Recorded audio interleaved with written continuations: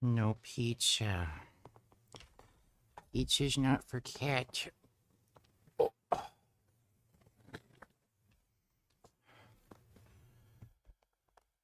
Oh.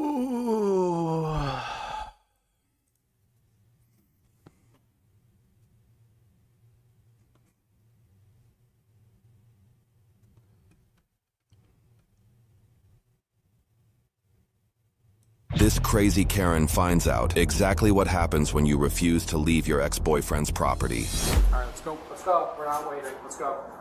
Come on. It requires that you walk to your car. Let's go. Yo. I promise you this. This is the last opportunity. You go to jail, you're going to sit in jail, and we don't want to hear you crying and saying, I won't do it again, because at that point we've crossed that line of departure. You're going to sit there and you're not going to come back here. Because we'll just go to the judge and say that this trespassing act will not stop. Hold her until her court date. You're choosing this. We're not choosing this for you. But we're being very patient and very kind, because in normal situations, we would have already been on our way to the jail with you. So you have to start walking. Let's go. Yep. Let's go. Come on. Let's go. I need a second. You don't need a second. Let's go. I do need a second. No, you don't. I need a second. You don't. You can get a second out there. Come on. Don't touch me. Don't f***ing touch me. Please don't touch me. Go to jail. Touch me. Walk out. We're going to jail. Walk. Walk out there. Don't touch me. We're not. Don't touch me. I don't want to f*** you guys touch me. What's going on, man?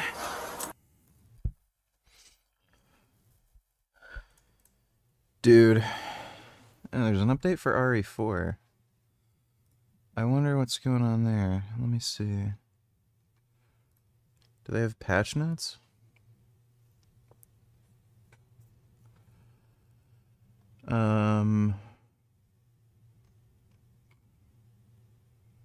Okay, probably just some little...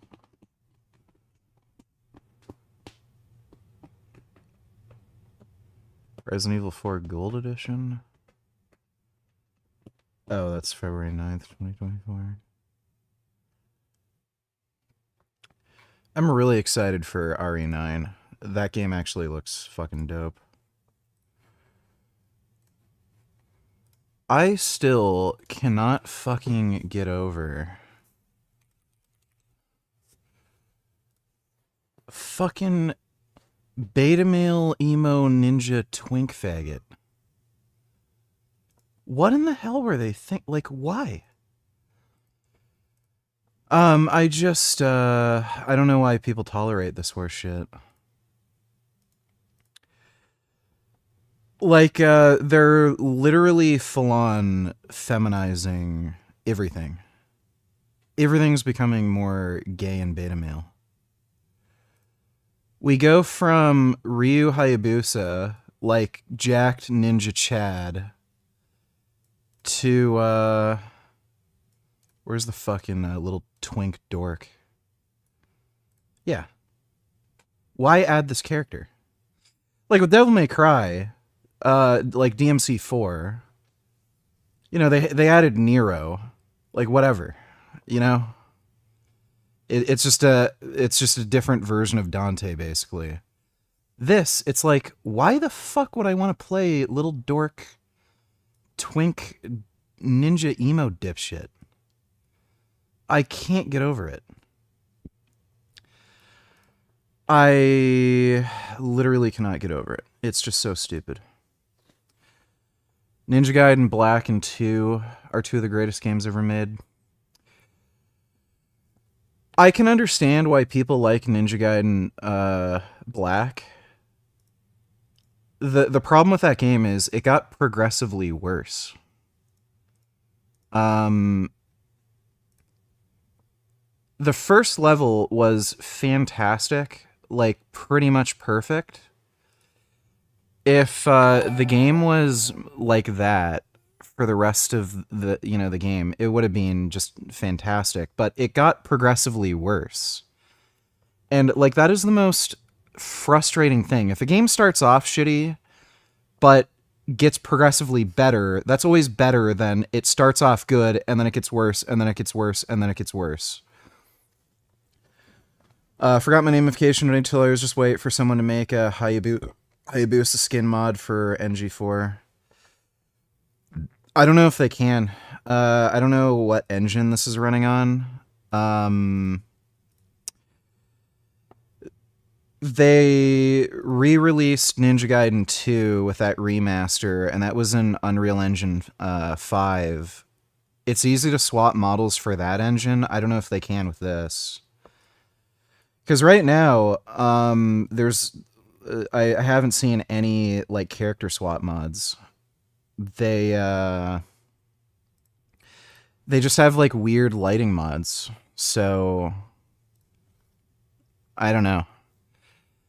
And RE Engine's also really easy to mod. Like, there's tons of character swap mods for, like, whatchamacall, like all the RE games, Devil May Cry. I don't know if they're going to do it with that. Thanks for the donation, though. I forgot my namification. Yeah, like, with Ninja Gaiden Black... Yeah, the first level is just fucking fantastic. Just absolutely perfect. And then it just got progressively worse. The levels became more maze-like. They had more, like, bullshit, cheap deaths that involved, like, platforming. I remember one of the worst levels in that fucking game was that weird underground, like, dungeon-y level... where right at the fucking beginning of the stage, you had to make this, like, blind jump.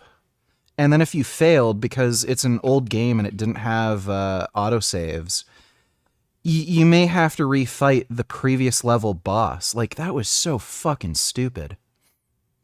And they added it, like, they kept progressively adding in, like, enemies that weren't enjoyable to fight. They were just fucking irritating. So, like, they add in the rocket launcher enemies, the stupid bats. I fucking hate the bats in those games. They're fucking horrendous.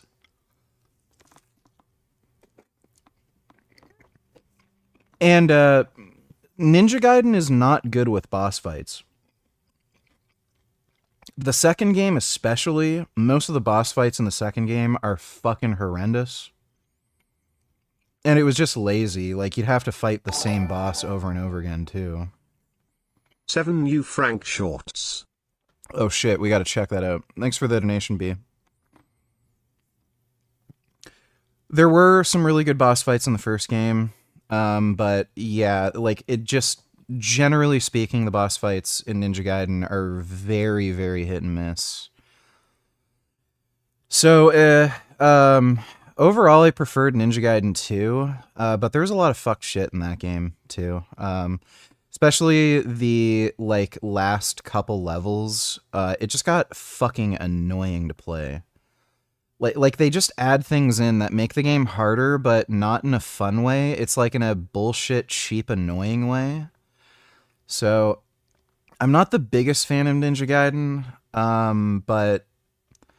I appreciate what it is. It's just not as good as Devil May Cry. Devil May Cry is, like, aside from the second game, pretty much, like, perfect kind of action platformer, hack and slash shooter kind of series. But, yeah, Devil May Cry is better than Ninja Gaiden, for sure.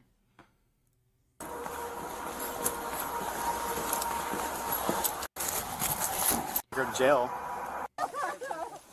I got out of my car. You know, there's got to be a lot of, like, dumb cunt women who have gone their entire lives where this kind of, like, tantrum throwing and complaining works. And then when they finally have to, like, meet the police, like, it just backfires. Let's see. Frank Tufano.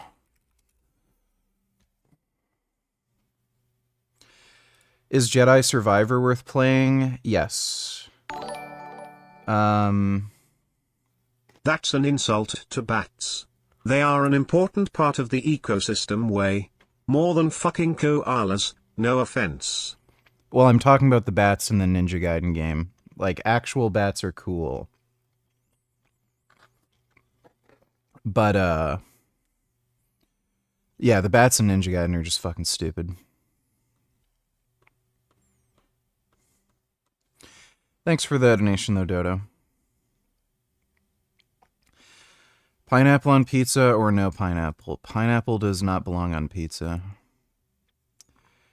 So it is wrong to put pineapple on pizza.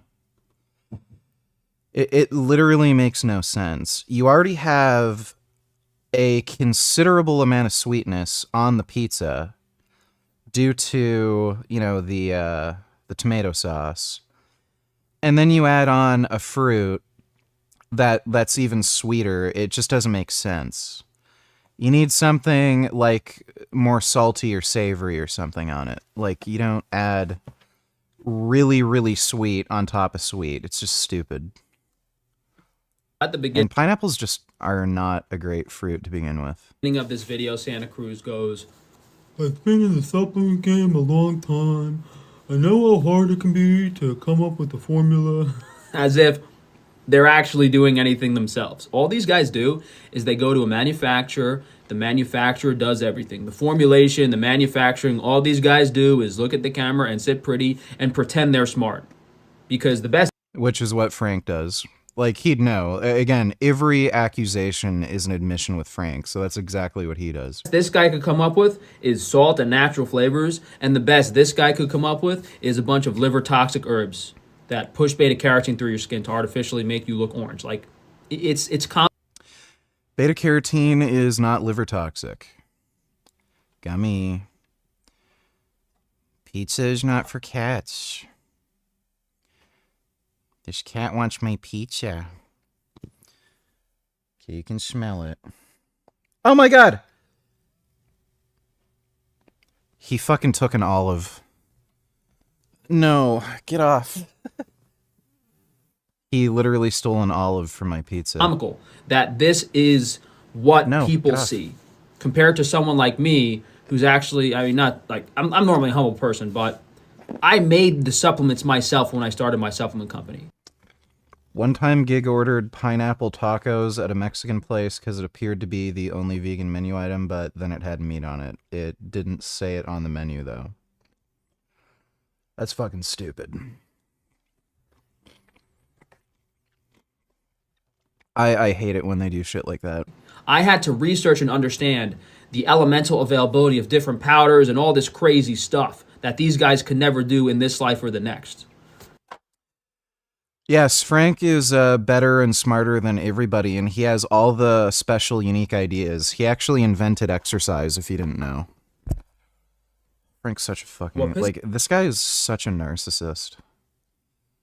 Let's see. Bootycom donates $2. Isn't that your friend on there? Let me see. But yeah, you're supposedly limited to 4 wives. Yeah, that guy. But so yeah, if you had 3 wives and then this one, you can trade number 4 out for mutta marriage and stuff like that. And then of course you can have your... Malik promised I wouldn't make it back from DebateCon in Houston, but I'm still here. Yeah, they're all... forgiven once he goes on. They're all terrorists. This guy's a terrorist. This guy's definitely a terrorist. And this, yeah, that fucking Muhammad Ajab's a fucking terrorist. But yeah, I know who that is. Wouldn't say we're friends, but... Ah, what the fuck? Don't bite me. Ah, stop scratching me. Stop. He's like literally sinking his claws into me. Get out. Get out. Get out. No pizza. The Arch Gypocrite donated $2. Oh, yes. Things that can instantly make pretty much anyone's blood boil. Someone abused regular old Phoenix. This is her. He doesn't care, by the way. The only reason he's making this video is because he thinks it makes him look good to make a video like this. He does not give a shit about animal welfare. He doesn't care about whether animals die. We've already gone through this. He's just this is an 8-year-old. He is an 8-year-old with a personality disorder. And he is genuinely one of the dumbest motherfuckers I have ever come across. We all know just how stupid Sneeko is. This guy debated Sneeko on the most easily defensible topic you could possibly fucking imagine, which is age of consent, and he lost the debate. So this is one of the dumbest, most childish, insecure fucking morons I have ever fucking seen. And again, he does this because he thinks it makes him look good, not because he's a good person. He just thinks, this is what a good person would say. I want people to think I'm a good person. I fucking hate him. Thanks for the donation, though, dude. Would you come to any tellers also eat your pizza before it gets cold? Yeah, I don't really mind cold pizza. What I do mind is this cat attacking me for the pizza, so I'm going to put this cat upstairs. Thanks for the donation, Booty Cam. Okay. No trying to steal my pizza.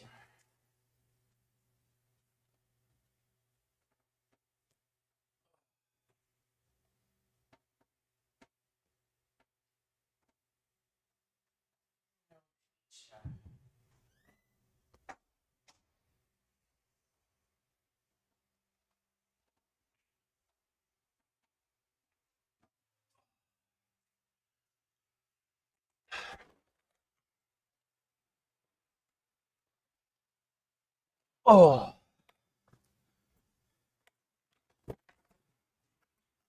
That cat is a real jackass.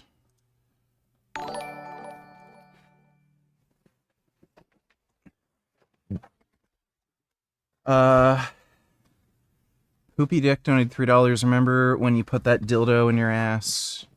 That was pretty gay. Yeah, well, what can you do, man? You gotta pay the bills. What pisses me off about looks maxing is that none of these guys have actually... Oh, wait. Remember when you put that dildo in your ass? That was pretty gay. Yeah. And you gotta pay the bills. Thanks for the donation, dude. ...done anything. They lost weight, and they grew up. They have no understanding of any difficult aspect of...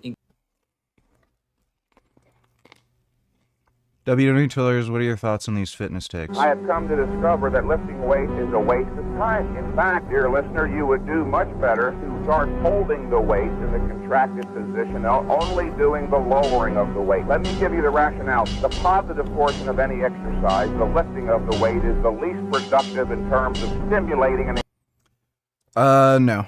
So, they've studied this. It's near identical. There's a slight benefit to the eccentric phase, but it's near identical. So they're about equally important.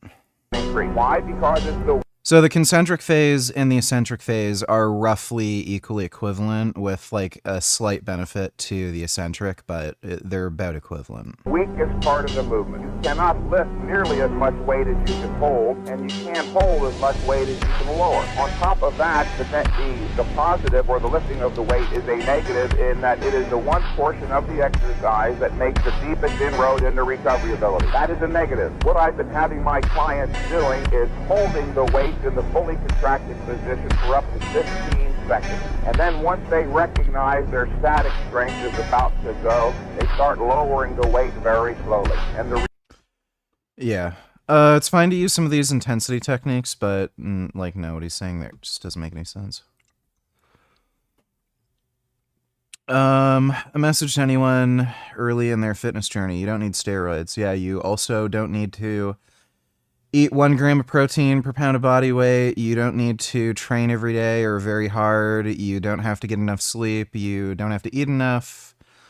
Like you don't have to take anything seriously. Yeah, you can half-ass shit and do things that are less productive. I don't know what fucking point he's trying to make here.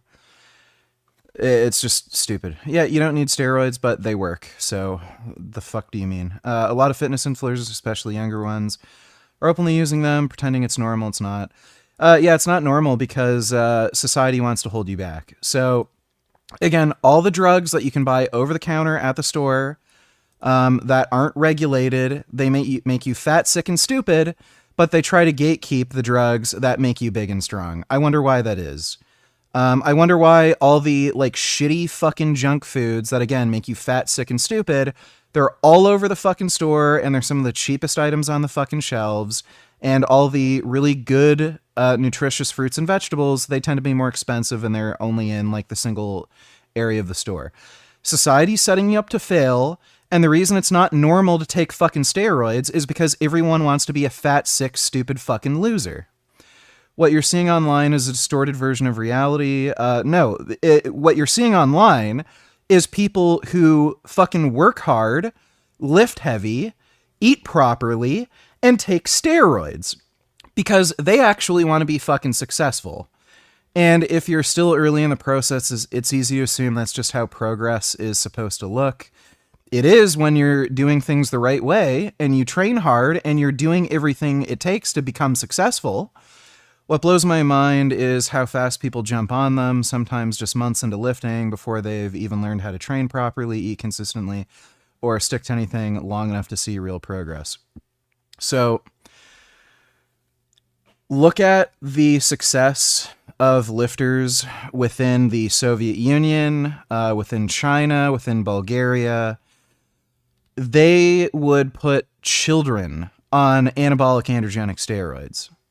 And it's because, guess what? Steroids fucking work. So if you want to make faster progress and become a better athlete and put yourself in a position for the greatest amount of success, well, guess what?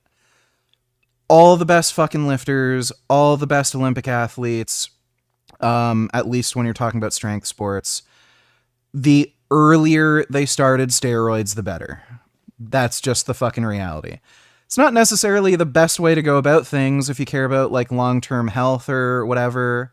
But again, if you're interested in like success in fitness or in athletics, guess what? It's just the reality. The earlier you go on, the better. This journey is you versus you. Well, no, it's not. Because nobody fucking gives a fuck if you're better than you were the next day. What people care about is fucking winning. So you have to outcompete other people. You have to be better than other people. That's what winning means. So when you say, oh, it's you versus you, well, that's just fucking stupid, dumb bitch loser talk. If it was you versus you, Lance Armstrong wouldn't have needed to fucking take steroids in order to win the fucking Tour de France, because all he'd need to do is just beat himself, right? But no, he had to beat like hundreds of other fucking cyclists to win. That's why he took fucking steroids, you fucking idiot. When you feel discouraged by the speed of your results, ask yourself, am I stronger than I was a few months ago? Am I showing up more consistently? Am I even 1% better than I was before? So again, those are fine things to ask, but like you all, like if you're actually a competitive fucking person and you want to win, you ask yourself, am I improving faster than the person I want to beat? Am I able to outdo everyone I'm competing against? Am I improving fast enough to like actually be competitive against other fucking people? If the answer to any of these is yes, that's progress, be proud of that. Well, again, somebody who's like 500 pounds, if they lose 2 pounds in a month, is that something to be proud of? Like, yeah, progress is progress, but like it's fucking retarded. Like it's just so silly to have this fucking mindset of, oh, well, you know, it is an improvement. Like there's it, like, let's just throw it, like, again, it's loser talk. Like, let's throw away all standards. Let's not compare ourselves to others. This is how losers think. And remember, almost anything in lifting that's fast is short-term and unsustainable. Well, that's just fucking retarded. Like, what the hell is he talking about? So, like there are natural lifters that can increase their bench by 100 pounds in only a couple months. And again, that might be due to genetics and them training consistently and shit and them being new lifters. But it's like, what? Because you make quick progress, it's short-term? Why? Like, what the fuck are you talking about? It's a marathon, not a sprint. Yeah, dude. Average life expectancy is like 85 years. If we're talking about just muscle mass, for a man, males peak in muscularity around the age of 45, give or take 5 years. So we have a finite amount of time on the fucking planet. We're not going to live forever. We live relatively short lives in the grand scheme of things. So telling somebody, oh, well, you gain 2 pounds of muscle in a year, that's progress. Well, if you only have like 20 more fucking years to like actually make progress, that's a problem, right? Keep stacking the days, bros. Yeah, well, yeah, again, this guy's just fucking dipshit. What does he know? Fucking stupid. Thanks for the donation, W. It's just fucking loser talk. Like, it's just a fucking little pussy who's afraid of needles. Why is it that only Jews are responsible for Ukraine's future? Victoria Newland, Jewish Zelensky, Jewish the people in charge of negotiation Jared Kushner and Steve Witkoff, Jewish. I have no idea what the fuck you're talking about. I don't even know if any of those people are actually Jewish. If you're new to my... Let me see this douchebag. He's got a good physique. I'm not gonna lie, but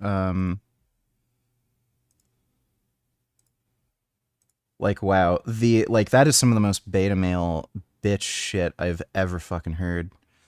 Just compare yourself to yourself. Why are you comparing yourself to others? Like, wow. Faggot loser talk. Like, I don't know how he thinks, like, the real world works, but you're competing with other people all the fucking time. If you want to make money, you're competing with other people. You have to be better than somebody else at a job to even get hired. You have to be better in business than somebody else to make fucking money. You have to be better than someone else to, like, win at a sport. Like, you always have to be better than other fucking people.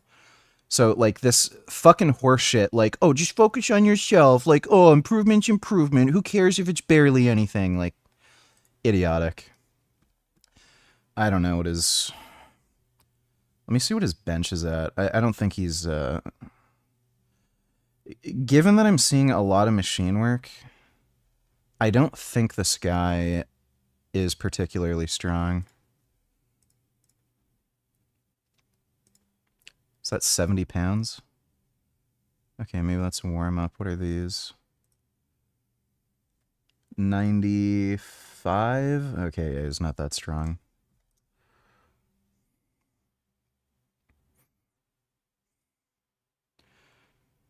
Yeah, he's not that strong. I was a lot stronger than him as a natural.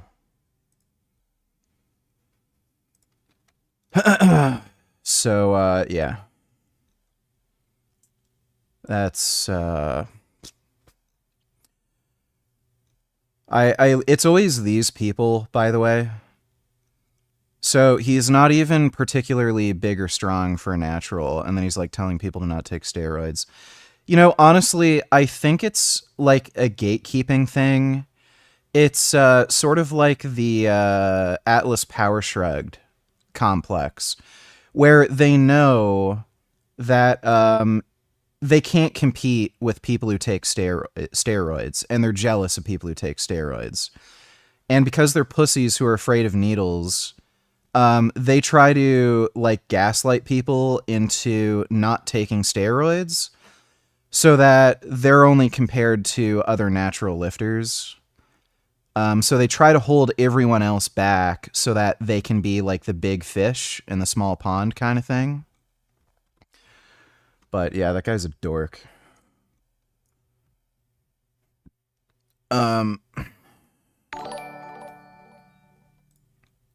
Also eat your pizza before it gets cold, VG. I'm fine with eating cold pizza. If pizza's good, it tastes good cold. This is pretty decent pizza.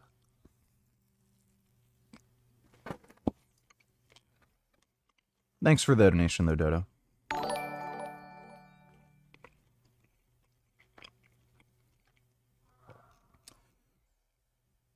Dodo Donateller's code pink is weirdly against Pakistan.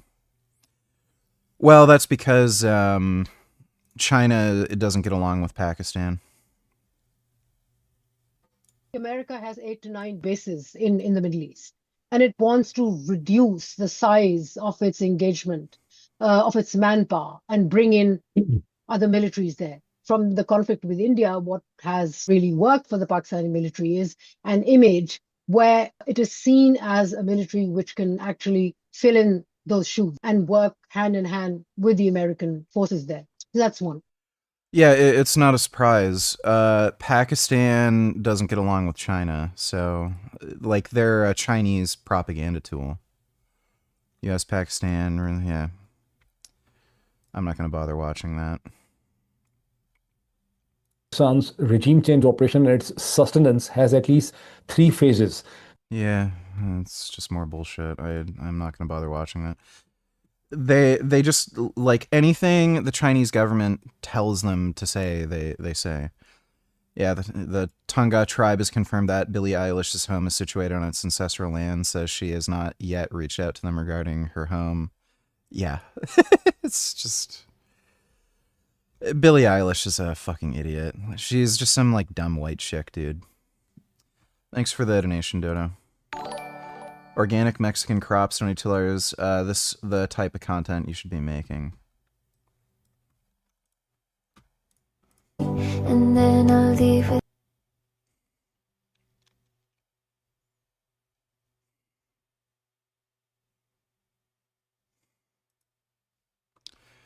Yeah.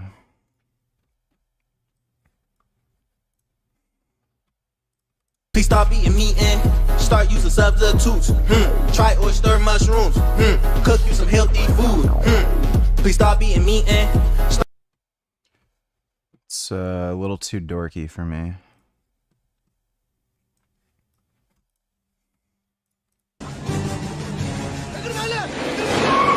Holy sh!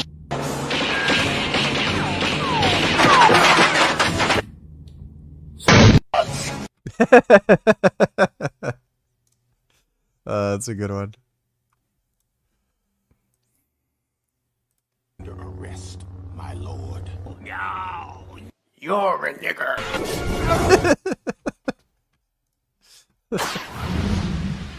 Fire style fireball jutsu.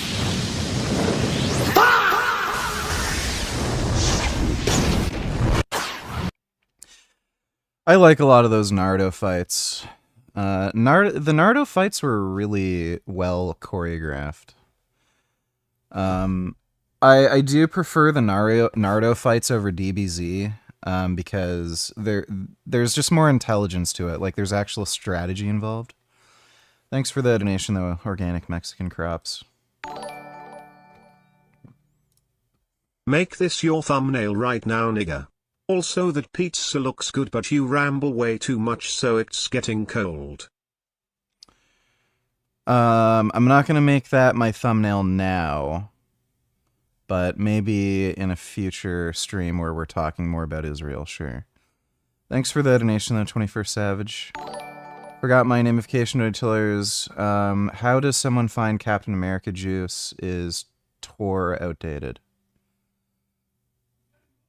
Well, you just source it online. You can use Reddit to find sources. The problem is, so you can look at steroid forums on Reddit and then see where people are sourcing their gear from.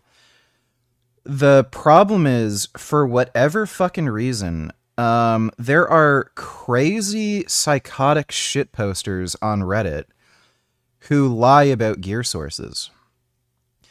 So, I ran into this problem. I found a supplier that are fantastic, and I looked on Reddit, and there's random fuckwits who are just outright lying about buying from them and saying they got bunk gear, and they're just full of shit. I don't know why the fuck Reddit is like that, so... you're better off looking at more closed off forums. Chase Irons has a forum. I think you have to pay for it, but it's like $5 a month or something. There's some Discord groups and shit. where they talk about gear sources. Chase Irons forum is probably the best. Best overall, anyway, especially if you're in the States. So I would look at some more closed-off forums and just try to find some sources through there. Vigor Steve also has a source list that you can look up. So yeah, that's kind of how you do it. The fucking cop in Canada is actually where I found that good source that I get my stuff from. Thanks for the donation, though. Forgot my namification. I might be allowed to debate the Prime Minister of Sweden on veganism. They're doing a talk to everyday people publicity thing. I'm a bit into the qualification process. Thanks for showing me name the trait and the like. You inspired this. That's pretty dope. I'm sure you'll hear a bunch of absolute nonsensical horseshit. But, you know, good opportunity nonetheless. Thanks for the donation, dude. Matthew Donny Tiller's video of my 535 squat. No sleeves on this. Let me see.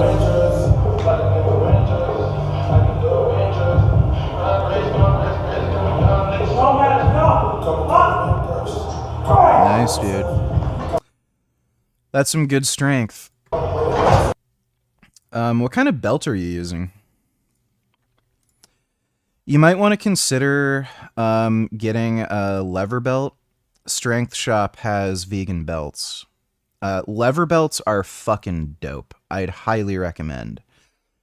The one thing you want to be worried about with really thick lever belts is making sure that they don't impact your floating ribs. I've dislocated my floating rib twice using a lever belt because the space in between my hips and my floating ribs is pretty narrow, and the belt is pretty wide. So there's different width belts that you can get. You might want a narrower belt if you have a short space between your hips and your floating ribs. For me, squatting is pretty fine as long as I have the belt set up properly, but deadlifting and especially doing pendlay rows, that's a little more dangerous. I have to be careful. But yeah, for squatting, lever belts are just fucking sick, dude. That extra support is massively helpful. I'd highly recommend. But that's a really good squat. Thanks for the donation, Matthew. I might be allowed to debate the Prime Minister of Sweden on veganism. They're doing a talk to everyday people publicity thing. I'm a bit into the qualification process. Thanks for showing me name the trait and the like. You inspired this, thanks. Well, you already donated that, but thanks for the donation, Methuselah. Appreciate it. No VG Pakistan and China are allies, and China uses Pakistan against India all the time. Most of Pakistan's military equipment is from China, so that's why I'm saying it's weird that Cody Pink is against Pakistan.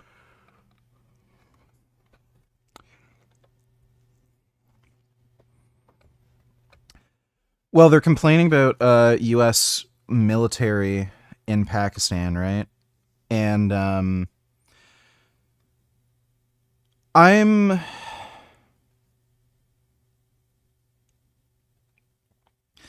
the U.S. historically has had better relations with Pakistan than India.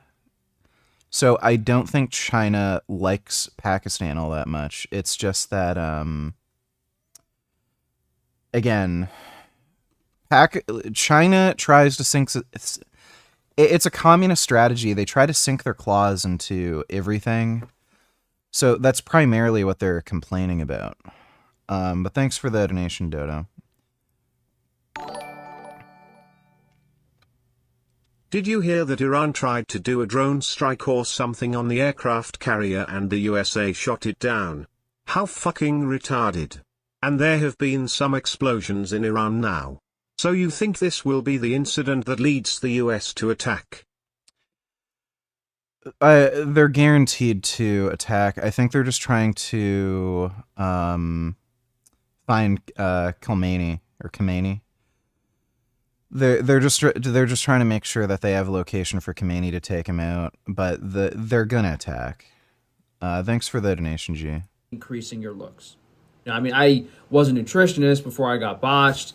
I've had a lot of surgeries He is not a nutritionist. in my life, double jaw surgery, all that stuff. It's surprising that not one of these people has done anything exceptional, especially clavicular. You know, they're all a bunch of frauds, industry shills, plants, whatever you want to call them, that are just here. This guy he's talking about is a dork. He got older and he lost weight and got in better shape. I don't know why. It's just weird. Their gig. Okay, their gig. Thanks for the donation, Bootycam.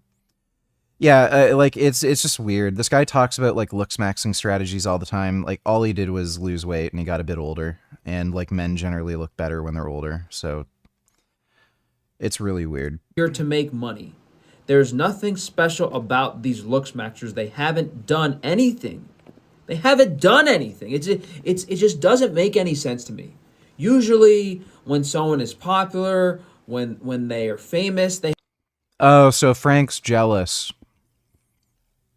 He's jealous that there's dudes who didn't need any surgery to improve their look substantially, and they have a bigger platform than him, but he did all these surgeries and he doesn't get the attention that they get, so he's just complaining. They have something important or something valuable. These people bring no value. They have no clue Frank brings no value to anybody. He's a fucking retard. what they're talking about, no clue what they're doing.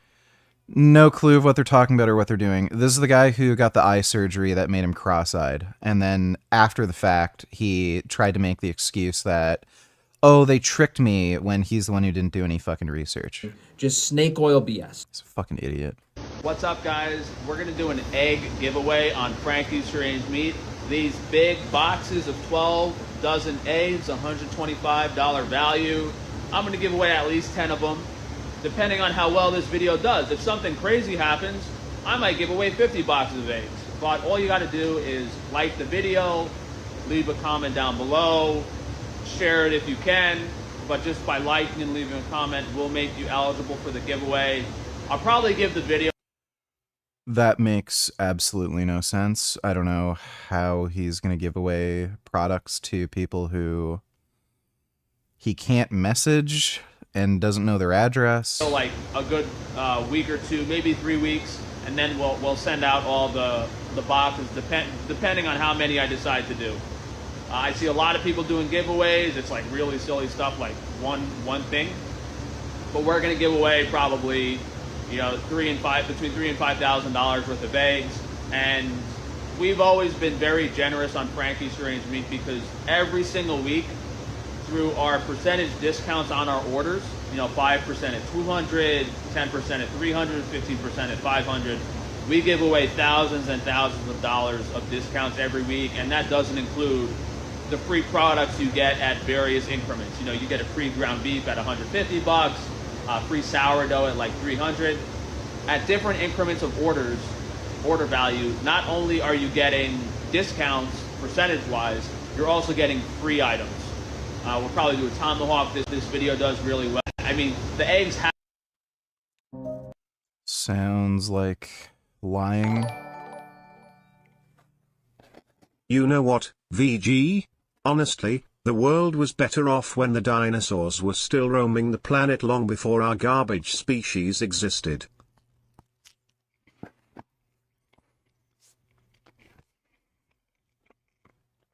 I don't know about that. A lot of dinosaurs seem pretty mean. Thanks for the donation, Dodo. Coronabro donated $2. Putin agreed to an energy infrastructure ceasefire for a whole week. Now Ukraine is attacking Russia's energy infrastructure. Zelensky sure does a good job of looking like a jackass and making Trump hate him.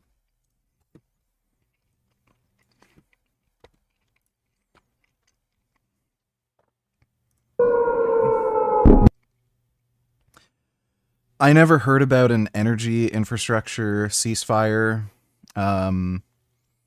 Russia has lied about literally everything they've done, so who the fuck cares? They know this is, like, again, the only reason Russia would agree to, like, an energy infrastructure ceasefire is because they're absolutely fucking desperate, and this is ruining them. So why would you stop? Like, who fucking cares? So, yeah, good on them. Keep blowing away the Russian fucking oil refineries. For the first time in my life, I decided to look up Scientology to see what it actually was. Because, you know, we all hear about it, like, I don't know, 15, 20 years since I was a kid. Scientology. And for some reason, the other day, I was like, what is it? And I Googled it. And Scientologists believe that humans are immortal spiritual beings who have lived past lives and are trapped in a cycle of reincarnation. And that's actually my understanding of what we are. You know, we're living different lives to experience different things and grow our spiritual selves. And who knows if we even live lives as animals, but like, I don't know. Doesn't Frank believe in, like, heaven and hell? So how does reincarnation make any sense with that paradigm? What they actually do in the church and what type of kooky stuff they do and, like, having donations and money. I don't really know how involved it is, but from, like, a base level understanding, to me, that makes more sense than most other religions. So I don't know. Well, Frank's a retard. Confirmed. If you're going to... This guy literally looks up Scientology and is like, yeah, that makes sense. Cough up all this money for Marpy, why not just get braces and then try to get double jaw surgery covered by your insurance? You know, why not wait until after the double jaw surgery procedure to see if you even need Marpy? And that's a much safer bet than doing the Marpy first. Like, I had double jaw surgery. I think my upper and lower jaw are kind of like the same width. And to me, it seems like there is no real scenario where you would do Marpy, because in development, if you're underdeveloped, both your upper and lower jaw are going to be developed. Now, if Marpy actually widened both the upper and lower jaw, we'd be having a different conversation, but it Well, even if it did that, it's going to fuck up your teeth. You can't just widen your jaw. doesn't. Marpy makes your jaws asymmetric because it only increases the upper palate width. It Well, look at the guy's fucking teeth. Like, what the fuck are you talking about? doesn't make much sense to me to increase the width of the upper palate with... These people are retarded, by the way. Like, just out of this world stupid. Before passing out the other day, I had burps you've not seen before saved, but unfortunately I don't know where I saved them. I did save them, VG, don't worry, I'll try to find them, okay? I'm really looking forward to that. Thanks for the donation, Booty Cum. Dodo donated $2, let me see. There is no such thing as withholding sex. Ladies, be so careful when you're learning relationship advice in a freaking patriarchy. So much relationship advice is catered to men. Communicate. This is so easy. If a bitch won't have sex with you, kick her to the curb and find someone else who will. If only men knew that. It's that easy. Communicate. Communication is certainly healthy, but when you're communicating with an unhealthy man, when you're talking to a Like, it just shows you, like, how fucking insane women are, by the way. Why in the hell would you not be interested in having sex with your partner? Like, I can understand not being in the mood for a day or two, but, like, when you're going weeks without ever having sex, like, anything, can't even, like, give the guy a hand job, like, what the fuck, like, they're, like, women are clearly getting something out of the fucking relationship that has nothing to do with, like, romance. These are the types of women who will just try to take advantage of some dipshit and, like, get their money. So, like, I wish men would, like, be taught this in school. Like, it really should, because it's just crazy how fucking cucked society is, and how fucking insane And like again, like the misandry, um, like I've grown up as a man, and like I've seen this like gaslighting bullshit where you're told like, oh, you can't pressure your partner for sex and all this shit. It's like, why the fuck are you in a relationship? So these women are just trying to take advantage of you. If they're not having sex like a few times a week, there's something wrong. And they're trying to take advantage of you and get money from you or something, because there's absolutely no fucking reason whatsoever that you should be in a relationship and your partner isn't interested in having sex a few times a week. Like, these women are just fucking crazy lunatics who are just trying to take advantage of like dudes. And again, society will like try to gaslight you and be like, you can't pressure somebody to have sex, and oh, women don't have as high of a sex drive, so it's normal. Like, it's not normal. It's fucking retarded. And again, like, there is there is a transaction, you know, in a relationship. Like, somebody, like, you each provide something, right? So, like, men are interested in sex, women are interested in nonsense. Like, they want somebody to pay for their fucking shoes or something. And, like, if a dude isn't getting sex in the relationship, then, like, he's really not getting fucking anything. And they're trying to convince you that men shouldn't get anything and women should get whatever the fuck they want. It's just nuts. But yeah, these women are fucking psychotic freaks.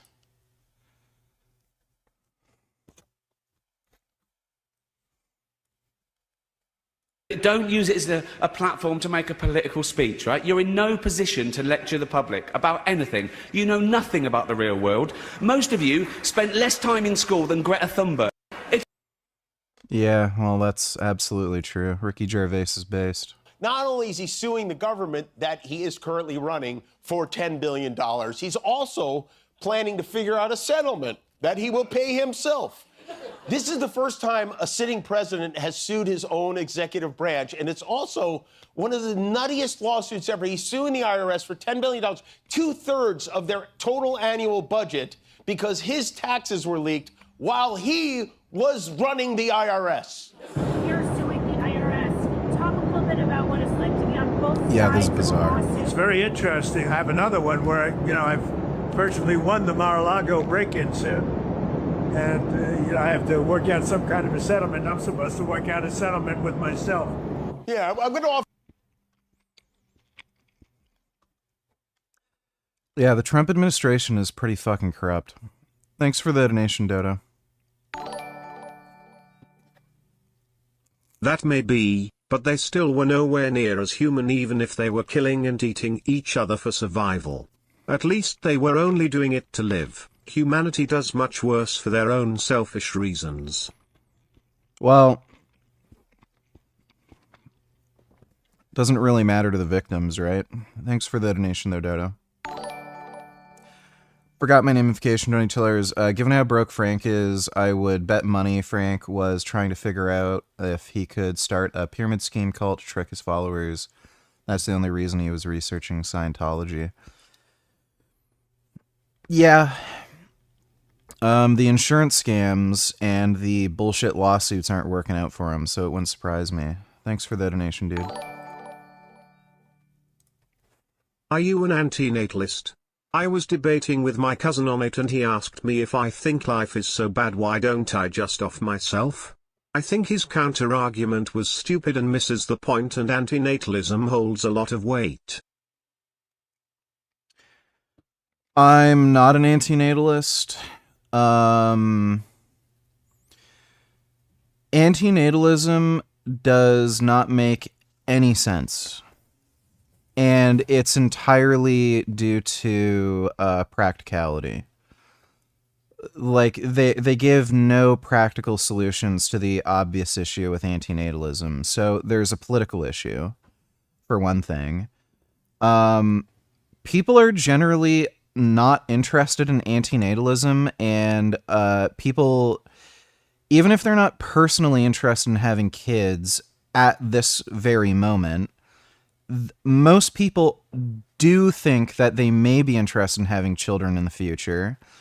Or even if that isn't the case, most people are in favor of people having kids if they want to. So it's not a very politically popular kind of position. And the types of people who are going to be most interested in antinatalism are actually like fairly privileged people. So like the only exception may be like in India. I know there is actually kind of an antinatalist community in India. But it's mostly fairly wealthy people from like, you know, modern Western countries that are interested in antinatalism. You're never going to convince like people in Afghanistan to become antinatalist. So like, let's just say antinatalism does become like a successful political movement in the US, Canada, Europe, Australia. Like, okay, well, what about absolute fucking retarded, regressive Islamic shitholes where people have like fucking 20 children families? Well, you're just going to be left with a way worse situation where you have totalitarian fucking fascism existing, and all the people with the more sensible political beliefs died off because they wouldn't have children. And even assuming you could convince the entire human race to not have children and we all die off. Okay, well, what about all the fucking wild animals that are left? Now, like, because you decided to not have children because you thought it was immoral to bring children into a world where they're going to suffer and die. Well, okay, well, now all the animals have to live in a world where they're going to suffer and die, and they live far worse, more difficult fucking lives and die much more violently than humans do. So if you're interested in reducing the amount of like suffering and death and everything in the world, your interest should be to increase the human population and improve the well-being of humans and try to minimize wild animal suffering by creating more and more human habitation. Like, the opposite of antinatalism would be more effective in achieving the fucking goal they want. So it just doesn't make any fucking sense fundamentally. There's no practical solution to it. Like if we go by Gary Amendam's, definition of, what is it, ephilism? Like, ephilism doesn't make any sense, but if we use a more charitable view, that does make sense. Like, where, like, extermination is a moral good, that makes far more consistent fucking sense because it would, in fact, actually achieve the goal they want. So, like, they want to set off every nuclear bomb and, like, kill all living life on the planet. That would make more sense than antinatalism. But yeah, antinatalism just doesn't make any fucking sense. So I'm not an antinatalist for that reason. Thanks for the donation, though, antinatalist. Goober, $92. Do you like Avatar: The Last Airbender? Never watched it. It just looked gay. I didn't like the animation. The characters looked gay and lame, so I never watched it. If so, who's your favorite character? Also, which type of bender would you be?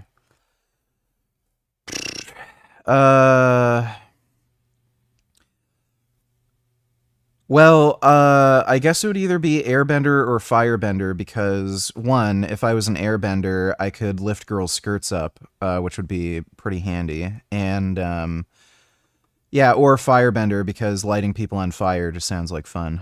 Thanks for the donation, Goober. British cat humor.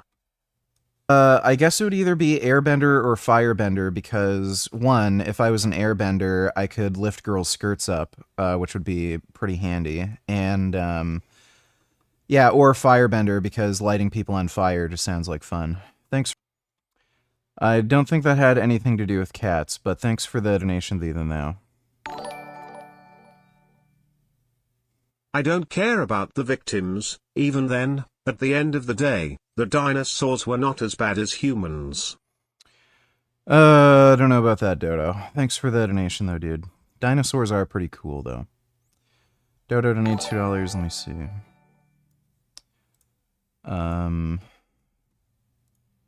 Melinda Gates. The emails in the files suggest that Bill Gates had additional affairs and that he tried to get medication to treat a sexually transmitted infection, and that he was going to give you the medicine without you knowing.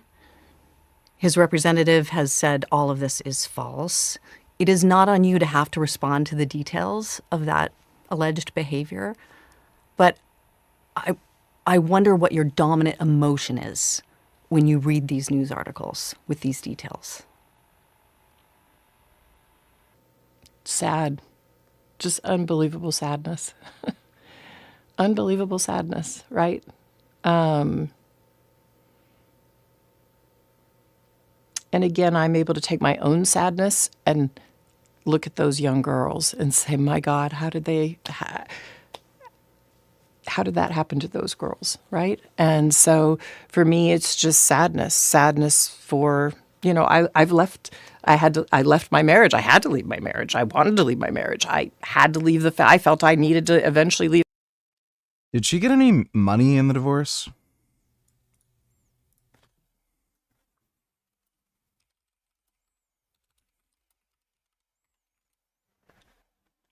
Holy fuck. She's acting like she's a victim getting cheated on by her husband when supposedly she got $76 billion in the divorce. If I was promised $76 billion, I would let my wife get dicked by, like, fucking hundreds of black dudes. Like, that sounds like a pretty sweet trade-off to me. Like, Leave the foundation. So it's just sad. Get fucked. What a dumb bitch.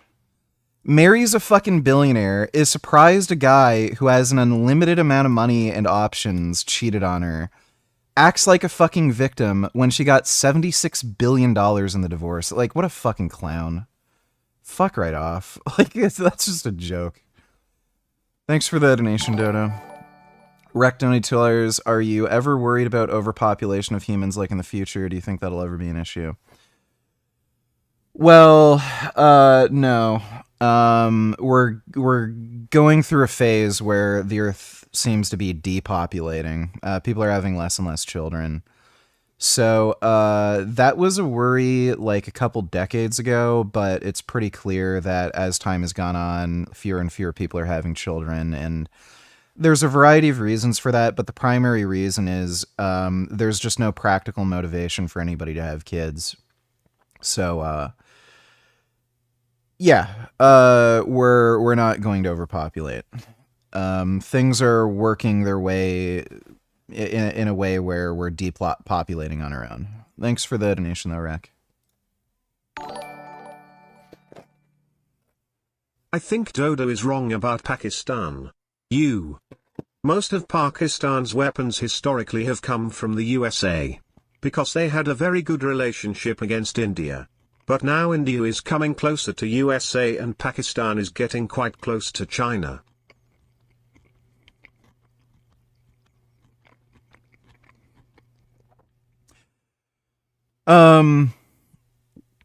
Yeah, and it seems like Code Pink was just complaining about US military presence in Pakistan. So yeah, it's just a Chinese propaganda thing. Thanks for the donation, G.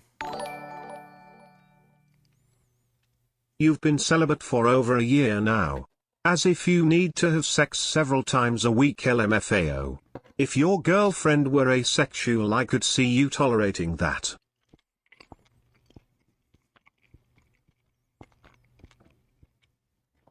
Why would I have a girlfriend?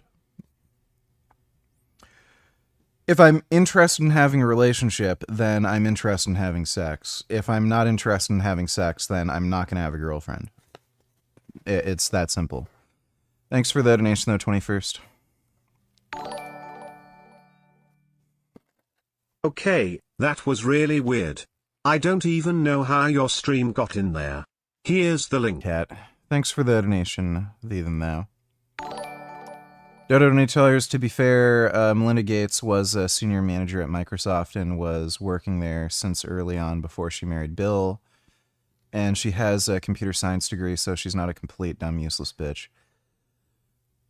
She has not done anything to warrant a $76 billion divorce settlement. $76 billion. Like, there has to be a sensible cap on how much you can be given in a divorce settlement.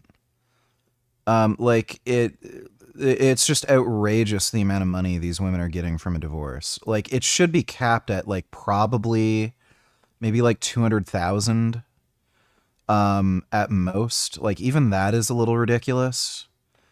But like, there has to be a like somewhat sensible cap on how much women can actually get in a divorce, because that is just an outrageous transfer of wealth. There's no chance anybody could contribute enough to a relationship to warrant that kind of divorce settlement.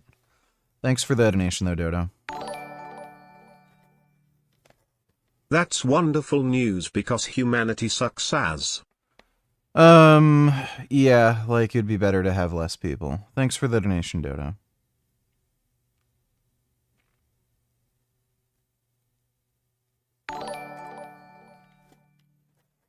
Maybe you'd want a girlfriend for things other than sex, like eating blueberries out of her toes while you wear a Batman mask, cuddling, watching movies together, playing games together. Or do you already do all that stuff with Isaac? What if she had money?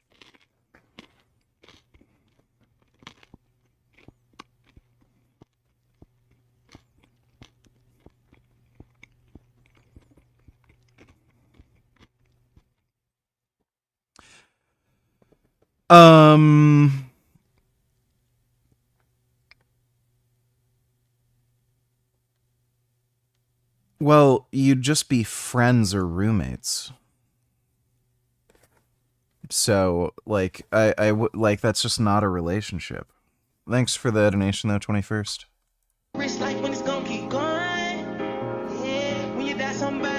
I will never stop speaking out against BBLs because it is absolute insanity that a woman will spend 15, 20, however many thousands of dollars on a stinky flesh diaper instead of going to the gym for a few months and following a high protein diet. And I don't want to say women are lazy, but I think of my Amish buddies a lot, and like, the men work crazy, crazy hard physical all day. 10, 12, 15 hours a day physical labor. But the women work hard too, at least half as hard as the men. And if these modern ladies saw how hard these Amish women were working physically, it would shock. They do not work hard.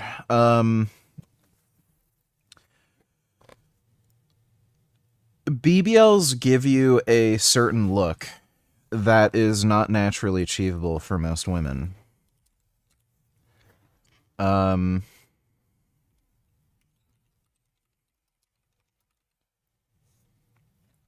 Oh my god.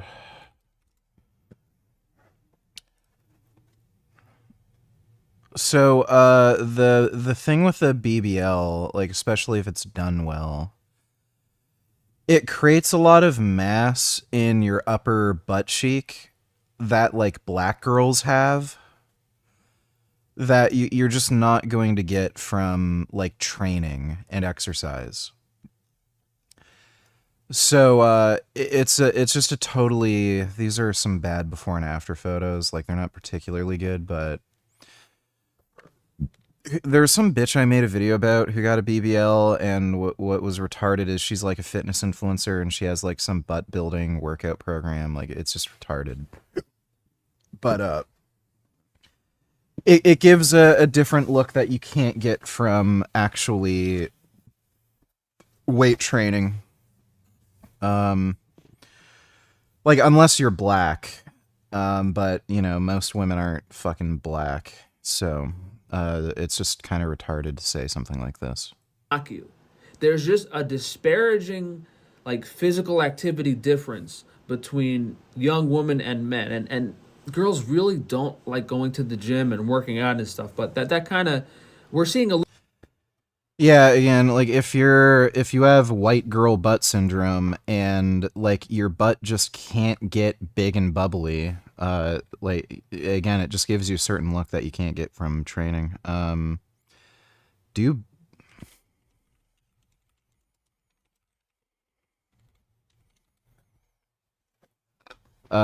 yes, temporary odor can occur after a Brazilian butt lift, but it's usually manageable with proper hygiene and not an inherent part of the surgery. Causes include fluid buildup, sweat, bacteria, potential infection with good aftercare crucial to prevent a mild smell in the first few days is common, but a strong persistent foul odor with redness, fever, increased swelling. Okay, so I don't know where the fuck she got this. Like I've had surgery on my knee, and if you've ever, like, if you're cut open and you're like bleeding out, you're gonna smell like blood and stuff. Postal Service. I don't know where she got that. Dustin Poirier donated $2. Yo, where did you get that pizza from? From the bar down the street. And what's your go-to pizza place in the West End of Ottawa? I've never gotten pizza from Ottawa. Not gonna dox you, but I live like 4 blocks away from you. Also, did you up your doses recently? Missed the stream. Yeah, I was only on 267 milligrams test per week. Now I'm doing 350 test and 6 milligrams Boldenone a day. So it's 50 milligrams test per day, which works out to 350 a week. And 6 milligrams Boldenone per day, which is, I think, 42 milligrams a week. Thanks for the donation, though, Dustin. Service now is like a complete disaster. And when they do lose or steal my packages, it happens to be like something that's $900. And the biggest problem is if they mark it as delivered, you can't get a refund from the person you purchased it from. You know, I went through my security cameras. I confirmed there was no delivery that day. They still had the package marked as delivered. I contacted eBay. They wouldn't give me a refund. I had to file a chargeback on my credit card. Complete disaster. Oh my God. The guy who complains about people doing chargebacks admits to doing a chargeback. But I really wanted the product. Very expensive Pro Press. I got a good price on it on eBay, but it doesn't matter if you get a good price on it if someone steals it. I had this happen to me like 2 years ago with, I think it was a generator or a commercial. He has to be lying. So he probably ordered it, said it wasn't delivered, and then is trying to get a refund so that he can just steal it. Dehumidifier in New York. I guess they saw that it was like a big expensive package and decided to take it for themselves, but... Yeah, so he's lying. He's just uploading this video so that he can tell the company that it was stolen or something. This package theft with like Amazon, USPS, FedEx, all this stuff is... He's full of costing shit. average consumers a lot of money. There's not... He's completely and utterly full of shit.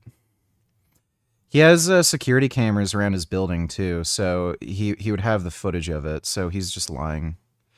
It's hilarious. This is the guy who is fucking complaining that people are doing chargebacks and scamming him, then he's doing it. It only gets worse from here. We're going back into the... Dodo donated $2. What is Destiny up to? He's probably just playing Arc Raiders. Thanks for the donation, Dodo.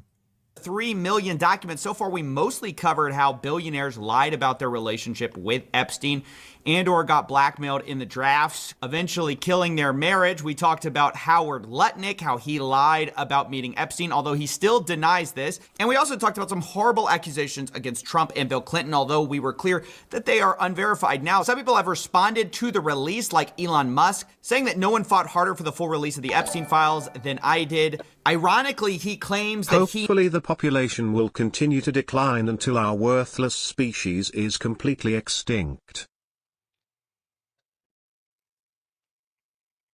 I don't think it'd be a good idea for humans to go extinct. It would be good if, like, idiots went extinct. Thanks for the donation, though, Dodo. he knew that the playbook of the far left propagandists and legacy media is admit nothing, deny everything, and making counter accusations, saying he had never set foot on Epstein's creepy island or attended parties, despite the fact we saw last time that Elon was asking to be invited to the party. What day and night would be the wildest party on your island. Nevertheless, I think it's an interesting point. The playbook, as we get into this much darker side of the 3.5 million files, you're going to notice this trend is true, that everyone we're going to talk about, basically they admit nothing, they deny everything, and then they usually make counter accusations against other people in the files. Almost no one has faced any kind of consequences for this whole thing, leading me to wonder, why is it that it seems like really only in the rest of the world has anyone faced anything? I mean, you've got the former Prince Andrew losing his title. You've got the Slovakia National Security Advisor resigning over the Epstein links. But in America, I'm really hard-pressed to think of anyone who has actually faced any kind of accountability. I think Larry Summers stepped back voluntarily. But other than that, it's hard to think of anyone who's faced any kind of justice. In fact, arguably, Ghislaine Maxwell's life is better than it was previously since these Epstein files have dropped. And what's crazy about this is that we know that the government story is false. Remember, the FBI documents showed they had 10 co-conspirators they were investigating. We also got an old draft of an indictment where they had several co-defendants with Epstein. Now, of course, we know these Why were never... not? Humanity blows. Our worthless species does not deserve to live.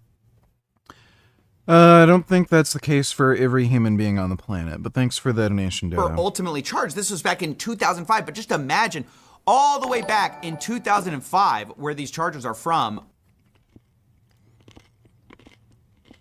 Fuck. Hawk. Donate $2.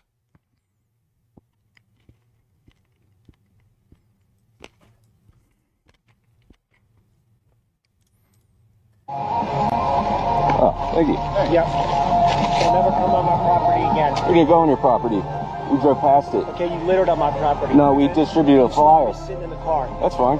You We're giving did. you, we're giving you literature. Saw me. Yeah, you did. You saw me. We're giving you literature. Yeah. Are you Jewish? What's that? Are you Jewish? I am. I can tell. Your eyes are really close together. I know. I am very Jewish. Good. I'm a rabbi. Go back to Israel. Okay. Good. Get out of our car.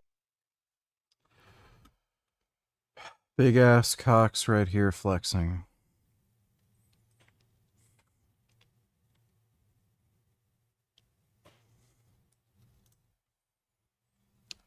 I think I'm just not gonna watch these.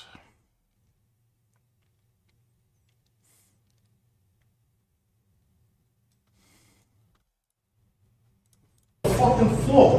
This is fucking bananas. Bananas. What the fuck's going on? This in the fucking urinals. Okay, thanks for the donation, dude. Dodo Donatellers, imagine learning this guy is or was your surgeon. On May 29th, 2025, a former Illinois neurosurgeon was caught secretly filming over 50 hospital employees using a staff bathroom. Now I can't talk to a network, all right? That's all. That is pretty fucked up and weird. So here's the deal. Yeah, that would be upsetting. Thanks for the donation, Dodo.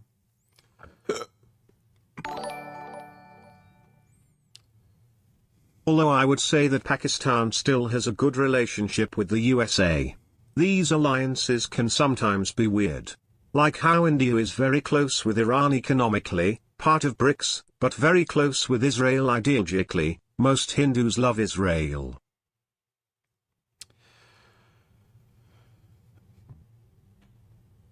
Yeah, it is really weird. Pakistan sucks. Like, they're just terrible. Thanks for the donation, though, G. Richard. React to how delusional Larry is.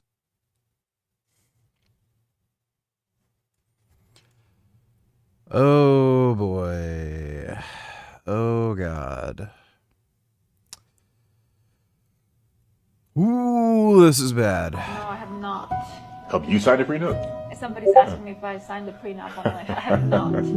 Funny, I did bring it up a couple times early on, but I decided not to go forward with that. This guy is so fucking stupid. So stupid. If you're considering marrying a chick and she refuses to sign a prenup, then it's very clear that she doesn't want a relationship with you and she's just using you for money. If she was actually interested in the relationship, then she'd have no trouble signing the prenup.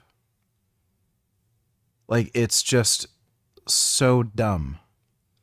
And like, here's the thing that a lot of dudes, like, I don't know why this happens, but you can find other women. Like, the kinds of things men are interested in. She's got to be pretty, like, be good in bed, I guess. Like, you know, you have to have, like, sex enough to be satisfied. And maybe just a little bit of interest in your general hobbies. Like, that's it. Like, that's very fucking easy to find.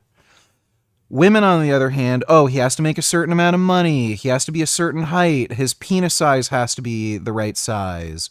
Like, oh, he has to be clean. He has to do this and that. Like, that's harder to find. It's harder to find men. You know, there's that like rule of sixes joke. 6 figures, 6 feet tall, 6-inch penis. That is rare. Like, you're talking about a top 1% kind of, like, dude. But the kinds of things men are interested in, like, just being good looking, like, decent at sex, and, like, just some general level of interest in some of your hobbies, every fucking chick can, like, fulfill that role. So it's like, why in the fuck are you, like, hooking up with this liability who's refusing to get a fucking prenup when you can get any other fucking bitch?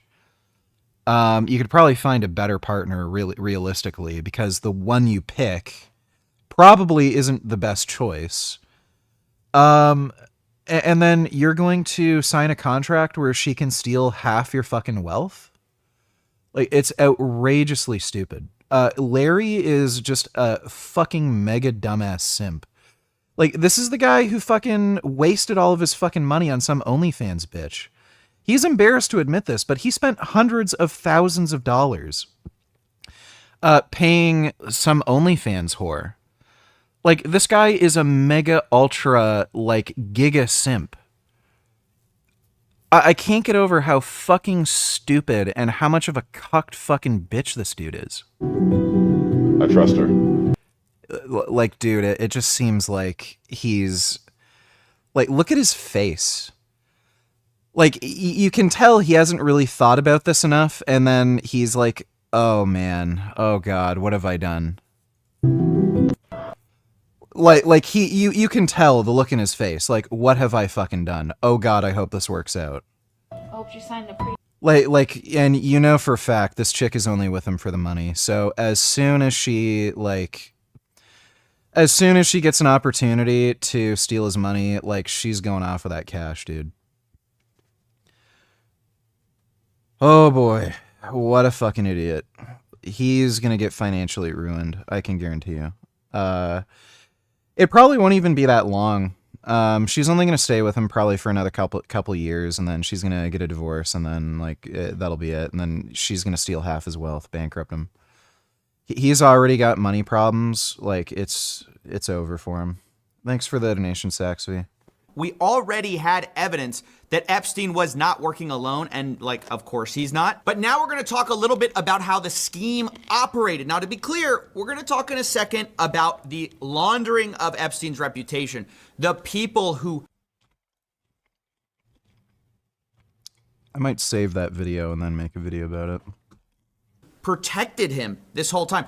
But right now, I want to talk about how Epstein got some of these girls in the first place, because the Epstein files provide an interesting look behind the curtains. Obviously, we know Ghislaine Maxwell was helping, whether it be procure the girls, talk them into stuff. But now we have emails of a different side of the scheme. It says, yesterday I spoke to Daniel Syed, who Jean-Luc Brunel describes as a scout or recruiter of girls or women for Jeffrey Epstein. Attached to this incoming email from Brunel is the contact information he has for Syed. And then they blacked out his number and email. But digging into Jeffrey's emails with Daniel shows that he was constantly sending him links to girls. It shows Jeffrey Epstein paying Daniel 3,000 euros, which, to be clear, was the amount that was agreed to by Jean-Luc Brunel. Quote, Dominique, we will pay him 3,000 euros each month for scouting for a 6-month period. On all models we will get him, we will pay him 5% commission on their earnings. Imagine it's like baseball or it's like basketball. You're scouting for, I hate to use the word talent, but that's really what this guy was doing. He was going around the globe trying to find people for Jeffrey Epstein and Jean-Luc Brunel. According to one lawsuit, Epstein trafficked a Jane Doe to Jean-Luc Brunel many times. It describes their operation as this: many of the girls came from poor countries or impoverished backgrounds. He lured them in with a promise of making good money. Quote, also, would you say that the atrocities in Bangladesh during their civil war with Pak 1970s was a genocide? If so, kinda funny that the country that claims to be protecting Muslims from Hindus committed one of the biggest genocides against Muslims. I don't know enough about that. Given their history, the Muslims probably started it, so I'm not so sure about that. Wasn't wasn't that like a similar kind of controversy that happened with Serbia? You know?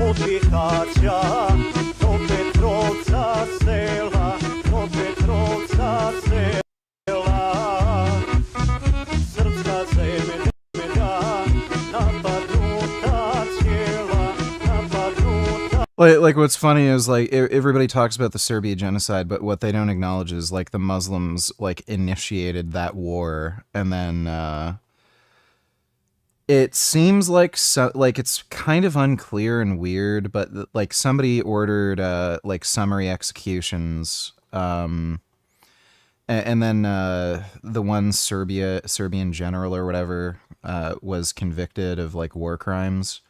But the Muslims started it. It wasn't just like, oh, let's kill all the Muslims. No, they started it. So like given their history, like again, yeah, they probably started it. So Brunel has been a model scout for various modeling agencies for many years, and he was apparently able to get U.S. passports for young girls to work as models, eventually, of course, being sent to Jeffrey Epstein. Now, it should be noted that Jean-Luc Brunel himself died in prison by hanging, and that's while he was being accused of horrible crimes related to trafficking and minors. So this guy is not...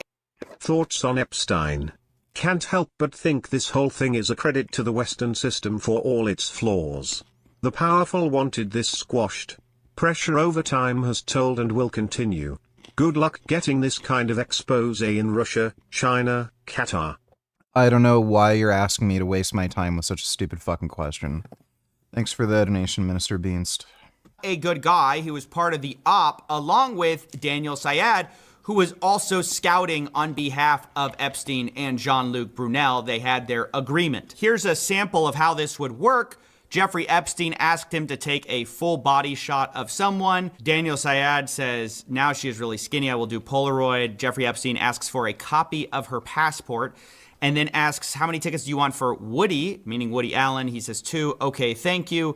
Full body if possible. And then Jeffrey Epstein says, doesn't look too happy. Comments on her body, and then he says she is very sweet. I'll skip a few of the sordid details here. They comment about her body extensively. And then Jeffrey Epstein says, I sent a request. Does she want to come out to Paris on Sunday? He says, I will invite to come. And this is basically how it worked. Daniel Syed flew around the world looking for women, sending photos to Jeffrey Epstein, who then would get a copy of their passports and bring him to the States. Here's an example of this. Daniel Syed brings him a girl. They didn't redact this name, but I'm going to do it. He says, very nice, easygoing, dream to work in United States or visit the United States working as a model in Dubai. He asks age. Daniel says 22 or 23. I forgot to ask her. She looks younger. I have her number if you want to call her. She was going to send this evening. And this happens. Dodo and $8 VG an hour ago. You need to be competitive to get a job. Go back to when this video game critic uploaded a clip of himself somehow struggling to beat the Cuphead tutorial. But although he just thought it was funny, he never expected it to actually permanently change how video game journalists are perceived. You see, back in 2017, Dean Takahashi, the lead writer... Not watching that. Thanks for the donation, Dodo. Over and over. At one point, he talks about a Thai actress.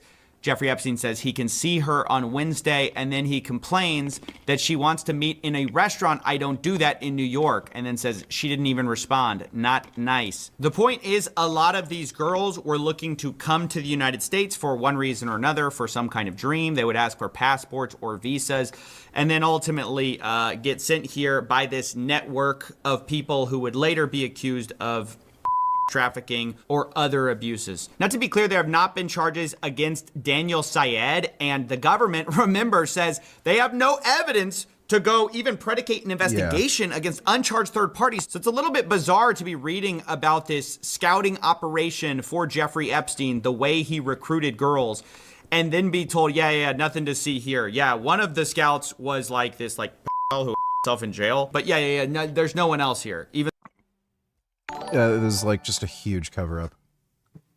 When you say Muslims, who do you mean? I meant whether or not Pakistan, Muslims, committed a genocide against Bengalis, mostly Muslim. I heard the dictator of Pakistan said we will kill 3 million of them and have the rest eating out of our hands.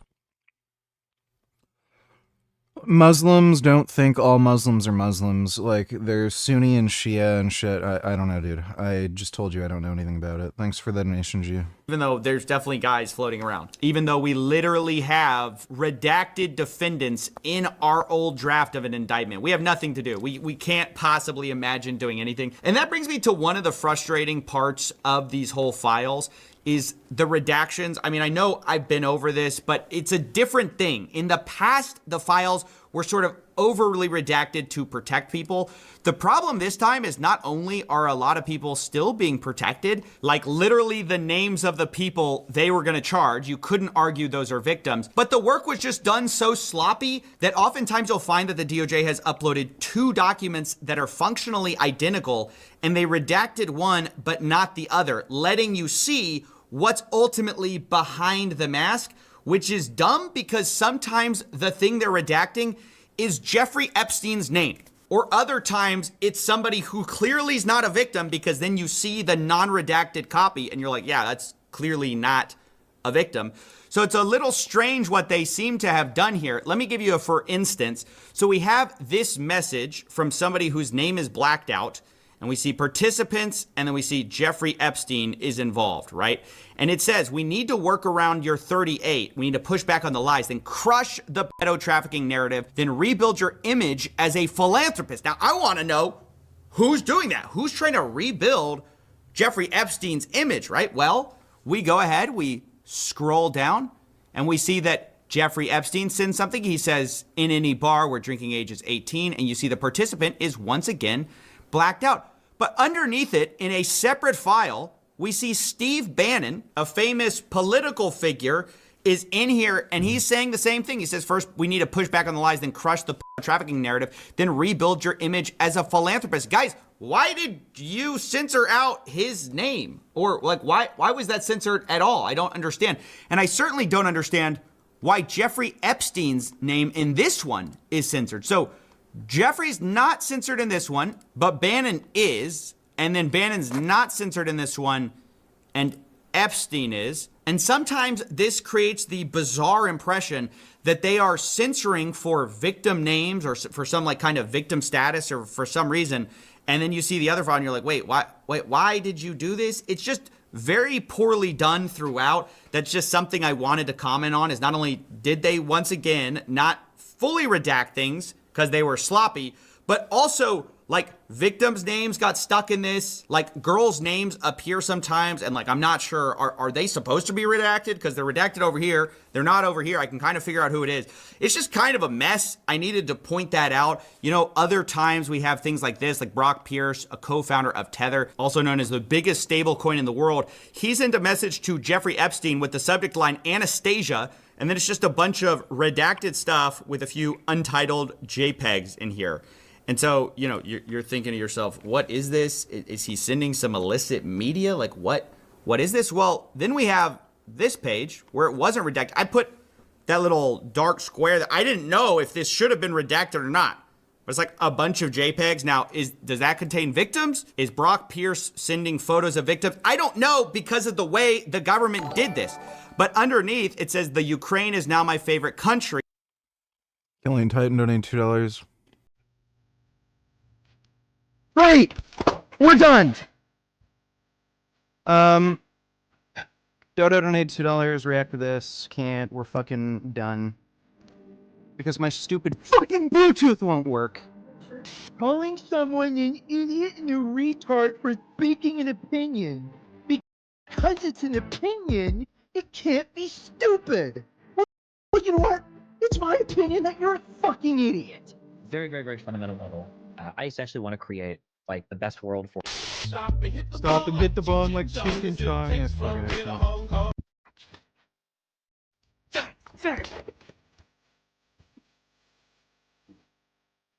God, I'm so fucking angry.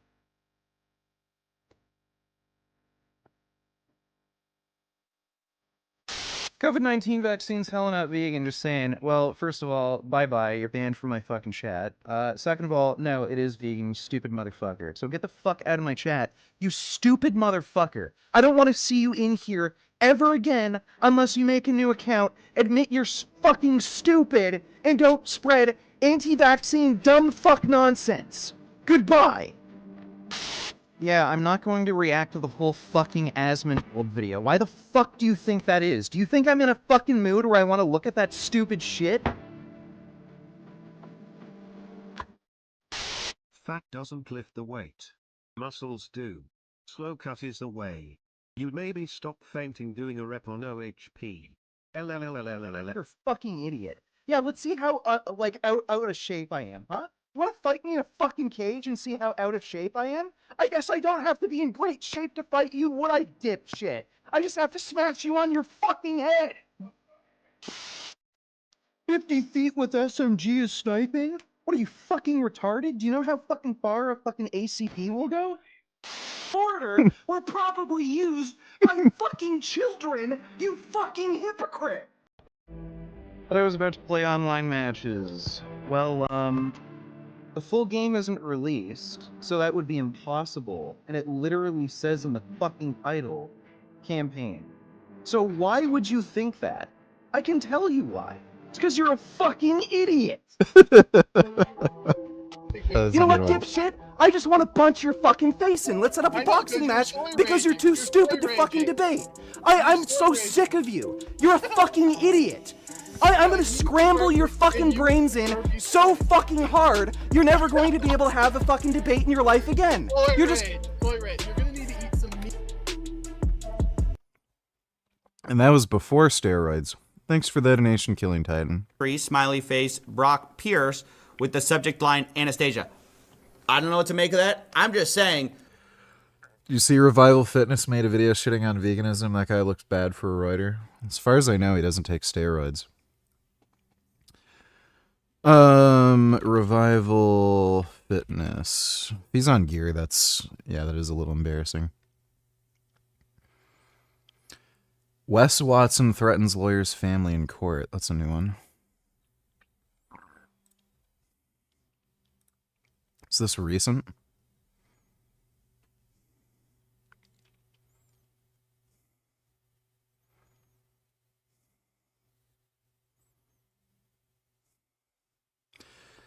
Where's the video where he shits on veganism? Like, I know he's a retard, carnivore dieting dumb fuck, but where did you get the idea that he was on steroids?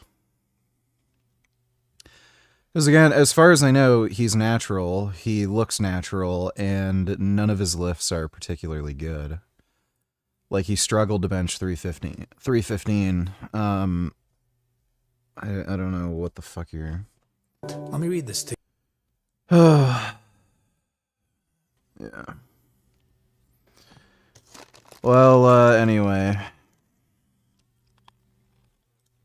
The redactions, like the way they did this is not good. But now let's return to Steve Bannon and his "we're gonna crush the trafficking" narrative. Because this guy, oh boy, has been revealed in the files to being like Jeffrey's right-hand PR man. I mean, this guy was filming basically a documentary. Revival Fitness says he's on steroids? Where did he ever say that?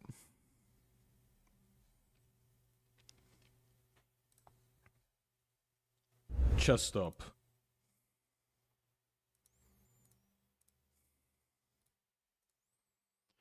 Does this guy have like Instagram or anything?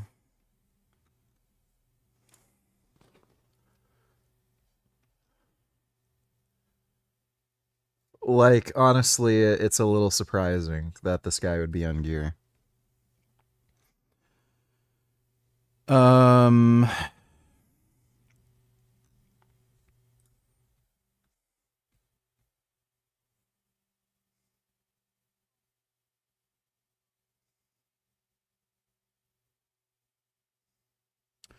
This was last year.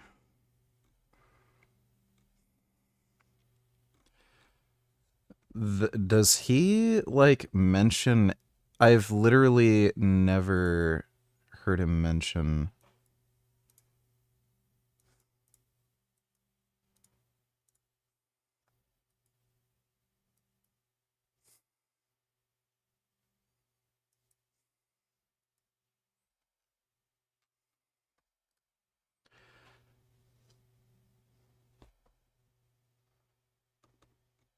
Well, where did he ever mention that he's on like, okay, you're just wasting my fucking time.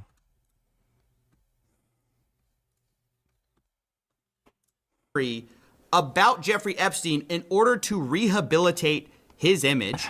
And some of it has actually leaked to the public. It's been interesting to watch how that's been received. But the funny thing is that originally Jeffrey Epstein's plan was to just do a YouTube video, like an apology, like a old school 2016, turn on the camera for authenticity and saying, you know, he says, do you think I can do my own video? I love how some jackass fucking comes in here. Did you see the video he posted about veganism? And I look, it makes no fucking video about veganism. You know he's on steroids? Show me one post where he ever mentions that he's on steroids. No, he said it. Like, fuck off. Like, get the fuck out of my chat. You fucking Video interview and time-wasting upload it asshole. to YouTube. No sandbagging. Interview format or like a diary piece. Steve Bannon says if you do an interview, it can't be like Johnny does a YouTube. It has to be amazingly professional and perfectly cut. Then Jeffrey Epstein responds, Woody, we assume Woody Allen, because they were close, said he would help edit. Not sure how to stage, what points to make. Of course 90% of the comments are agreeing with Megyn Kelly because she a MAGA bootlicker. And this reporter is also anti-vax dumbass who think he knows what he talking about. Bullshit propaganda. Reporting, and you take so much shit for it. I just deeply, deeply respect you and follow you avidly. You were right about like so much during COVID. They banned you, they censored you, they smeared you, and you all along you're. I don't care. Thanks for the donation, dude. But better than trying to do an interview that I have no experience doing. Goal is to humanize the monster. Anything written carries little weight. To which Steve Bannon replies, yes, Jeffrey Epstein. Should it be an interview format, interviewed by me? They start talking about, like, how do we do this? Humor, apology, how did I get rich? Question mark topics. They're brainstorming. How do we trick the public into seeing me as more than a monster? Now, funny enough, right before this, Jeffrey Epstein asks about a dinner with Woody, and then he says, or too many pedos in one place. And you gotta love the self-awareness there. Now, Artemis 20 Tellers is next Muslim. Very ashamed of how I pandered to Zionists and white supremacists in the past. The dehumanizing rhetoric against Muslims and Arabic-speaking peoples is why so many Westerners are able to emphasize. That's great. Thanks for the nation, stupid. I don't know what he meant by that. To be clear, I'm not making that accusation against Woody Allen. We'll talk about him in a second. That's Jeffrey Epstein saying that. I think what's interesting to point out, though, is how all these rich and powerful people are circling the wagons to try to protect Jeffrey Epstein's reputation, right? This is a guy who at this point has been known for years to have pled guilty to these 2008 charges. This was an open secret. And so Steve Bannon goes along though anyways, and he films this documentary. Now what's interesting is he starts talking about the documentary and he starts saying, I'm watching our second hour now. Guys were blown away. I didn't think it was as strong at the time, but I was wrong. Need huge part about threat of AI versus reality, threat of climate change. And this is where the notes start going back and forth of how can we get you to think of other things? So part of the conceit of this big interview of Jeffrey Epstein was to try to humanize him and actually present him as this genius, everyman, quirky guy with a few flaws. Islamophobia is indeed a... Don't care. Right? They knew they couldn't run away from Thanks the for the crimes. donation, To dude. quote, in Bannon's words, yes, yes, yes, of course, but we must counter rapists who traffics in female children to be raped by world's most powerful, richest men. That can't be redeemed. Can't redeem the unredeemable. You are a lot of things which we will show, but you are not that. Bannon is aware that, like, they can't fully embrace the Epstein thing. They have to kind of make it about more than that. And if you see the YouTube clip going around, that's what that is. And it's been so interesting to watch the reaction because you see, even for people who've been prepped with the idea that this is basically propaganda, some of them still fall for it. They post things like, you know, oh, bro is casually confirming the world's conspiracies because he's talking about 2008. But guys, that's the whole deception. They're like trying to be like, hey, this guy, this horrible monster, he's going to tell you the secrets of the inside club. So you think more, that's the whole thing. That's how they're getting away with this. It's not some kind of, oh, he happened to want to talk about this. This is all premeditated. This has gone through revisions. They even called Jeffrey Epstein the smartest guy in the room. Look, you're the smartest guy in the room, right? You know that. It's honestly ridiculous anyone believes the false conceit of, you're obviously the smartest man in the room. You could tell us the world's secrets. I mean, this guy, honestly, he talks about some of his engagements, like with the Rockefeller board, and he tries to say that owning a calculator is why he got that. It was very advanced in those days to have a Texas Instrument calculator, where it could, by putting in the numbers, it would multiply for you to do square roots. And that was the first, and everyone who had a calculator was already advanced on Wall Street. The most important parts of business were really now going to calculations. Places like Rockefeller needed someone to say, look, we're entering a different world where numbers and the numbers of companies, portfolio management was going to be balanced. It was going to be statistical. Jeffrey, could you come on the board, potentially sit on the finance committee? So we're honestly supposed to believe that Jeffrey Epstein got onto this prestigious Rockefeller board because he had a calculator, but also that he's the smartest guy in the room, the smartest man on Wall Street. And let's not talk about those horrific crimes he committed because, you know, he's not really such a bad guy after all. But it wasn't just Steve Bannon that was trying to humanize or giving advice on how to humanize Epstein. It was also Richard Branson, the famous billionaire. He was caught emailing Jeffrey Epstein saying, "Dear Jeffrey, it was really nice seeing you yesterday. The boys in water sports can't stop speaking about it. Anytime you are in the area, would love to see you as long as you bring your harem." I don't know, that's not that ambiguous, guys. I think we can imagine what that means. But anyways, he says, one, I think if Bill Gates was willing to say that you've been a brilliant advisor to him, that you slipped up many years ago by sleeping with a You can't post links in chat, you fucktard. So, again, if you can find a fucking video, or some, like, post he made on social media saying, like, what steroids he's on or whatever, you can send a link through Streamlabs, but, I think you're a fucking retard and out of your mind. He posted his, fucking blood work, not too long ago, where he was talking about his testosterone. His total testosterone was only around 1,000. You would have to be on very, very fucking low doses to have a testosterone of 1,000. And his total test was also not particularly high. Like his free test levels. So It doesn't make any, like, he'd have to be on, like, what, 100 milligrams or something, or around there of tests. Like, why would he be on, like, such a low dose if he was taking steroids for performance enhancement? You're just a fucking idiot. So stop wasting my fucking time by posting, like, dumb fucking retarded horseshit in chat.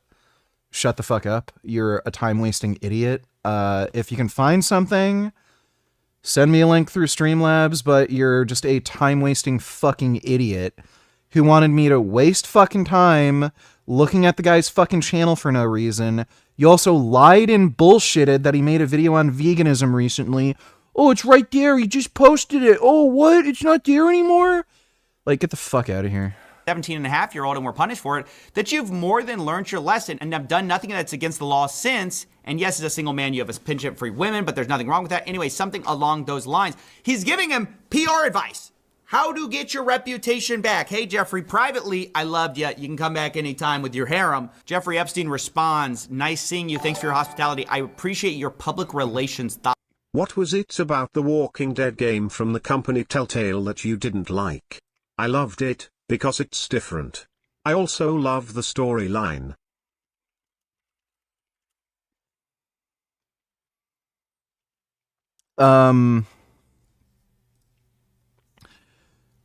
For those sorts of story-based games to be enjoyable, again, the whole idea is to give you the ability to, like, choose your own pathway in a story. And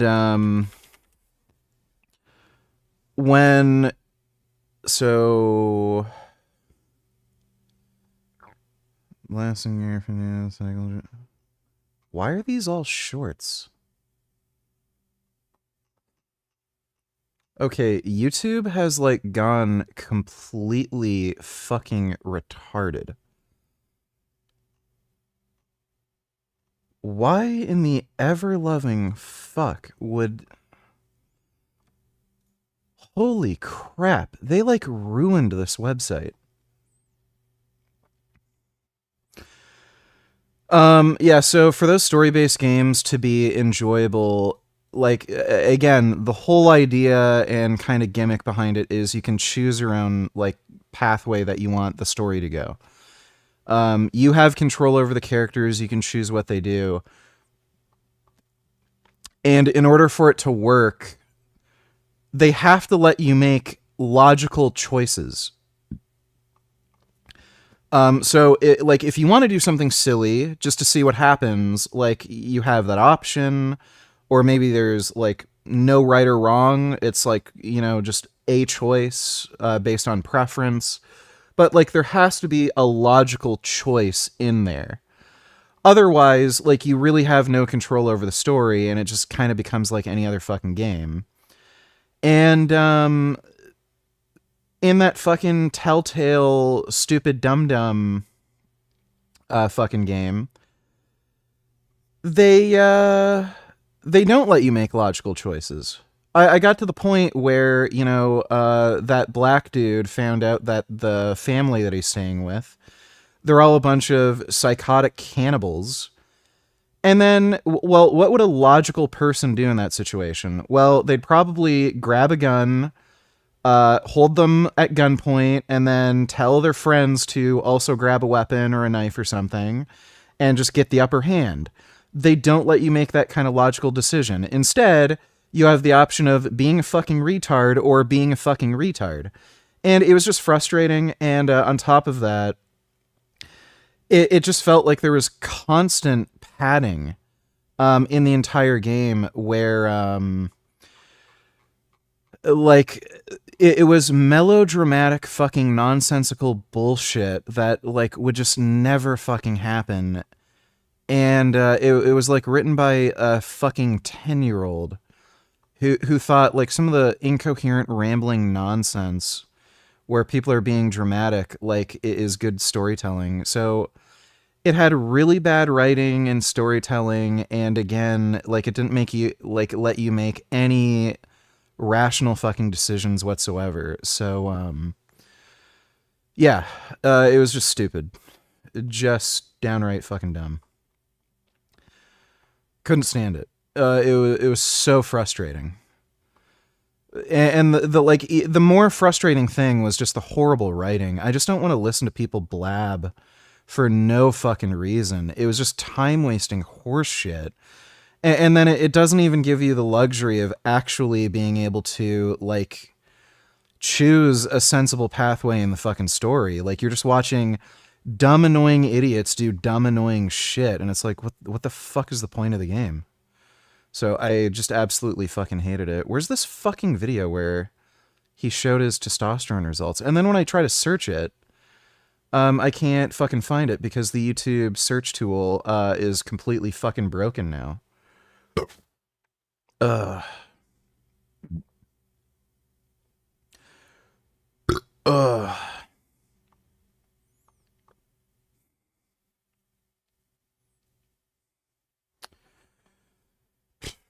Okay, congratulations, you're banned. Bad news, VG, if you thought the coming out scene from Stranger Things was cringe, get a look at this. I feel like my thoughts and beliefs have been so far misconstrued from anything even close to what I believe. I only want peace and safety and security for all innocent people affected by this. Oh, so not only was he a faggot in the TV series or Netflix series, but he's a faggot in real life. I guess that makes sense. Thanks for the donation, Dodo.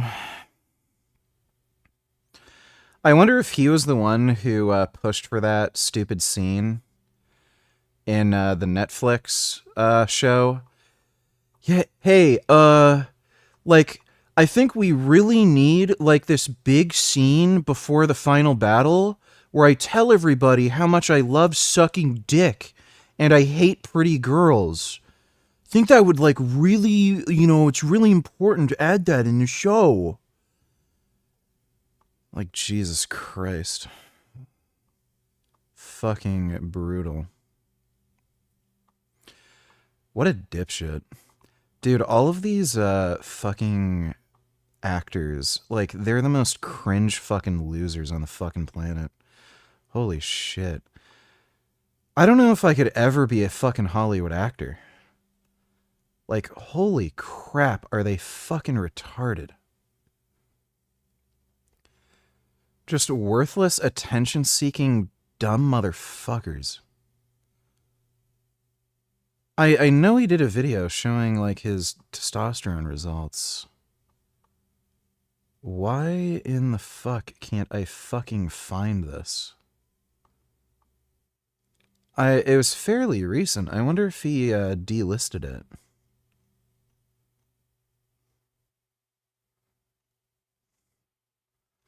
Really weird.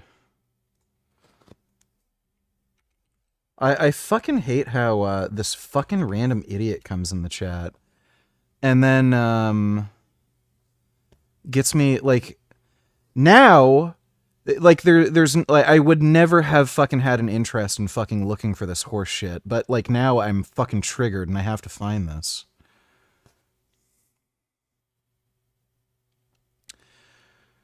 Oh, what a fucking idiot. Yeah, so as far as I know, this guy is not on steroids. If he was, like, for one thing, he'd probably be bigger and stronger than he is. Like, this guy struggles to bench 315.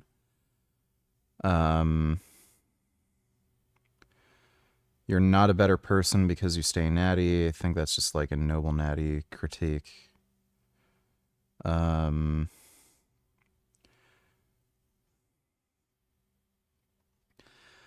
I know he...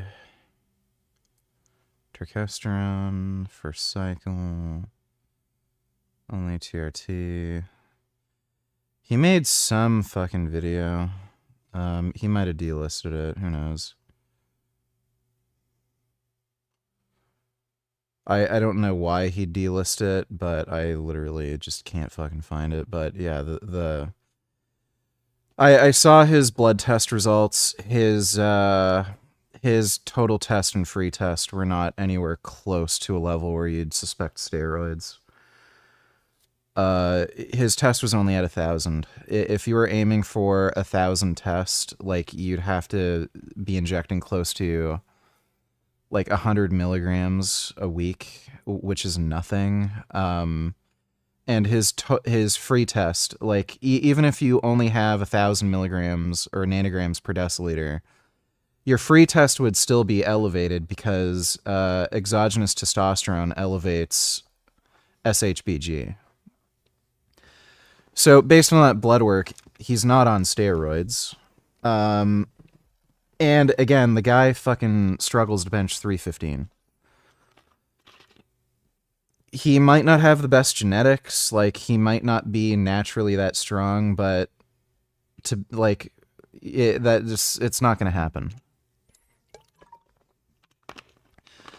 So that fucking idiot who came into fucking chat who trust me, he said he's on steroids in this video. Like, fuck you. I ban that fucking asshole.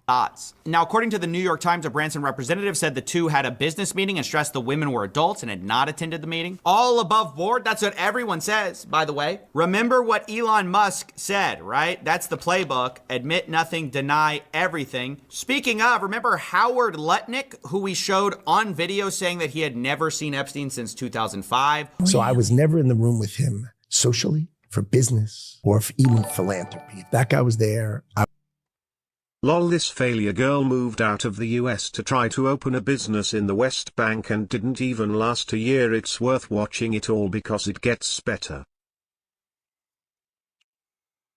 It's forcing me to log into TikTok to watch it, so can't watch it. Thanks for the donation, Vegan Irishman. I wasn't going because he's gross. Although also calling him the greatest blackmailer ever. This guy was the greatest blackmailer ever. Well, also according to the Times, Lutnick said he spent zero time with him, even though there are emails basically to the contrary, where Epstein is saying, nice seeing you after the conviction. I mean, these people, not only are they lying. You think Gavin Newsom is probably the best option for 2028? Would you rather pick the Republican candidate or not? We're getting bad options on both sides. Kind of depends on who the Republican candidate is. Gavin Newsom's a horrible fucking person and just a dumb fucking gay retarded bitch. So turd sandwich, giant douche. Is there any right answer? I can tell you this, in Canada at the very least, you're a fucking idiot if you vote for the Liberal Party. But yeah, in the States, who the fuck knows? Like, if it was Gavin Newsom or Trump, depending on Gavin Newsom's stance on, like, Israel and some of his geopolitical takes, like, Trump's fucking stupid as fuck, but, like, big picture, some of the, like, a lot of the geopolitical stuff that Trump is doing is really good. Aside from the tariffs, like, that's just fucking retarded. So, yeah, his actions in Venezuela, actions against Iran, his help of Israel, like, that's all great. The Ukraine thing is a different story. Gavin Newsom seems like somebody who'd be a cucked fucking retard, would try to restrict Israeli weapons, wouldn't want to intervene in Venezuela. So, like, I just don't see him being great geopolitically in that sense. So I think the biggest issues going forward is really going to be a war with China, and honestly, Trump is probably a better president for a war with China than Gavin Newsom, just because the guy's a bitch. Like, they won't even admit when they've been caught lying. But now let's talk about Prince Andrew too, who was caught lying over a woman at some kind of a party. I mean, just not a good. Connor Sinan is streaming right now.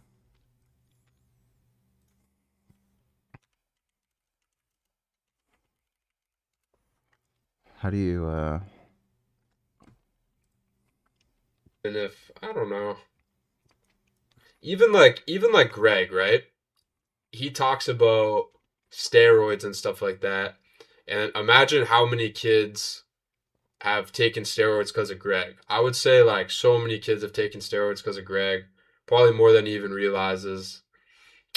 Just from him talking about it, he never says to do it. I don't think anyway, but I'm sure a lot of people like watch his videos, and since he's educating them on it, they feel comfortable to take them because of Greg. And then Greg also has his TRT sponsor, so maybe if they want TRT, they just go on his link, do boom boom boom, and then they're on TRT. You know what I'm saying? So, it's hard to say, bro. I don't know. Only God can judge us at the end of the day.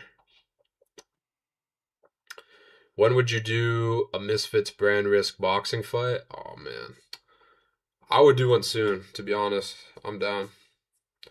Steroids are lowering. Is IQ? Derek's the GOAT, dude. All right, let's continue. Depression, all the things that go with it. Think of how bad drinking actually is. I didn't know how bad drinking was. I used to get drunk all the time in university and so on. I didn't know it was that bad. It's kind of like smoking cigarettes. When they first came out with that, oh, it doesn't cause cancer. It's not that big of a deal. But then when they had opioids, oh, that's not addictive. It's fine. Don't worry about it. And so if you're drinking alcohol, you've convinced yourself it's not that big a deal. I mean, your mom does it perhaps, your grandparents, Steroids have been on the market for almost 100 Greg years. told me that he used to have threesomes on Molly when we met. I met Greg and he was telling me, oh yeah, Connor, bro, I can do so much Molly. I guarantee I can do more Molly than you. He's gonna see this and be like, no, I never said that. But yeah, you did, Greg. I know you did. And yeah, Greg, I mean, I don't know if I'm supposed to say that. Maybe don't clip it. Sorry. But yeah, Greg was a sender back in the day. I mean, the dude fucking sold steroids. Now, yeah, he's a drug dealer. I'm not saying that like in like a salty way. Like I'm not trying to like, oh, you know, Greg told me this and then I don't really know what he expects though, to be honest, because it's like the one thing I was pissed at about when he made this video is like, bro, like if you want the best for me, like genuinely like reach out to me. You know what I'm saying? I don't mind if you make a video and you talk shit, whatever. Say I like lost all my muscle or whatever. Like that's your opinion, but genuinely like if you're like concerned, like why not just text me? And you can still make the video. The wines, and it's normalized. It's one of the worst drugs in the world. I'm talking about Being an Irishman, alcohol. Donny Tillers It's found the worse same post than on half the drugs that Instagram. you could live. Unironically, Connor's content is the same format as Greg's. Why don't you explain that actually? How is my content the same format? Dude, I'm a jack of all trades, buddy. I do all sorts of content. I'm having a hard time I'd love to hear telling this. if I wanna that's hear a this. dude or a chick. Do you really think that mushrooms, or for example, that green leaf is even remotely close to the same thing? It's Okay, way it's a dude worse with to a drink really alcohol weird gay than many of haircut these other and things. wears And so makeup.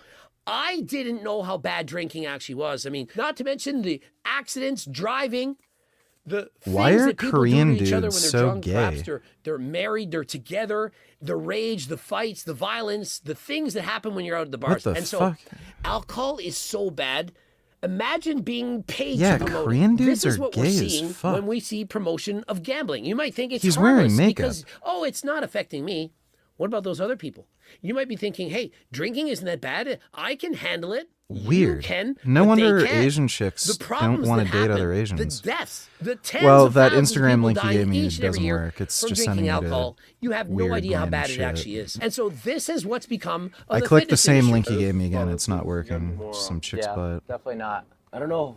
Thanks for the donation, Vegan Irishman. No. I don't know if I'll ever do ketamine ever again, actually. Yeah. I don't This is know. like a one and done experience, you know? You kind of just like that one up a little bit. What did I do? You just got cooked, man. That's all. That's all. Yeah. There's like liabilities, you know? So, you're liability maxing a little bit. Connor, he's literally looking like a ghost here.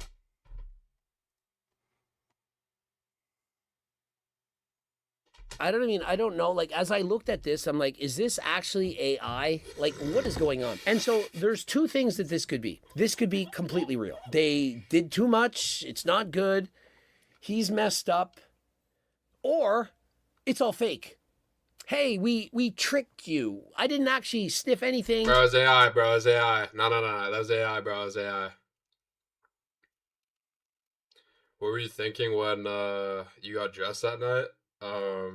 No, we went golfing, and then I was wearing that gay ass outfit. Fuck, I'm so pissed I was wearing that outfit. I was sure I was wearing something fucking cool. Nothing went in my nose. Nothing was done. I just pretended. Does that make any difference whatsoever at all? Like, even 1% difference? No. Why? Because regardless of if it's acting or not, it's promoting what they're doing. If Togi is pretending to bet millions of dollars, but he's not, but pretending he is, how is that any different? Hey, look, oh my God, and then slam the table off. I don't want to have to spend 20 minutes fixing this. Does that make any difference if he actually bet it or not? Like, he's probably not actually betting millions of dollars. It's probably fake money, monopoly money, if you will. But does it make any difference? It's encouraging you to want to do the same. And to the same extent, if I start doing 1,000 milligrams of tren a week and I make videos promoting it and saying, look at how huge I am, and I did actually do the trend. I made it up. Does it make any difference whatsoever? I don't think so. And so I don't care if this is fake, stage, real. It's all bad. And this is what fitness influencing has become. Rather than actually influencing people to fit, we're influencing degeneracy, doing drugs, partying, doing loser activities, and not having any muscle. Like, are these guys actually training anymore? How often does Clavicular and Connor actually go to the gym? Fitness influencing, ignoring my it's comments. dead. What's replaced it is whatever's the easiest. Greg, I got a message for you, buddy. Oh! Oh! Oh! Yeah. You fucking like that, Greg. You fucking little fuck. Fucking like that. Fucking like that, Greg! Huh? Hmm?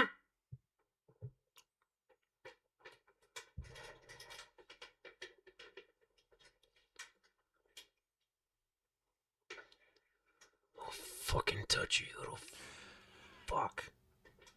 Does YouTube censor out comments that mention death? Alright, yo, I'm gonna be real. That was the only Now you gotta, controversial thing bro, that it was I the put in the shirt, comment. bro. Like, I'm telling you, it was the shirt. If I was wearing a fucking tank top, I would have looked fucking awky, bro. And yo, like my hair, bro, too. Like, yo, like what is that fucking head top? Like, they got hats on. You know what I'm saying? Are you able to type death in the chat without it getting censored? Kind of mogging my fucking head top right now. But yo, okay, listen. If you want people to not take steroids, what you should be doing is instead of being like, yo, are we even training? Be like, yo, you look pretty good, bro. Because, like, okay, I'm not going to lie. In a shirt, this specific shirt as well, I don't look jacked. But, like, let's get a better frame because I can't really see. I don't look jacked. But at the same time, that's how most people be looking. Sometimes, at yeah, it's stupid. The lot we can't you know type. what I'm It's saying? fucking Not everyone dirty. is a 5'6" IFBB pro bodybuilder, Greg. Dude, society is way I'm not gonna too lie, I kinda look sensitive like and shit here, cucked. but this is like Can't a say it, just healthy, tried. fit That's guy. fucking You know what I'm insane. saying? I'm 6'2", 200 pounds. You know Oh what my I'm saying? God. I'm leaning. You know what I'm saying? I'm about to fall down, but guess what? I'm still like mewing a little bit here. You know what I'm saying? So it's like it's not that serious. You know? He's lost essentially. Like look at this. Look at me keep composure here. Look at me keep composure. Can we get a breakdown right here? Like, bro, look at me keep composure. Boom. I'm back up. You know what I'm saying? Boom. I take a look. I remember I was looking at that plant. When I looked at that plant, I was like, yo, I'm going to sit on this plant. You know what I'm saying? So then I look at the plant and I'm like, yo, I'm about to sit on the plant. Boom. And I'm trying to sit on the plant. As you could see, I'm about to sit on the plant. And then Sush gets this crazy idea to touch me. You know what I'm saying? And he tries to pick me up. And then we got a pop-up of Hussein Farhat for some reason. And then Sush is like falling down with me. And then as you could see, Clav is quite... Can't even just say the you know word. what I'm saying? Fucking stupid. Quite distracted or distressed, I should say. Can we get do we have like the full clip though? In all seriousness, though, in what way is a coming out scene important? To Stranger Things. Oh, that's right. It Clav is isn't. just like, whoa, what is going on? Yeah, He it's doesn't even know what's going on. Look at him. He's gonna. it's cringe as fuck, dude. That was He's like, so "What the fuck?" bad. He's like, yo, Thanks for the you can donation, stay Dodo. down there, bro. He was like, yo, have a seat on the ground, buddy. But why didn't they just leave me though? I was just trying to fucking stay there. Healthy guy falls over. That's what I'm saying, bro. Clav looks bigger than you? Nah, come on, you're trolling. Clav doesn't even look bad though. I mean, he's still 180. Like, I'm 200 something. He's 180. We're still bigger than you guys, you know? Anyway.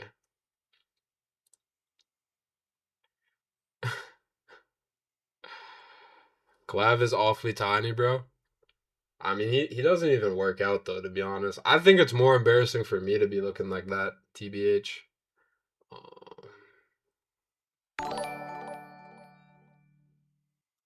Nigga, where the fuck yo bitch has been the past few days? I'm gonna make your monkey ass work overtime for violating your slave duties. I took yesterday off, basically. Would you say But you that's looked up to it. Kyle from Nelk on the come up? Nah, I wouldn't say I is this? looked up to him. Oh, Greg's recent videos on me. Nice. You kind of look like Mark Zuckerberg. The protesters against the Islamic regime of Iran, or do you stand with the Islamic regime of Iran? Wait for your TikTok friends to answer. But I'm a very neutral person. You're a very neutral person. You're not neutral about Israel, but you're neutral when it comes to Islamic Republic of Iran that has shot and killed 50,000 protesters in about a few weeks. You're neutral against an Islamic Republic of Iran that murders women who decide or dare to uncover their hair. You're neutral when it comes to an Islamic Republic that subjugates, oppresses their own people in Iran. That you're neutral. You don't have an opinion. You and Huda Beauty. But when it comes to Gaza and supporting terrorists and Hamas, you have all the opinions in the world, but none of the facts. So typical of your stupid generation. You said you're not Israeli, but then you I'm later not. were like, I'm. Yeah, fucking retarded. Well, thanks for the donation, Kid Boo.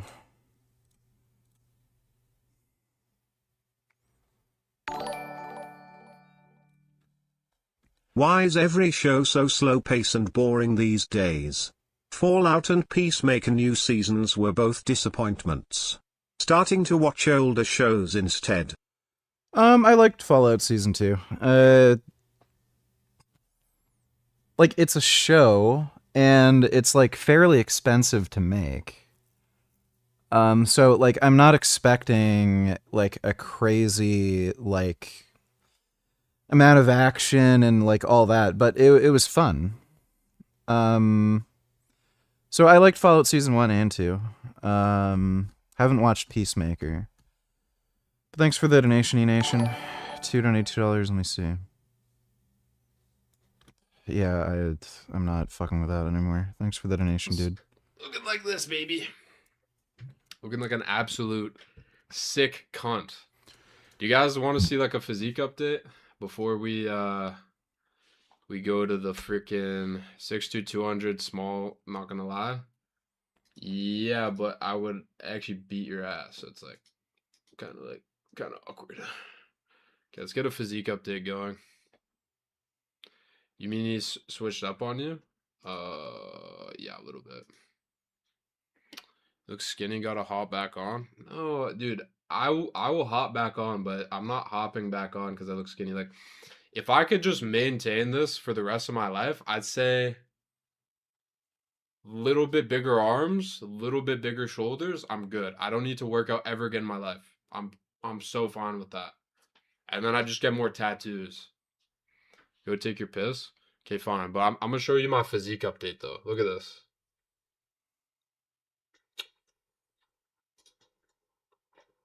Hold up.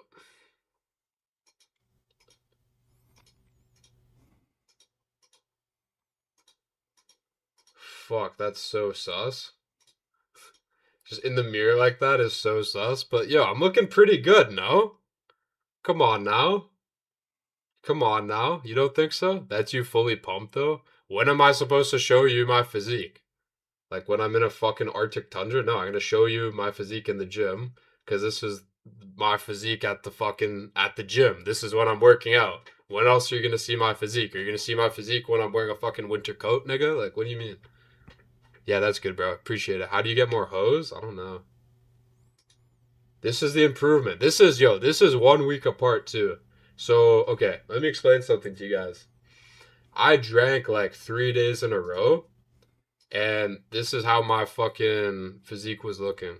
So, if you don't want to have like a fucking tire of water around your waist, I really suggest like not drinking alcohol, because a lot of people think, well, alcohol dehydrates you. It does initially, and then when you drink water again, your body's like, oh, I need to hold on to this water, and then you get very watery looking. So if you drink alcohol, and especially if you have a lot of carbs after something like that, you're gonna look like an absolute bloat master. So then this is literally the difference. It's literally 1 week difference, and look at how much leaner I look. I mean, I guess the lighting's a little bit different, but it's both down lighting. You know what I'm saying? Do you notice stomach growth from GH? No, of course not. GH won't even grow your stomach. That's insulin. Also, watch this transformation. It's not responding to my comments. Go back to leather jacket maxing. I lost that leather jacket, actually. It kind of sucks. Kind of sucks. How many rest days is too much? I'd say, bro, just take rest days as needed. That's honestly my philosophy. Guys, like, come on. Like, I'm literally mogging Greg. Like, me and Greg standing next to each other, that's like a complete and utter moggulation. I'm kidding. He'd still, like actually mog me. Okay, this was a little sus. Like, I don't know how I feel about, like, standing in the fucking bathroom. You know what I'm saying? Look at the tats, though. Are the tats not hard? Guys, chat, are the tats hard? Do you guys like the tats? What do you guys think? Can I get some comments, or are you just gonna fucking watch me? Why is bro encouraging alcohol? I'm telling you not to drink alcohol, fucking idiot. What are you talking about? Yeah, I don't think Natty, he I is. remember you saying steroids on the cabinets. Bro, they weren't even... I think he's deliberately avoiding my comments. Doesn't want the smoke or something. Gee, donate $2. Let me see. That was easy. What the? Where do you keep your bingo? Who just keeps a whole bunch of empty boxes? There's gotta be something here. Finally! Yes! You've gotta be kidding me. What a giant waste of time. What are you doing? 911, what's the nature of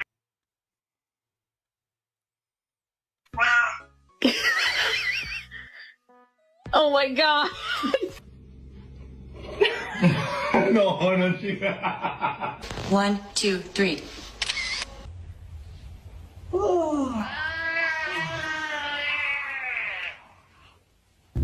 That has to be AI. Cat thinks it can't retract my claws. Apparently cats actually think you're another cat, just like weird and stupid. Wow. Cat. Completely black, like. Yeah, that's like Gum Gum. Good morning, everyone.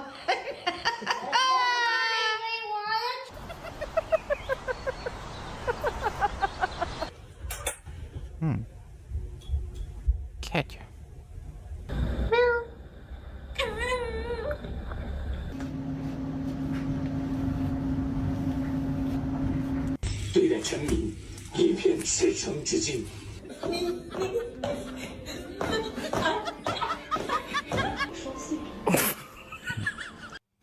Those are nice cats. Stretch their arms out. Stretch their arms out. They freaking Wow. love. Cat. Wow. You want a stretchy? Wow. Oh, I hear a cat. Oh my goodness. Oh, Lord have mercy. Oh, that's a fat cat. Oh. Stretch their arms. It's a good catch.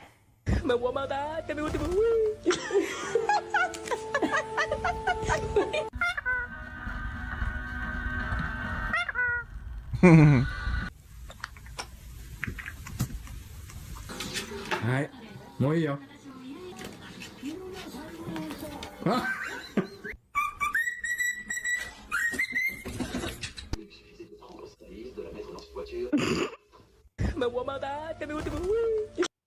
It's the same one. Alright, thanks for the donation, G. Once again, pro-Palestinians are being dumb again. Yeah, what else would they be? Thanks for the donation, Dodo. H donated $2. Let me see. Congratulations, you're banned. Didn't even last fucking 2 minutes. See you later, dipshit.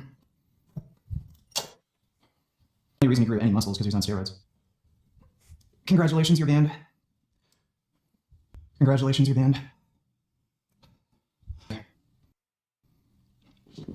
I'm so annoyed at YouTube just doing this constantly. I think you'll be banned on YouTube soon. Cool. I think you'll be banned from my chat soon. See you later, dipshit. Love to fucking check out my workout streams. Is he on steroids? He said he's on steroids, and it's in the fucking title of the stream. Is he on steroids? You're banned. See you later.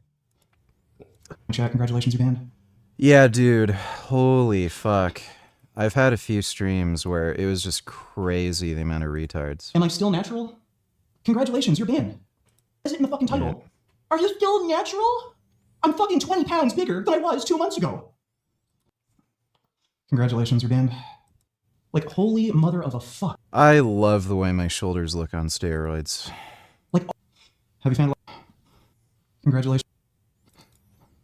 Yeah, it's a lot of banning. I think that was all in one stream, right? Banned. Yeah, there's a lot of bans. Thanks for the donation, H. This is not doing you any favors, you know. I know Prince Andrew soon will probably be on the comeback tour. It's going to be a bunch of highly paid PR execs. Maybe Steve Bannon can jump in, shoot another 5-hour podcast trying to rehabilitate him. Like, Prince Andrew, what's the secret behind the royal family? Look, you're the smartest guy in the room. But again, has he admitted anything? Has he denied everything? Now, we should also probably talk about Noam Chomsky as well. I asked if Connor Sinan knows you during a stream, and he replied saying yes, he doesn't want to debate you, so he didn't respond. People are fucking pussies, dude. Well, the guy behind the book Manufacturing Consent, which in hindsight, maybe we should have suspected something. But either way, he also sends some reputational advice to his buddy Jeffrey Epstein. He says, I watched the horrible way you've been treated by the press and public. It's painful to say, but I think the best way to proceed is to ignore it. When the vultures dearly want is a public response, which then provides a public opening. In general, I think it's best not to react unless directly questioned, particularly in the current mood. That's the best advice I can think of. Noam. Now, he sends that to Matthew Hiltzik of Hiltzik Strategies, who is a also famous PR guy, I guess, trying to help Epstein, I assume, who responds, I think that is wise. Now, later talking with Bannon, Epstein loops in Hiltzik again. He says, Matt Hiltzik thought your idea was epic. Hypocrisy of the liberal left. And he says, yep, he would confidentially like to sit and help if you like. This is Matthew Hiltzik. You know, a lot of powerful people basically were bending over backwards, left, right, center, trying to rehabilitate this guy's image. And the question is, why? Why were all these guys so interested in their precious Jeffrey Epstein if they had no involvement? I mean, that's the part I can't figure out it. Because all of them deny it. All of them don't admit anything. And so what exactly is the problem? But now it's time to talk about Elon Musk's brother, Kimball Musk. He was also in the files. Jeffrey was copied on an email talking about Kimball's 40th birthday, where the password to the secret party was P Riot. And then in all caps, Boris, the sender of this email, says, I am not joking about the password. This was in 2012 in September. Now that's important because a little bit later, Kimball Musk is emailing Boris Nikolic and Jeffrey Epstein, and he's talking to them about being connected with some redacted name and saying, I believe you both played a role, whatever that means. Now, whether this was at the party or, right after Dr. Ninja's new chubby emo video. Sitting there. All of this explains. Oh, here we go. Some Ozempic horseshit. It's 40 minutes. Let's get through the Epstein stuff first. Thanks for the donation, doctor. After their meeting in October, I don't know. But what's interesting is Boris responds and says, Kimball, just FYI, you better be nice to redacted. Jeffrey goes crazy when someone mistreats his girls/friends, so better be very nice to her. Kimball Musk responds, message received, wide and clear. Then he says, seriously, I'm very happy with my time so far with Jennifer. She's great. Now again, was that supposed to be a redacted name we just read? Like, I don't know. They've been redacting it in earlier emails, and all of a sudden you just get Jennifer. I can't really figure that out. But what I can figure out is that a little while later, a few days later, Jeffrey Epstein gets an email. Now we know Kimball credits the meetup and says Boris and Epstein were responsible in some way for this, but now Jeffrey Epstein's being emailed about Jen's schedule. Is that Jennifer? I mean, it seems like it because Jen's schedule for the rest of the year, and it seems like the assistant has copy and pasted Jen's response because she says, Sue, these would be dates in November, and then starts saying, you know, this, she can go to New York. She says the 29th to the 7th, she's free. Kimball to New York. Then she says, Kimball, Jen, London. Kimball, Jen, London to Morocco, ? Then she has a break, and then it's Jen, Kimball, St. Bart's, assuming we're not sick of each other by the end of November. Now, I can't figure out why is she running this schedule about when she's hanging out with Kimball, who Jeffrey set her up with. Like, why is she running this by Elon Musk? To be clear, I don't know. You know, there could be, I guess, innocent explanations for this. Maybe, I don't know. But all I see are constant, powerful people either being intro to girls, talking about the harem, talking about beautiful ladies, and the FBI, they can't figure it out. They have no evidence to even investigate third parties. Why? I guess because they're rich and powerful. Around the world, we're seeing resignations, we're seeing people lose their status. But here in the United States, we've got like multiple presidents in the files. We've got the world's richest man in the files, several of the world's richest men in the files, and we just can't drum up any kind of evidence. It's just incredible to me. Now, I also want to talk about another rich and powerful person, and that is Peter Attia. He's a podcast bro, he's a longevity expert, and actually, funny enough, I read his book, and that's gonna come into play here in a second because, oh boy, did I get some additional context. But let's start here with something that Peter Attia sent Jeffrey Epstein. He says, subject, got a fresh shipment. And then Epstein responds, me too, and there's a completely redacted image. Is that a girl? Or is this bad redactions? You know, we don't know, although we'll find out in a second because later Peter responded to this. But Peter says, please tell me you found that picture online. Jeffrey responds, got a fresh shipment, afraid not. Peter responds, you know the biggest problem with becoming friends with you. The life you lead is so outrageous, yet I can't tell a soul. Why, Peter? Why can't you tell a soul? Why don't you tell us now? Now that it's all out in the open, why don't you tell us? That's post 08, right? When you got the yeah. Dude. This is after the guy is a known fucking pedophile sex offender. 21st century killers, why are you against voter ID? Because it just makes it harder for people to vote, and it doesn't do anything. Thanks for the donation, dude. Well, that's why you can't tell a soul the secrets or the life that Epstein leads. And then we get another redacted photo, right? And then some more images, and Peter says, please tell me that's not where you actually are. And Jeffrey says, you can see the gym in the middle, just me and 4. And Peter says, I think you might have a more interesting life than the Dos Equis guy. Is this off the coast of France? No, it's my island in the Caribbean near St. Thomas. If you go to Google Earth and type in Little St. James. Beautiful. Isn't that nice? Behind closed doors, it's beautiful. In public, you know, we'll hear about what a monster this guy is, right? But behind closed doors, when nobody's watching, oh, it's beautiful. There's some other stuff Peter Attia said, which I'm not going to get into. I don't think it's very, appropriate for medical professionals to be saying such things. Yeah, but, pussy's low carb. No, this wasn't all business, right? This wasn't just doctor-patient kind of stuff. There's a lot of guy talk, a lot of banter between the fellas about ladies. And maybe that's why Peter Attia says that hopefully Jeffrey Epstein is in town when I'm back in 2 weeks. I go into Jeffrey Epstein withdrawal when I don't see him. So guys, these two were close. I mean, again, this is after he was found to be a pedophile sex offender. Apparently so close that, Peter Attia goes into withdrawal when he doesn't see him.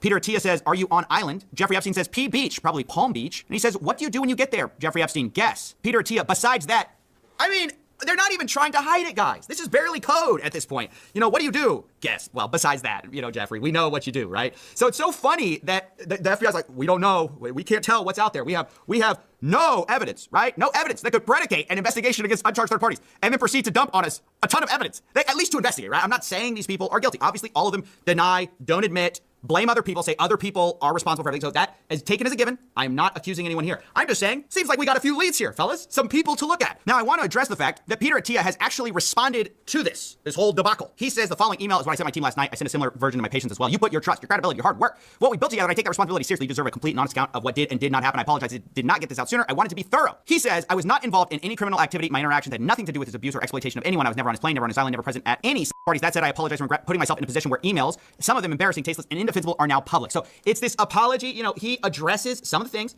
and he says that some of it's just banter, right? Like I said, it's just guy talk, whatever that means. He claims that his got a fresh shipment was in reference to a photograph of bottles of metformin, and then Jeffrey responded with a photograph of an adult woman.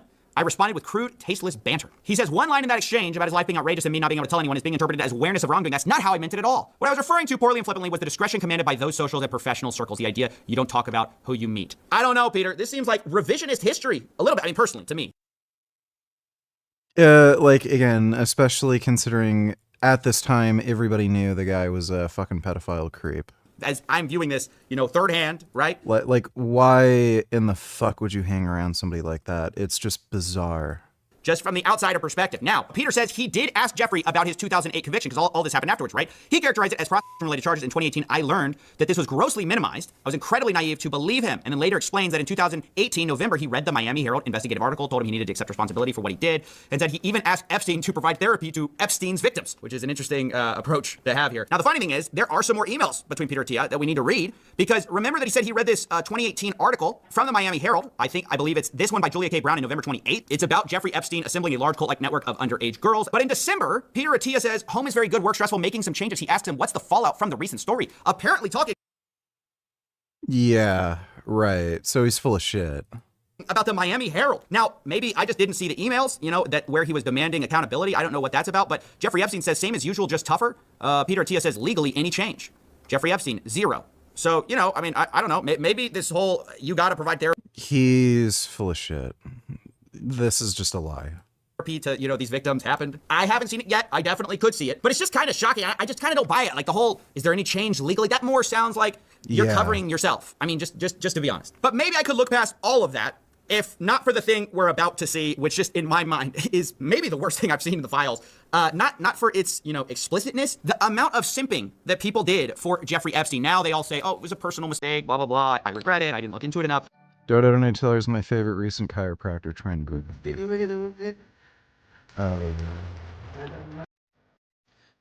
This is insane.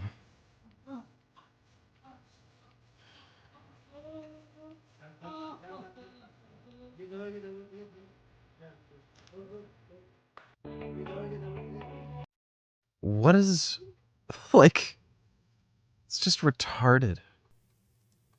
Thanks for the donation, Dodo.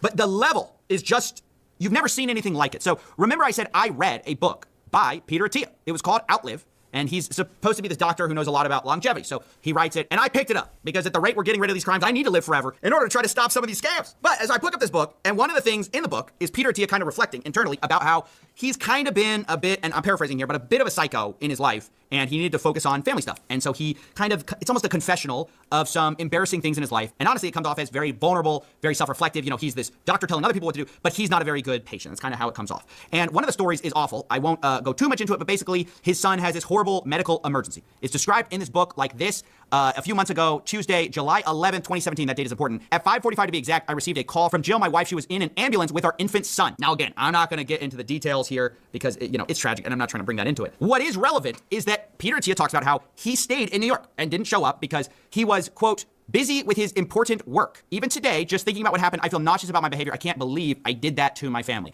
Now, at the time I read that and I was like, well, you know, it's at least as good that you self-reflected on that. It's horrible, but, you know, yeah, you were a bit of a psycho. But what's crazy, I mean, now we find out some of the important work, I mean, it's a little unclear, but some of the important work may have been Jeffrey Epstein, which is just, oh, it's so dark to imagine. Remember, he says July 11th, 2017 is when this all happened. And then he says he did not come home to San Diego until Friday the following week, 10 days later. So July 11th, 2017, 2 days after this happens, he's talking to Jeffrey Epstein. And Jeffrey, they seem to be coordinating about something. Sure, what time? Jeffrey Epstein, 9:30. Peter Attia responds, sure, I can come earlier. Also, if you have a hard stop at 10, let me know. You're hanging out with Jeffrey? I don't even know what to say. This is out of pocket. I mean,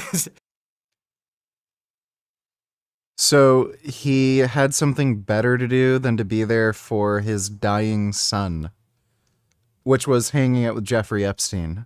Like, there's no explanation for this. I mean, I didn't see this in the response from Peter. I mean, maybe he thinks he addresses it because he already admitted that was like scummy. But that is just, there's a reason that didn't make it in the book. That's what I'm trying to say. I didn't see that in the book when I read it. You know, I was actually, you know, one of the things I needed to do, my important work was seeing or talking to Jeffrey Epstein. I mean, isn't that weird? Like, that's the simping that I'm talking about. Is these people love this guy. Or that's how it seems to me. Like, what are all these rich and powerful nudge nudge kind of way? I mean, here's some Woody No, I've never done yoga. No, I wouldn't bother. Allen stuff. He was in the files. He says his business office, if you can make out the check to me, it looks very bad because then it looks like a gift to me. He says that to Epstein. He says, I don't want to be one of your women, or should I say, girls. And what's that? How do we... Come on. Yeah. Come on, guys. Woody says, I would be much more expensive than your girls. You wouldn't be able to afford me. Jeffrey responds, yes, the price to pay would be too high. Woody says, this will be a beautiful friendship. And then Jeffrey says, as long as I follow orders, smiley face. Woody Allen sends a message saying, Woody says the exact same thing, but in a dirtier way. Jeffrey responds, what did he say? Woody Allen, are you kidding? I can't put it in writing. I mean, no evidence? Got no evidence. Come on. I think I see a little bit of a scene right here where he's talking to a guy. He says, Paris with Woody. And the person responds, for le pedophile convention. And Jeffrey says, I think pedophile is the plural. I mean, no evidence. I mean, is that no evidence? That's nothing. We don't even want to question how, look, I'm not saying people around the world are having crazy consequences, but a few people are resigning, thank goodness. You know, a few people are at least facing a little bit of scrutiny, but here Elon Musk lays out the playbook, apparently for our guys. You know, we admit nothing, we deny everything, and we blame others. We just push the spotlight onto other people. And unfortunately, that is truly, truly fucking bizarre. So yeah, this is like one of the most weird fucking cover-ups. Like, there are people who are clearly guilty of something. Hi, Dr. Bernard here. I have firsthand knowledge of this medicine, not because I take it, but because I've worked on it. I'm not associated with any organization now here, so you're getting my unfiltered view. I'm not here to scare you out of your mind about taking these medicines, but I'm here to tell you that you need to be very sure you have a legitimate need to take the weight loss medicine. You've exhausted every single other viable option that doesn't involve putting this in your body, because it can cause lasting, direct and indirect changes to your body. Now, on the flip side, if you really do need it, don't ever let anyone shame you for taking life. It's so bizarre that he prefaces the video this way, and it's like such a weird thing to make a video about a case report of somebody who supposedly had a adverse reaction to Ozempic. People who take Ozempic have a lower risk of dying, and it's because they're not as fat. Being fatter is more dangerous than being on Ozempic. So it's just such a weird way to, like, open the video.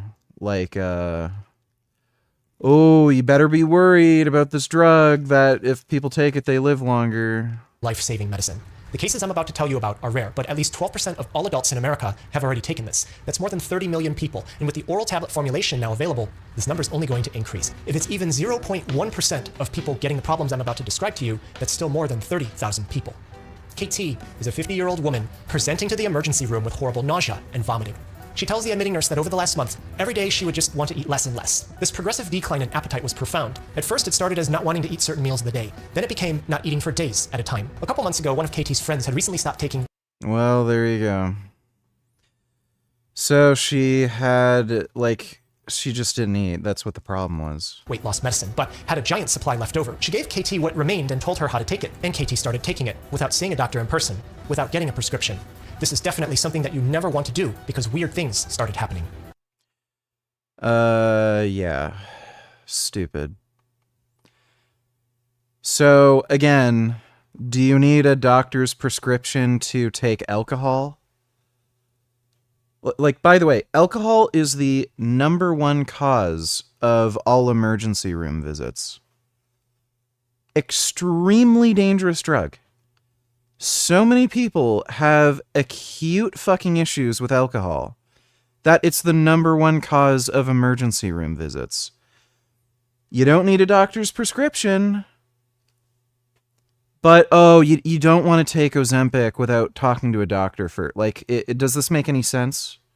Like, it's just fucking retarded. So, the stupid gatekeeping that they have, it's all a racket. They just want to have control over the drug market for certain drugs. That's all this is. It just makes it easier for them to basically have their own little drug cartel and have a monopoly on the industry. That's the only reason this whole process exists, where you can only get certain drugs with a prescription. So it's absolute bullshit. Sometimes a sour sensation would drip under her tongue. Her eyes would quickly start to water as they would feel like they were squeezing out of her head, and she would empty her stomach in a way more intense than the previous time this happened, which was earlier that day. Nothing was consistent. She was taking this medicine for just a couple of weeks. Sometimes all of this would happen after she would eat, and it made her think that it was heartburn or indigestion, but other times... Yeah, what I'm guessing, by the way, too, is she didn't actually know how to use one of these injectable pens. A lot of people, what they fucking end up doing, I've seen some idiots on forums talking about, like, peptides and steroids and shit.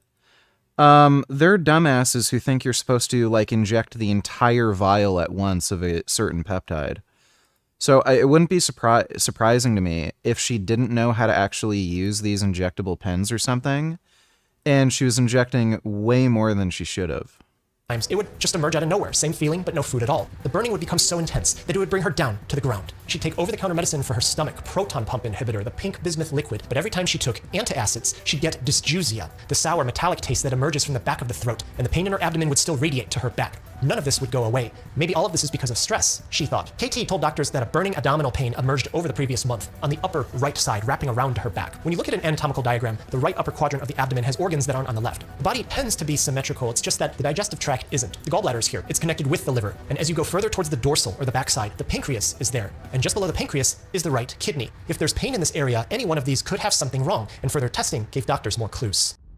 Hey, I got a quick request. If you're learning something from this video and you're not subscribed yet, I'd really appreciate it if you did subscribe and come back to see the video that I publish next month too. I make these videos for fun and are also floating around her body through her urine. A blood test reveals that KT's kidneys are shutting down. Wastes that should be removed from her body through her urine are now floating around in her blood. And it's not just this. Parts of her liver have died and are also floating around in her blood. Her liver has shut down. If both of these organs are where she's experiencing pain, this should make sense. Except when the kidneys and the liver fail, they don't always hurt. They don't usually directly produce pain, meaning for KT, something else is the problem. But what? Doctors do a CT scan so they can look directly into her abdomen. They thought they knew what the problem was, but the image tells them that it's more than they thought. The gallbladder is connected with the liver. This is a small organ that stores excess bile, which is a fluid that helps digest fats that you eat. The liver makes bile, so these two organs work together at the common bile duct. This is where the gallbladder and the liver join to release bile. The problem is, the CT scan showed that KT's bile duct was dilated. There's a list of issues that can cause this, but not only that, her stomach was swollen with pockets of air and what looked like food material that was stuck there. Further down in her intestines, there was a massive stool burden. This was clearly several days worth of bowel movements that were just sitting there. All of this explains why her whole body hurts, but the scan reveals even more. Let's start with the dilated bile duct. Why is it doing that? Well, this bitch is stupid. So she literally, like, didn't shit for a week and, like, didn't think anything was a problem. Like, it's just psychotic. Okay, Gummy wants downstairs. I'm just gonna put my pizza box away and then let the cat downstairs. I'll be right back.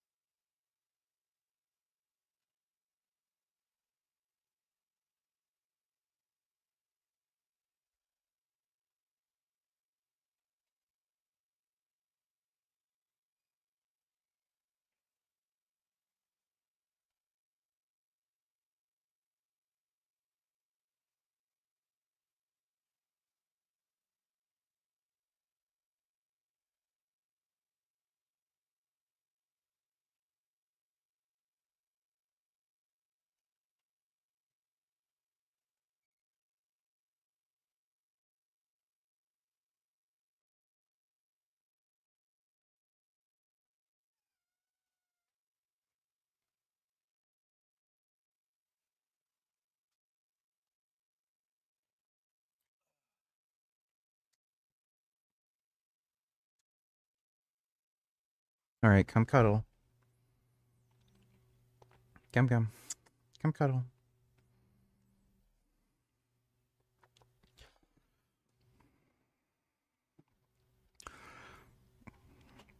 It's a good gum.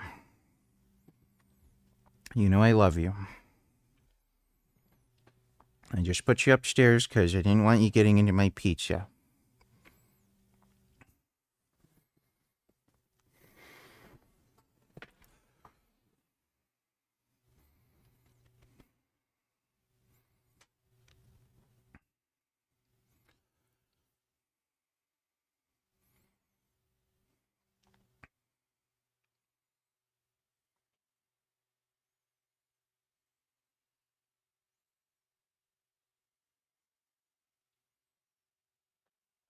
Oh.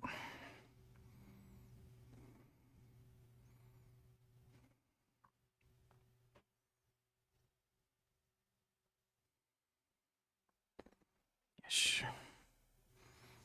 It's a good baby. My goodness. Really wants these rubs right now. Yeah. Sorry I had to lock you upstairs. Just trying to get my pizza too hard. This is a pizza cat.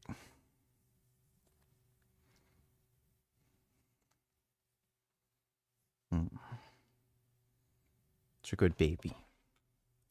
Given that parts of her liver have died, and that her liver has shut down, and that the liver empties some of its contents through the bile duct, then it means that all her problems could be coming from her liver. But we have to think this through. Sometimes if a tube or a pipe, like a blood vessel or a duct, is dilated, it's the body trying to respond to a blockage. If we're thinking of the bile duct, well, gallstones are famously known to block flow. We call this a cholelithiasis. Chola from Greek referring to bile. Lith also from Greek meaning stone. Iasis meaning a condition produced by something specific. Anyone who's had one knows that gallstones cause horrible upper right abdominal pain, similar to what KT's experiencing, except the scan didn't show that she had any stones. Nothing was blocking the way. And this means that her biliary dilation is non-obstructive, and this narrows down the cause to two things. In the hospital, KT's nausea and vomiting continued to worsen. She told doctors that she had been taking prescription painkillers, only a couple tablets though. She had saved these from a knee surgery that she had years ago. She didn't take very many, and she had simply forgotten to say anything because it was just so insignificant to her. Doctors decide to do one more imaging test. They take a camera and send it down into her stomach to directly see what that mass was, and images told them exactly what they needed to know.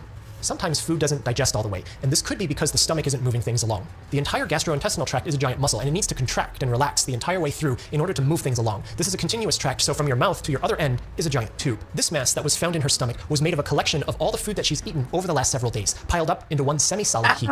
This is called a bezoar. It blocks flow in the stomach, explaining why she couldn't keep anything down, and as things stretched in her GI tract every time she ate or drank, it would add to the pain that she was already having because this was stuck in her gut. As the muscles in her GI tract try to accommodate this, the bile duct stretched out and dilated. But here's the thing. The bezoar is in her stomach. This is the upper GI tract. But there was a massive stool burden in her intestines. That's the lower GI tract after the bezoar. A blockage up here shouldn't also cause a blockage down here, meaning we still don't know why she had the bezoar and the massive stool together.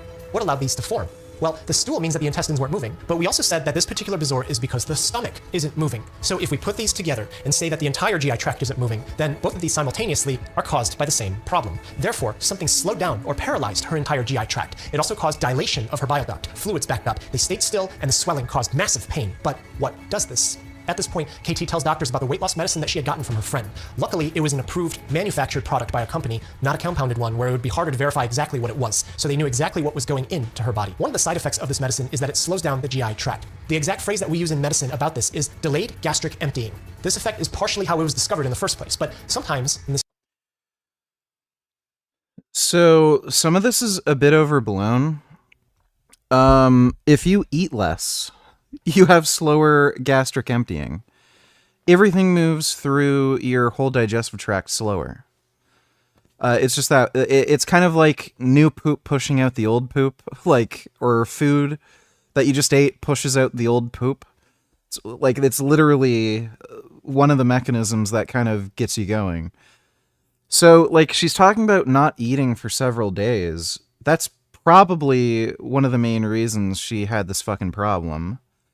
I would also bet she also wasn't drinking much water either, which would make things even worse.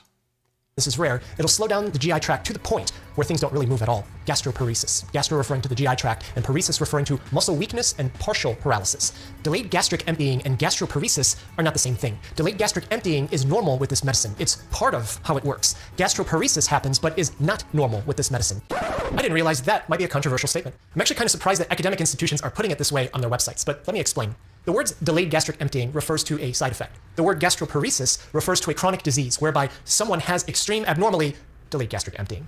Before this became weight loss medicine, while it was still a diabetes medicine, one of the most asked questions was the fact that the dose had to be titrated up so that patients could tolerate the GI side effects. There was an effort to ensure differentiation between delayed gastric emptying and gastroparesis. In English, delayed gastric emptying implies that it's just delayed, it's temporary, it's going to move through, it's just a little slower than normal. Gastroparesis sounds like paralysis, which implies it's over, it's done, it's never coming out, and that gut of yours is never moving ever again.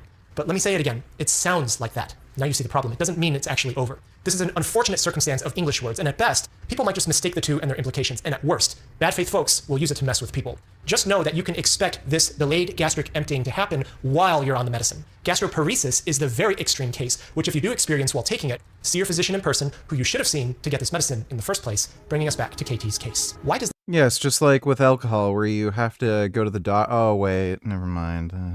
this medicine slow down the gut? We need to understand what this medicine is. Slowing down the gut is not the only thing that it does. The name of the drug class gives us clues. Glucagon-like peptide-1 receptor agonist, GLP-1RA.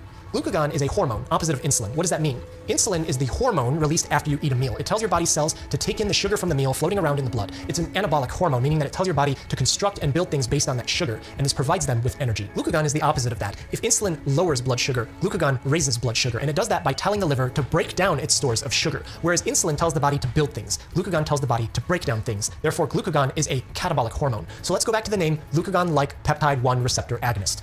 Science discoveries don't happen in order, and this is where things might get a little confusing. The weight loss medicine KT took is based off glucagon-like peptide, and glucagon-like peptide only looks like glucagon. It also comes from the same place as glucagon, but glucagon-like peptide doesn't do anything that glucagon does. GLP-1 is a hormone, but it stimulates insulin release. That lowers blood sugar, but also GLP-1 prevents glucagon from being released. This confusion is because science discoveries are made out of order, and the location where GLP-1 was found in the body was centered around glucagon, and the name probably wasn't changed because it took many more years to discover exactly what it did. Agonist means that the medicine pushes forward the GLP-1 signal. At a minimum, an agonist can be a fraction of or match the signal, and at a maximum, it can multiply that signal. There isn't some grand conspiracy behind this name intended to confuse the masses, but just know that this name refers to an opposite of an opposite. Glucagon is a catabolic hormone. It's the opposite of insulin, but glucagon-like peptide is the opposite of glucagon. It stimulates insulin, but it also isn't insulin. The most important thing to know is that because GLP-1 is a hormone, it does very many things to the body simultaneously, just like every other hormone. We just covered that it changes insulin and glucagon levels. We also just said that it slows down the gut, and it does that in multiple ways too. It's easy to boil it down and just say that it causes you to eat less.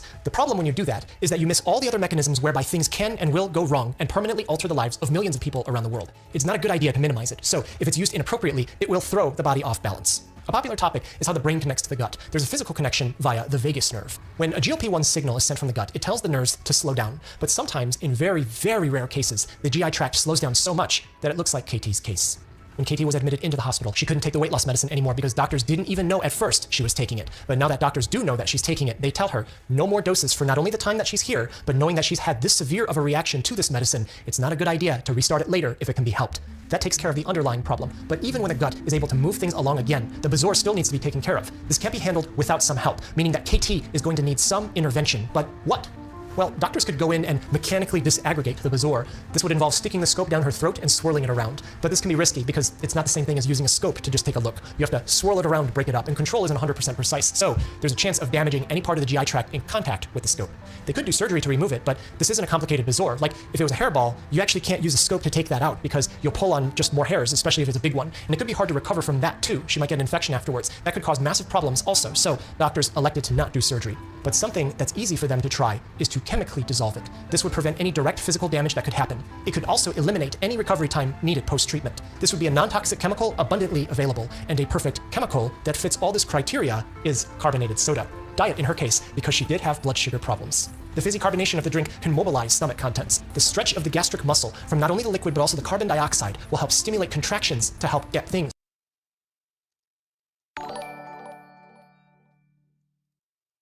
Have you seen the new Sam Raimi movie?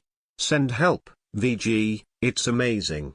Sam Raimi has done it yet again. No. Apparently it's good. I've heard it's good, but I have not seen the movie. Thanks for the donation, though, Dodo. Moving along. Both Coca-Cola and Pepsi were originally formulated by pharmacists, maybe for slightly different reasons, but at least in the late 1800s, they did find that the fizzy drinks were in fact able to help with some digestive issues. In one way, we've come very far with our current GI therapies, but yet in another way, the classics can still work at the right time for the right patient, of whom in this case is KT. Doctors gave her 3 liters of diet soda to drink over 12 hours. It's okay, it's in the hospital, so there's people watching. The first day, she didn't feel well. She couldn't finish it. But on the second day, when she drank even more, she suddenly felt a tugging in her stomach. This was followed by the absolute largest bowel movement of her entire life. Both the discontinuation of the weight loss medicine, which stopped her gastroparesis, and the chemical dissolution and gaseous disaggregation All she had to do was drink water. Like, this is just a dumb bitch. of her bezoar appeared to have been the right treatment at the right time, as she was able to make a full recovery. KT's case describes the consequences of gastroparesis in the setting of someone taking their friend's medicine. Didn't see a doctor about it, didn't get a prescription. But in the partial gut paralysis, she also had biliary tract dilation because of the bezoar. Luckily, she didn't have a gallstone, which this weight loss medicine has been known to cause those too. But this area of the gut can spawn some serious medical emergencies, just like in the case for JC, as a 34-year-old man presenting to the emergency room with abdominal pain radiating to his back. For the last 4 hours, green liquid was coming up from his stomach. He felt like someone had plunged a sharp object directly into his upper back. His stomach would burn every time the hurt flared up, and all this had started days ago. JC had recently heard his neighbor and some of his friends started taking weight loss medicine. At first, he didn't think anything more of it, their business. But one morning, he looked in the mirror and wasn't super happy with what he saw. He never quite got the results that he thought he would get at the gym, so it was time for him to tighten things up, he thought. After reading online, JC found out that he could find a prescriber on the internet who could get him weight loss medicine if he was willing to pay up. He was quickly determined eligible and was able to pick it up at the local pharmacy, and he started taking it, and he was feeling great. It was a little slow to start. He was able to live his normal life, and every time he'd step onto the scale, he saw progress, but things started happening. His mouth would get dry. He'd pour himself some water, but he'd realize he wouldn't drink it. He thought maybe it was subconscious and that maybe he just needed to put some effort into drinking it. But even when he tried, he just didn't want to. And then the water started tasting metallic. He tried some other drinks. Some days they tasted better than others, and he continued taking the weight loss medicine. But one evening, JC was sleeping. Suddenly, a sharp pain woke him up. And no matter how much he tried different positions laying down in bed, it wouldn't go away. During the day, he couldn't get anything done because of how much it hurt. He tried sleeping it off, but the pain was horrible. Even just smelling food would make him feel like he was going to throw up. In a fit of blinding pain, he felt like he was getting blood-eagled as he calls for 911, and he's brought to the emergency room, where we are now. In the emergency room, JC threw up on the nurse's shoes. His breathing was stressed, and he said that his abdominal pain radiated to his back, like someone had taken a crowbar and started prying it apart. A blood test finds that JC has hyperlipasemia. Hyper meaning high, lip from Greek referring to lipids or fats, A's referring to an enzyme that breaks things down, like lactase to break down lactose in milk, and emia meaning presence in blood. High fat-degrading enzyme presence in blood. Lipase comes from the pancreas. It's released after we eat a meal. It's secreted into the small intestines via the pancreatic duct, which joins the common bile duct, where the gallbladder and liver release bile, done this way to optimize digestion and absorption of fats into the body. Lipase is only supposed to go in here. If it's in the blood, then it means that the pancreas is leaking it out. But the problem is... Mike, don't I tell her, is he speaking your language?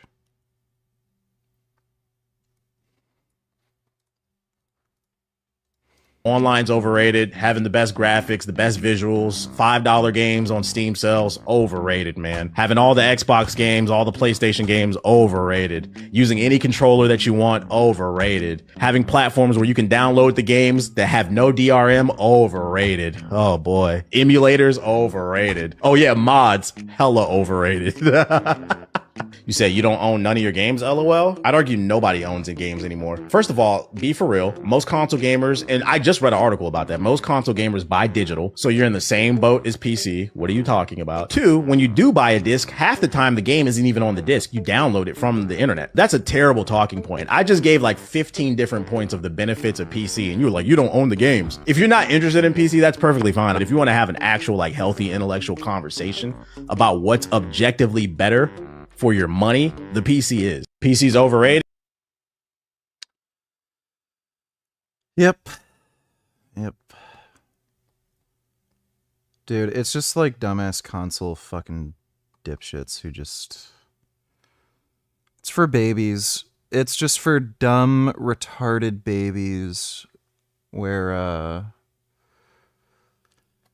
they don't, like, they're just too stupid to understand, like, what a good spec PC is. They're too stupid to just build their own fucking computer.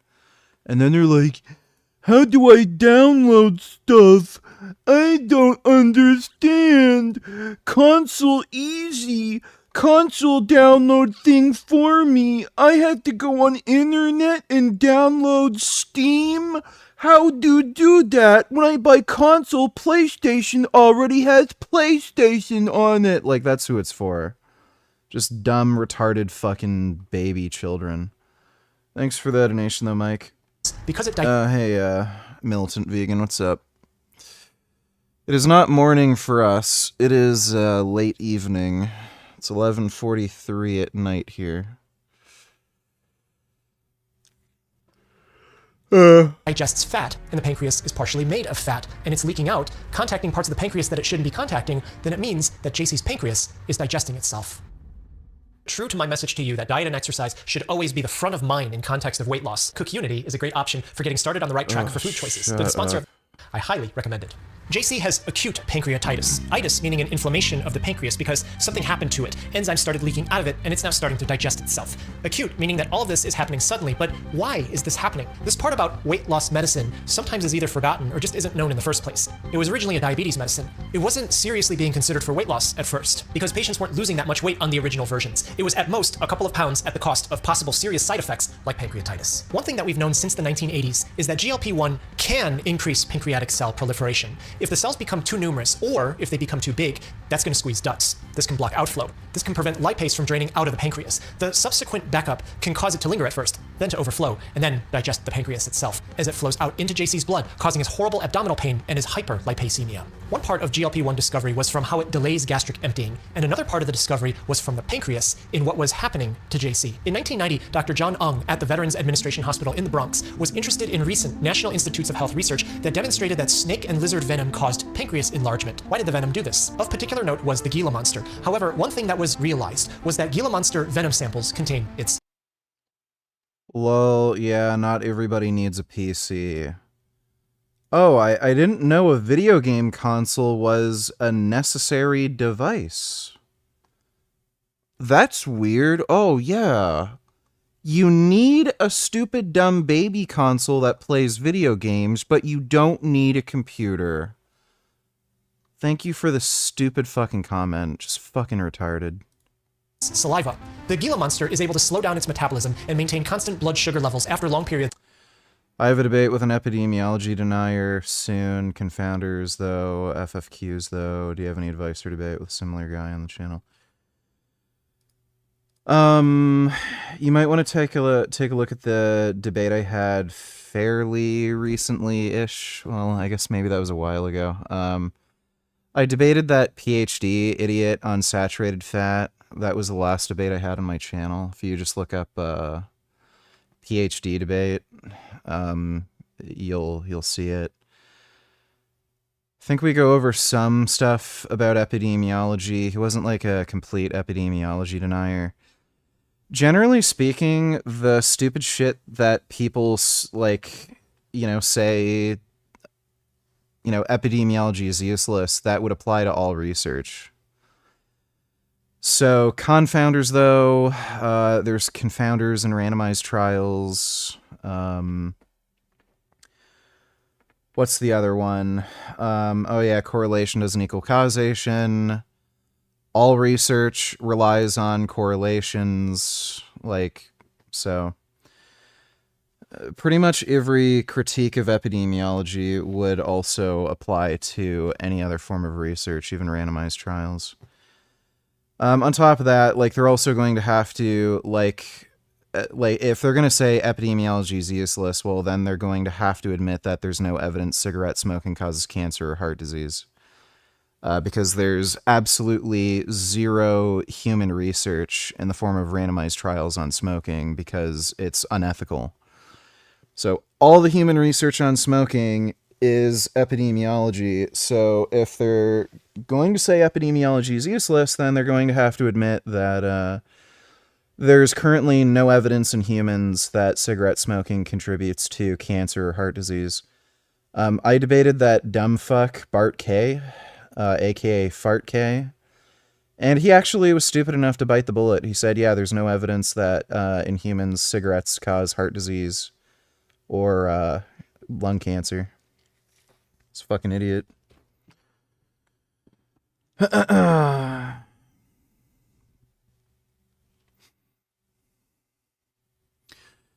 That was a separate debate. I debated that guy twice. The most recent debate was about vegan ethics. The previous debate I had with him, I think that was like a year ago or something. That was about saturated fat specifically. So you might want to watch some of that.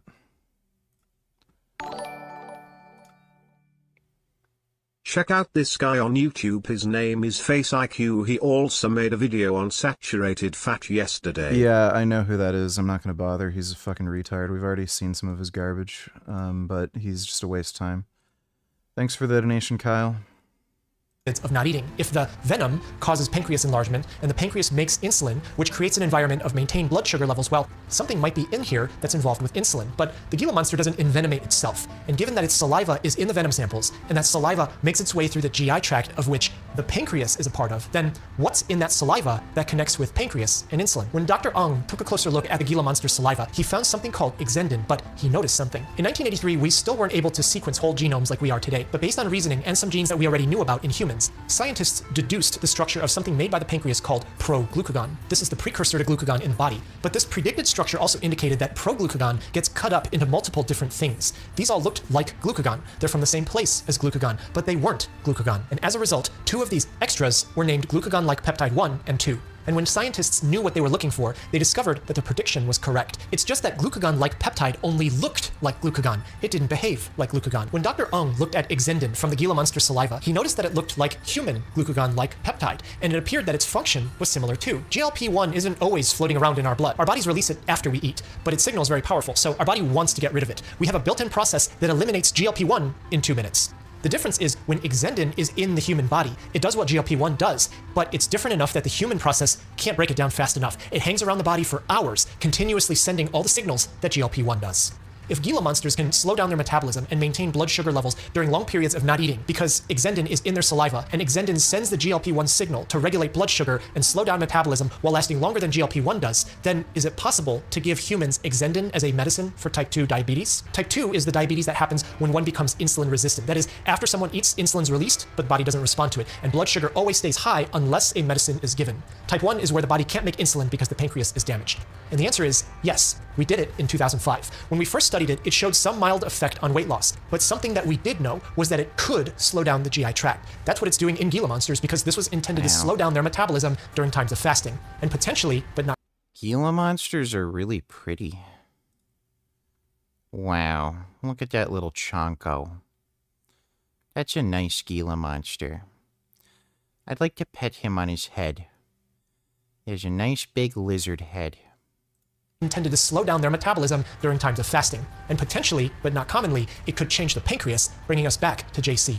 In the hospital, JC was started on IV fluids. He was dehydrated because he couldn't keep any water down. Medicines were given for his pain, and everything seemed to be going okay, but only for a short time. When body parts appear to be damaged, the immune system reacts. This is to protect you, but the problem is, sometimes the immune system overreacts, and it does that overreaction when it shouldn't be reacting in the first place. JC's pancreas digesting itself is body part damage, so the immune system is there trying to protect him from that damage. But when inflammation, pancreatitis, happens, the area can start to swell with fluid, and in JC, where his pancreas was supposed to be, is starting to swell with fluid. Usually, in a 34-year-old man with no diagnosed past medical history, this kind of pancreatitis resolves itself. The medical team elects to watch and wait because even though his abdomen is swelling with fluid, doing surgery and cutting him open could be doing more harm than good. Even if the image looks scary, the body can and will heal itself. But one thing that they do find is that despite stopping the weight loss medicine when JC was admitted into the hospital, the food in his GI tract still hasn't moved at all. This gastric stasis also happened to KT. This slowdown and the pancreas effects together were how this medicine was discovered. But if we knew all of this, why did we turn this into a medicine?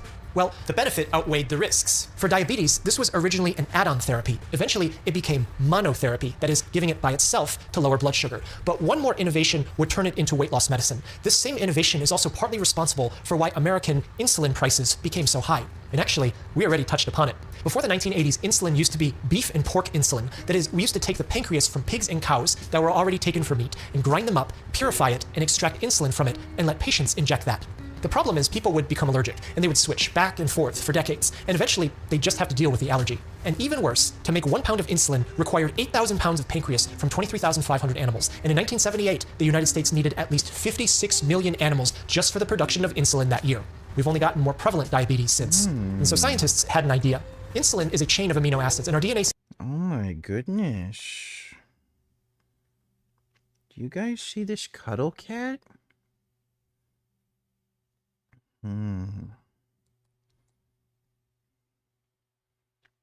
What a beautiful cuddle kitty. Do you see this? Oh, he is so soft. I love how soft you are, Gum Gum. Your fur is so beautiful. You're so nice.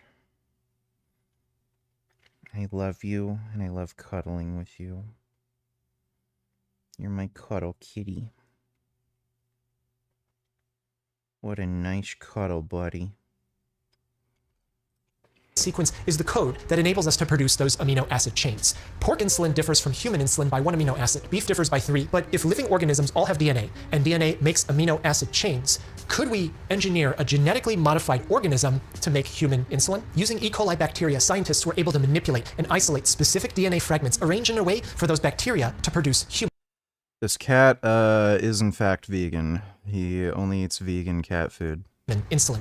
Engineered strains of bacteria were grown, placed in conditions favorable for them to produce pure human insulin. No more allergies, no more grinding up animal pancreases, and full control over how much insulin can be produced. And this technology changed everything. Researchers noticed that if amino acid sequence of a hormone was just slightly different, that hormone could last longer, or it could last shorter, or it could have a stronger signal or a weaker one. Just like how Dr. Ung found out Exendin behaved like GLP-1 but lasted for hours instead of minutes. And now that insulin can be made with the exact sequence that we're looking for, then it means that we can also make custom versions of it that behave in different ways. If we change some of these amino acids, we get long-acting insulin. Change these and make a short-acting one. Every time we make a new one of these, it's a new medicine. These act like insulin, but the dose is going to be different. Timing will be different. Give too much fast-acting insulin, the patient could have life-threatening hypoglycemia, low sugar presence in blood very quickly. Give too much slow-acting insulin in the daytime, the patient might forget and wake up dizzy and fall down and crack open their head at nighttime. And you can't use slow-acting insulin by itself to treat diabetic attacks. And in the hospital or the nursing home, the nurses don't have to give insulin all the time and watch blood sugar like a hawk when it's not all regular human insulin and you just give the slow-acting one. So if it's a new medicine, then it means that it has to be tested and tried in humans again.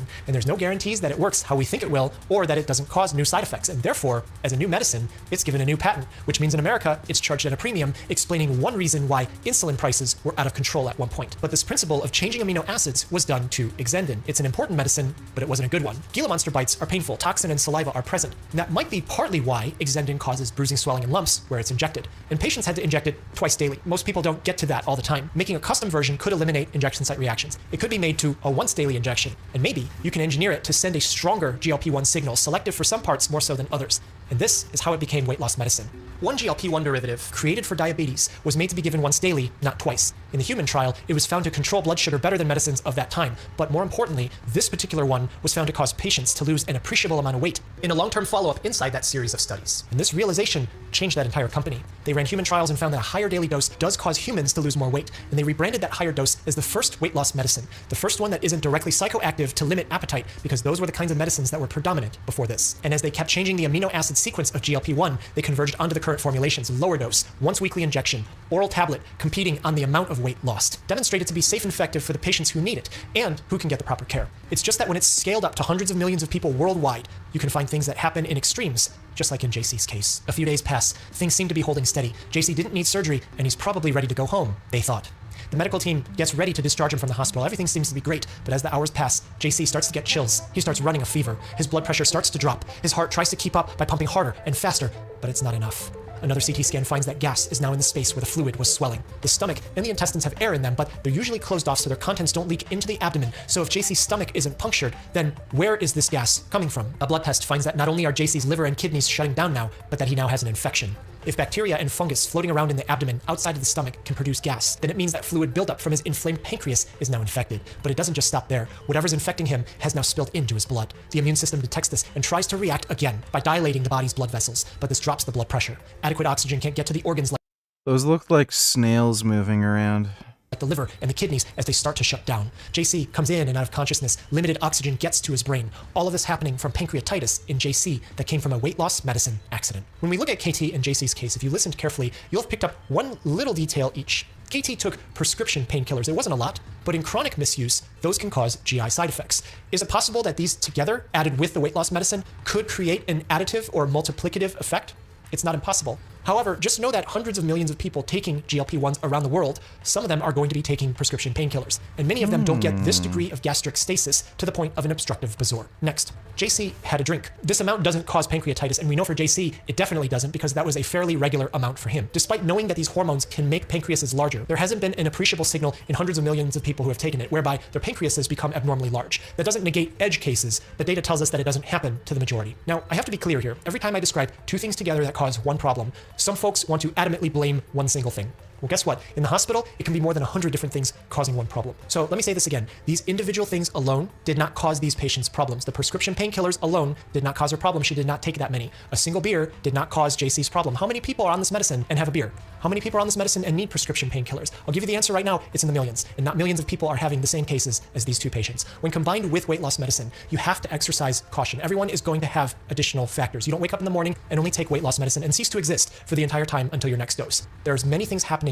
all at once when you take this medicine. Everything that you choose to add to your life or you even need to add will add complexity, and there will be some interactions when you're looking at hundreds of millions of lives. So the most important takeaway that I want you to have from me is if you don't need to take this, don't take it. One of the principles of losing weight is to always have room to adjust. Let me give you an example for this. How about do whatever the fuck you want, and you can make your own risk calculations. Again, if we have the agency to be able to choose to drink alcohol, which is one of the most dangerous fucking drugs you can take, why in the fuck don't we have the agency to go on weight loss meds if we want? Fucking retarded. Just stupid.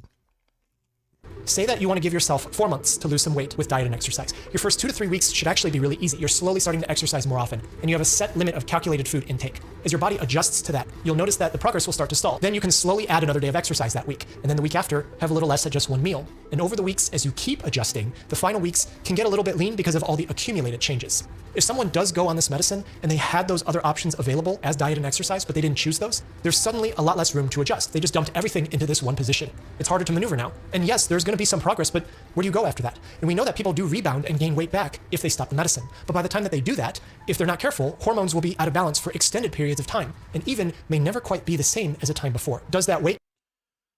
So they've looked at this with randomized trials for these weight loss drugs. People do tend to gain weight after they stop something like Ozempic, but they don't tend to gain all the weight back. There does seem to be some prolonged changes to their appetite and dietary habits. On top of that, I don't know why there's this assumption that if you're on something like Ozempic, you are just relying on Ozempic. Like, especially in the United States, these weight loss drugs are pretty hard to get prescribed. And they're also rarely covered by insurance for weight loss. For diabetes, it's a different story, but for weight loss specifically, it's rarely covered by insurance. And if it is going to be covered by insurance, chances are your insurance is also going to cover some sort of dietary and exercise consultation as well. So a lot of the time when people are getting prescribed this weight loss medication, they're also given nutrition and exercise consulting. That's why you see so many of these stories where people lose 100+ pounds on Ozempic in just a year.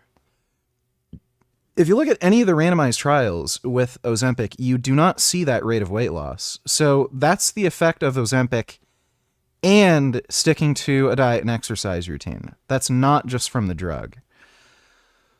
So it's really weird how he's framing it this way, where people who are taking Ozempic are just taking Ozempic and doing their normal sort of daily routine of eating Doritos and, whatever. That's not usually how it goes. It's kind of like, oh, I'm going to take steroids to build muscle, but I'm not going to exercise. Like what? gain rebound happen with diet and exercise? It does. However, the other point to those able-bodied people is to be able to build actionable habits. So these weight loss medicines have multiple mechanisms of how they work. They send signals from the gut to the brain to delay gastric emptying. You feel fuller for longer. They stimulate insulin release and inhibit glucagon release. They change hunger hormones. They change digestive hormones. You want to eat less. And all of this is in line with how we found it. A lizard is able to slow down its metabolism during times where it doesn't eat for months because of a hormone in its saliva. And we've transported that in humans with a similar effect, but for a different purpose. But we have to be careful because this is hijacking one part of our bodies, whereas for the Gila monster, this is built in. We're not lizards. At least I don't think some of us are. And so we need to exercise caution for when you need to use it. So the last thing I want to say about these medicines is that there's way too much noise out there about these. Topics get brought up online that aren't even in the conversation that we have about this in medicine. Others grossly simplify it. And in the more sophisticated cases, some of the claims are mostly right, but it's just that slight amount that isn't right that screws you over and scrambles your mind. Many of the confirmed benefits of these medicines are centered around straight weight loss, the heart attack and stroke risk reduction, the treatment of non-alcoholic fatty liver disease. So if you do that weight loss without the medicine, you get a lot of these benefits because they also come from a reduction primarily in visceral adiposity. There's the other potential benefits that we don't really know about, like for alcohol use disorder. They're being considered for research right now, but it's not official treatment yet, and we don't know much about it yet. But the way to keep your head clear amidst all of the noise is that every single prescription medicine out there is required by law to have a prescribing information insert. And this tells you officially everything that you need to know. What you find on here should take precedence over anything that you see about these medicines online or anything that you hear now. I love how that's a requirement, but they can sell you alcohol without, like, telling you this will kill you, give you cancer, and, like, all this shit. Now, if you're not in the medical field, don't be stressed if you can't understand everything that this is saying. If you want a really easy time getting someone to explain this to you without an appointment, you can walk into any pharmacy and ask the pharmacist there questions at any time that it's not too busy. I'll get you started in understanding this. This black box about thyroid cancer, the few times that it was observed to have happened in humans, it wasn't clear that it was because of this medicine. Notice that it says rodents. That warning's been there since 2010, since before this was weight loss medicine. Indication is a reason to use this medicine. If you need it. Well, people on Ozempic have lower incidence of all cancers combined, and it's because obesity causes cancer. The inflammatory, like, obesity causes a massive increase in inflammation in the body. So that promotes cancer cell growth. So being on weight loss meds and being at a lower body weight and having less body fat, that lowers your overall risk of cancer. So it's kind of weird that that's even like in the medical insert. You're indicated. If you don't need it, you're not indicated. Contraindications are reasons to absolutely not take it. And it's the warnings and precautions and the adverse reactions, which is a fancy phrase for side effects, that will tell you basically everything that you'll need to know. Stuff outside of this, like things that you hear from your neighbor whose cousin's friend's wife's boyfriend took this, you can trust if you want, but know that you would need to verify. Thousands of people in multiple departments across multiple organizations vet every single word on these labels. All right, that was kind of a dumb video. Response took so long. I wanted to make sure I had all the facts together before. So, backstory to this. Apparently his ex-girlfriend is like some crazy bitch and just made up a bunch of lies about him. Before saying anything. Recently, I've been accused by an ex-girlfriend, along with an ex-partner, of non-consensually filming sexual encounters, being so rough and inconsiderate during sexual encounters that it bordered on assault, encouraging eating disorders, being into age play, along with a litany of other completely baseless, false accusations. The two women who are accusing me, Sacramento 89, real name Rowan, and Left 4 Dead, real name Katie, took to gossip forum Kiwi Farms to post. So I go to Nutella's wrecked me in the clip, vegan, baby, also you never did my sit-ups, man, isn't that fucked up? Excuse the game music, not my channel. Do not misunderstand it. This is not power. Oh yeah, stupid. Jiu-Jitsu's fucking stupid, dude. Just very gay sport. I don't know why the ref didn't like, that's just so stupid.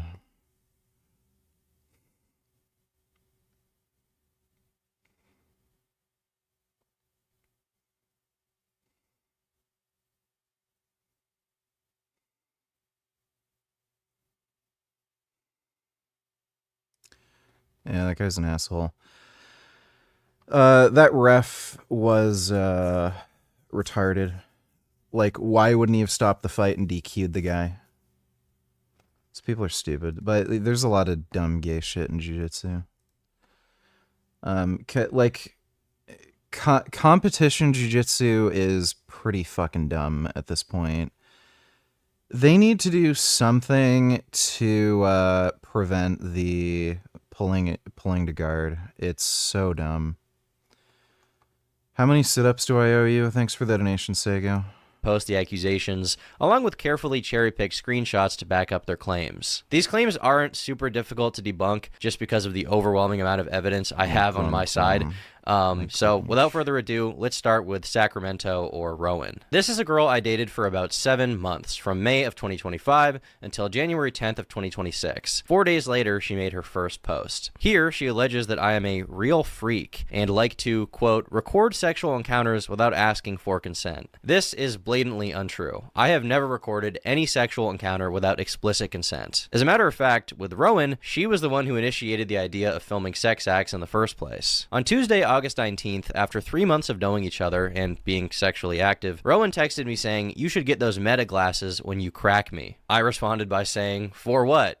And she answers again, "Cracking time," alluding to me filming her with the glasses onboard camera. Now, at the time, I did not feed into this. I did not show enthusiasm. I didn't even agree to get the glasses. I just responded and said, "Good night, sweet dreams." So 1 whole week goes by without us talking about it whatsoever, and then on August 25th, Rowan texts me saying, "You should get those Meta things for real." So I respond by saying, "I think I'm going to avoid filming anything involving sex for a while," showing that I am clearly not the person interested in filming our sexual encounters. She is. As you can see in the text, even when I say I don't want to film us having sex, she pushes the issue. Now, to be clear, we did eventually take videos of ourselves being intimate, but I was given explicit consent every single time. And on a few occasions, she even took the phone.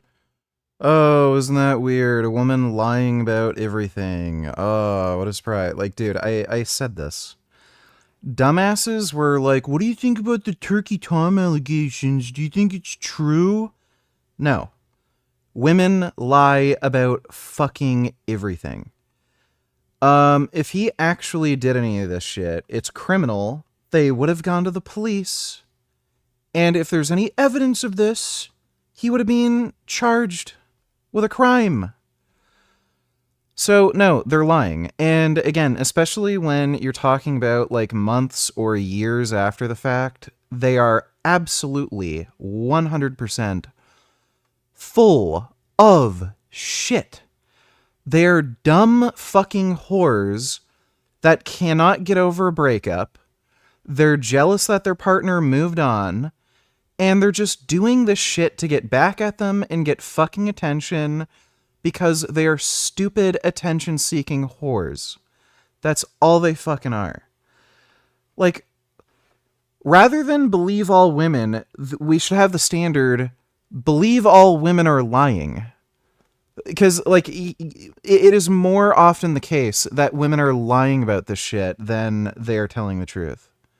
It's just retarded that, like, this fucking horse shit would, like, these are just such stupid, idiotic fucking allegations.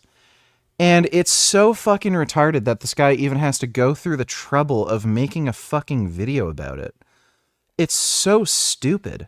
Out of my hand and was holding it while filming us. To be clear, there was never a tripod or a hidden camera. It was always handheld, and in every single video, she was clearly aware of the camera, making eye contact with the camera lens. Also, on September 8th, Rowan texts me, "I do miss it though," in regards to our sexual interactions. She follows it up by saying, "Send the videos." Keep in mind, these are videos that she claims in present day were taken without her consent. She then goes on to say, and I quote, "I will watch them and keep them close to my heart," clearly indicating she has no problem whatsoever with them existing. I'm an extremely paranoid person when it comes to my personal life and my sex life and my dating life.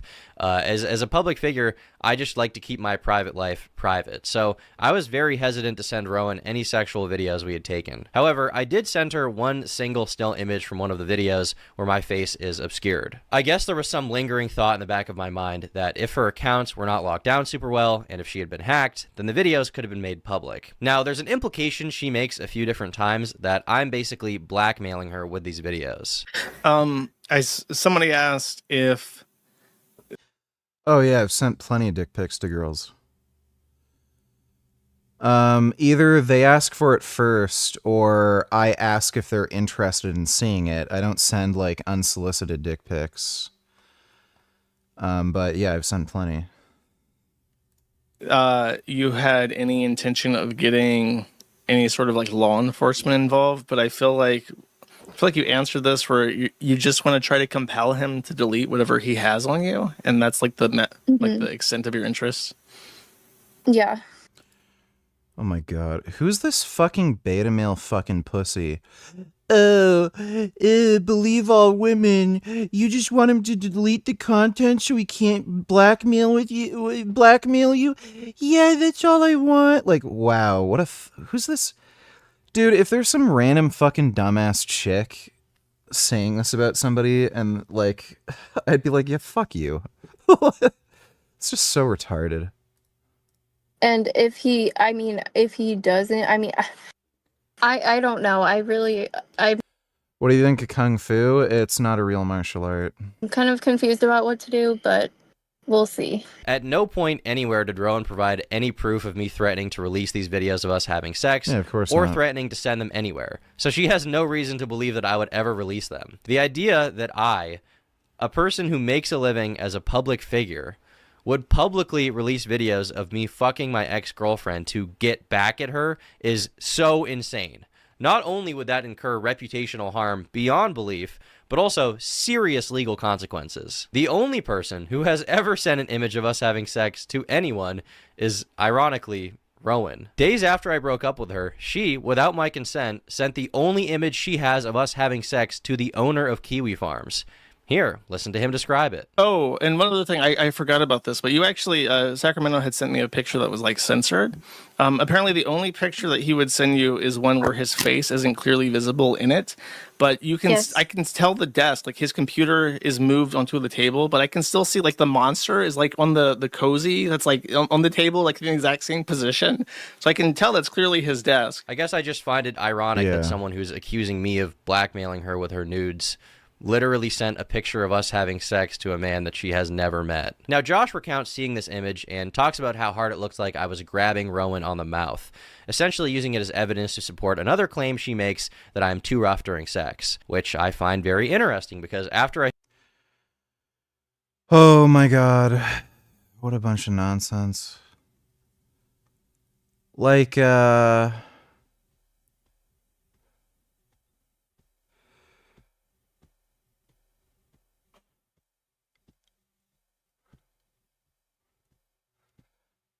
know, if you found a roller coaster ride at like a shitty amusement park, like too dangerous and scary and rickety and like it hurt because it's bumpy, you're not going to keep going on it again and again and again, right? So like it's so fucking retarded. You know, he was too rough.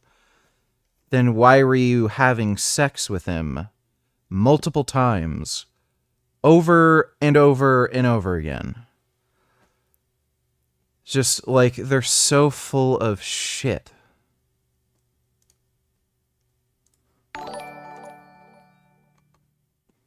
The PetSmart near my house is filled with rescue cats, Richard.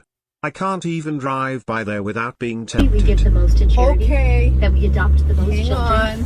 That we offer the most vulnerable. It's very hard for me to drive by the PetSmart because I know it's inside the PetSmart. I know that they're there. Their little paws and their little eyes and their sweet little mouths and their little tails and their Oh, Gummy's dreaming. He's shaking around. I think he's running in his dream. little cat souls. They're in there. They're in that PetSmart right there. And you don't know how much I want to go in there and see what's in there. Okay, let's go. Let's go. Let's go. No! No. Leave the PetSmart now. Do not go into the PetSmart. Do not go into the PetSmart. I'm driving away from the PetSmart. I'm going away from the PetSmart. You are not going into that store. You are not going in. I was at a Pet Value and they had a few cats in there and I was like, I want them. I'm not going into the PetSmart because they are in there. And I know that there's nothing I can do about it. I can't have another cat. I have too many Kitties are the already. best and I love them. I don't even know how I have 3 cats. I don't know how Cats are something so like that could good. happen. I have always just had one cat, just one. freaking That's love always been cats. enough. Oh, but then Joey had to come along. Oh, then Joey had to come along. Oh, he had to come along. Do I want to go into the PetSmart? No, no, no, no. Joey came along, and he made 2. And then my neighbor, and Iggy makes 3, and 3 is my limit. So that's it. I'm done. I'm leaving the vicinity of PetSmart. I am safe. What's the difference between 3 and 4? It's not that big. It's just one more. Can you really have too many cats? I don't know. Thanks for the donation, though, even now. I love the guy on Hoarders with the rats.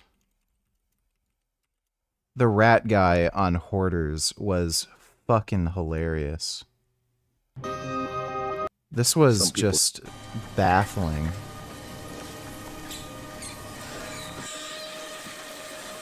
This is real. This is the guy's house. But I'm just kind of grabbing him. God, no. Oh god, like this was the most hilarious episode ever. Let me see if they'll show the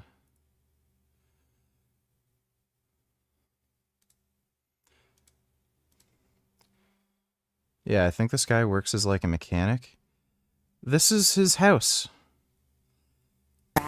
He literally His wife died, and then he had like these pet rats, and then they escaped and bred, and then there's just a ton of these rats, and then he just decided to keep all these fucking rats. They're just everywhere. This rat guy was fucking hilarious. That was the best episode of Hoarders. Let me see if I can find like the good clips from it. They only show them like cleaning up the rats, but holy fuck. The amount of rats in here was just out of this world. Yeah, just so many. Hundreds of rats. They're really cute rats. I like rats. I sent Rowan this photo. She texted me saying, I like when you cover my mouth like that. Again, she texted me asking me to send her the videos, and she says, yeah, whenever you're not locked in, send the videos. It will fix me for about a week. They didn't kill the rats. They just captured them. Goon Sash. This is clear evidence that she has no problem with these videos existing. To this day, she has provided zero proof that the videos were recorded non-consensually, or that I was blackmailing her with them, or that I had any intention of sending them to anyone. Reason being, I never did any of those things. In Rowan's interview, she claims that I never asked for consent to film these sex acts, and says that she wouldn't notice I was filming until 30 seconds to 1 minute into. You know, I really hope Turkey Tom sues this bitch, because this is clearly criminal libel. Like, you can't do this. To it. I'm not sure of an exact date, but maybe like 2 or 3 months into our relationship, he never asked me. I'm gonna message him and tell him he actually should just sue these fucking dumbass cunts.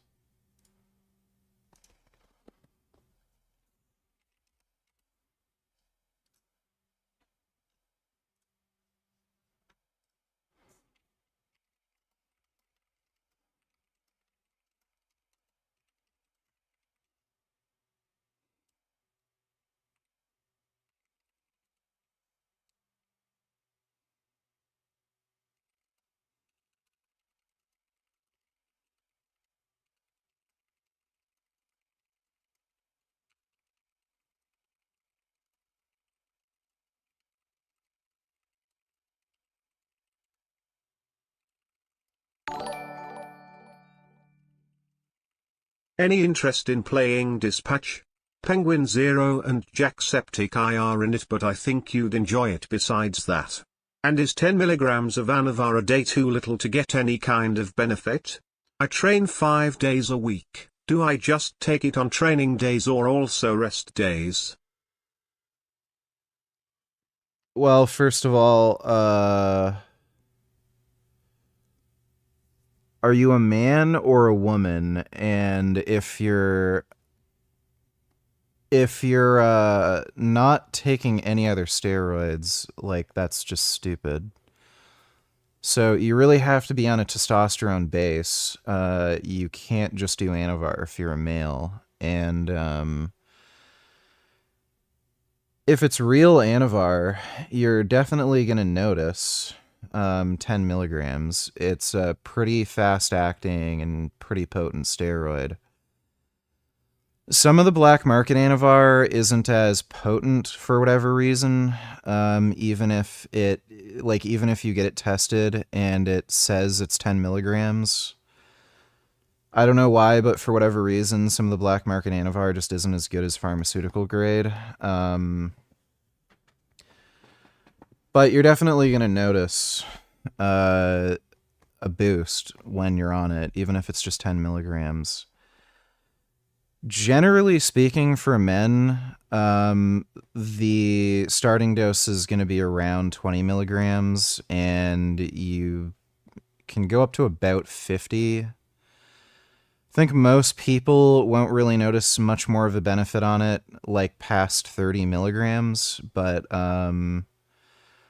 yeah, a lot of people still notice like pretty big, increases in strength and muscle mass, like up to 50. And I've seen some people run 100 milligrams a day. I think that's too high, but if you're a man, I'd just start with 20. If you're a female, 10 is a fairly high dose. And it doesn't really matter, you might as well take it every day. You can just take it pre-workout. It is going to help with increased strength and aggression and everything on your training days. But again, if you take the steroid every day, it's still going to help support anabolism. So it's up to you. Doesn't make because you're probably training. Yeah, if you're training 5 days a week, you're pretty much taking it every day, as is. So it's up to you if you just want to maybe save a little bit of extra money. But you might as well just take it every day. Thanks for the donation, though, Gummy Gum. He would just pull out his phone and record, and I wouldn't notice until maybe 30 seconds in a minute or a minute into it. Why don't you get AirPods or Beats headphones for your workouts? Because AirPods are garbage, and I hate in-ear earphones, and Beats are fucking garbage and fucking stupid. They're just for dumbass retards. I obviously can't and would never show these videos to anyone, but in them, it's undeniable that she is staring directly into the camera from the moment the video starts. She never once questions why I'm filming or what I'm doing, because the reality is that every single time we recorded, I had explicit permission. Ask yourself, how could she possibly have never consented to filming when she's literally holding my phone next to her face as she sucks my dick? In the interview, she says that what really concerns her is that I wouldn't send her any of the sexual videos we took. I had asked him multiple times if he could please send me the videos, so he's not the only one who has videos of. He was probably thinking if they break up, she's going to spread them on the internet. And sure enough, after they broke up, she shared them with a random dude on Kiwi Farms. So sounds like the concern was valid. Me naked, and he either ignored the question or was just like, no. As I said earlier, I was paranoid to send these videos to anyone, even her, for fear of them leaking. Weirdly, in messages at the time, she seems to actually get it, saying, I want to see them videos, goon time, before following up by saying that she actually understands why I'm scared to send them to her. Now we're going to fast forward to October. If you're only on 105 milligrams of test, why the fuck are you even taking Anavar? Just take more testosterone. So I wouldn't bother adding in Anavar. It's not as good as testosterone. Testosterone is a more powerful anabolic, arguably. And it's also safer. You're going to have less side effects on testosterone. Testosterone isn't liver toxic. Anavar is, so you can only use Anavar for a limited period of time. So you might as well just up the test dose. You're barely taking any test as it is. So like, unless you're highly sensitive to aromatization or something, just take more test. And even then, you can just manage aromatization with either an AI or you could use like low dose boldenone. Say go donate $2, dude. I am at $28 now, 28 sit-ups, being over a week for the sit-ups. What's the excuse? I actually fucked up. I donate more than James, by the way. React to this old clip of you raging. It's funny. Alright, I'll do the sit-ups for you, dude. Thanks for the donation. If you only need like 10, 15, 20 pounds to lose, then like, oh my god, this fucking fly, dude. You don't need to do that. Thanks for the donation though, Grey Knight. Dude.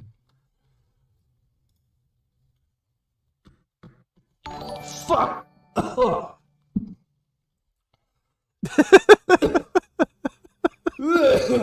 I hate flies. I'll donate to... Thanks for the donation, Poppy Mango.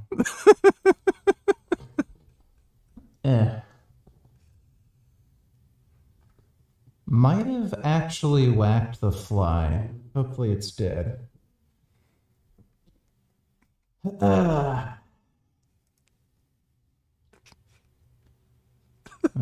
it's still there.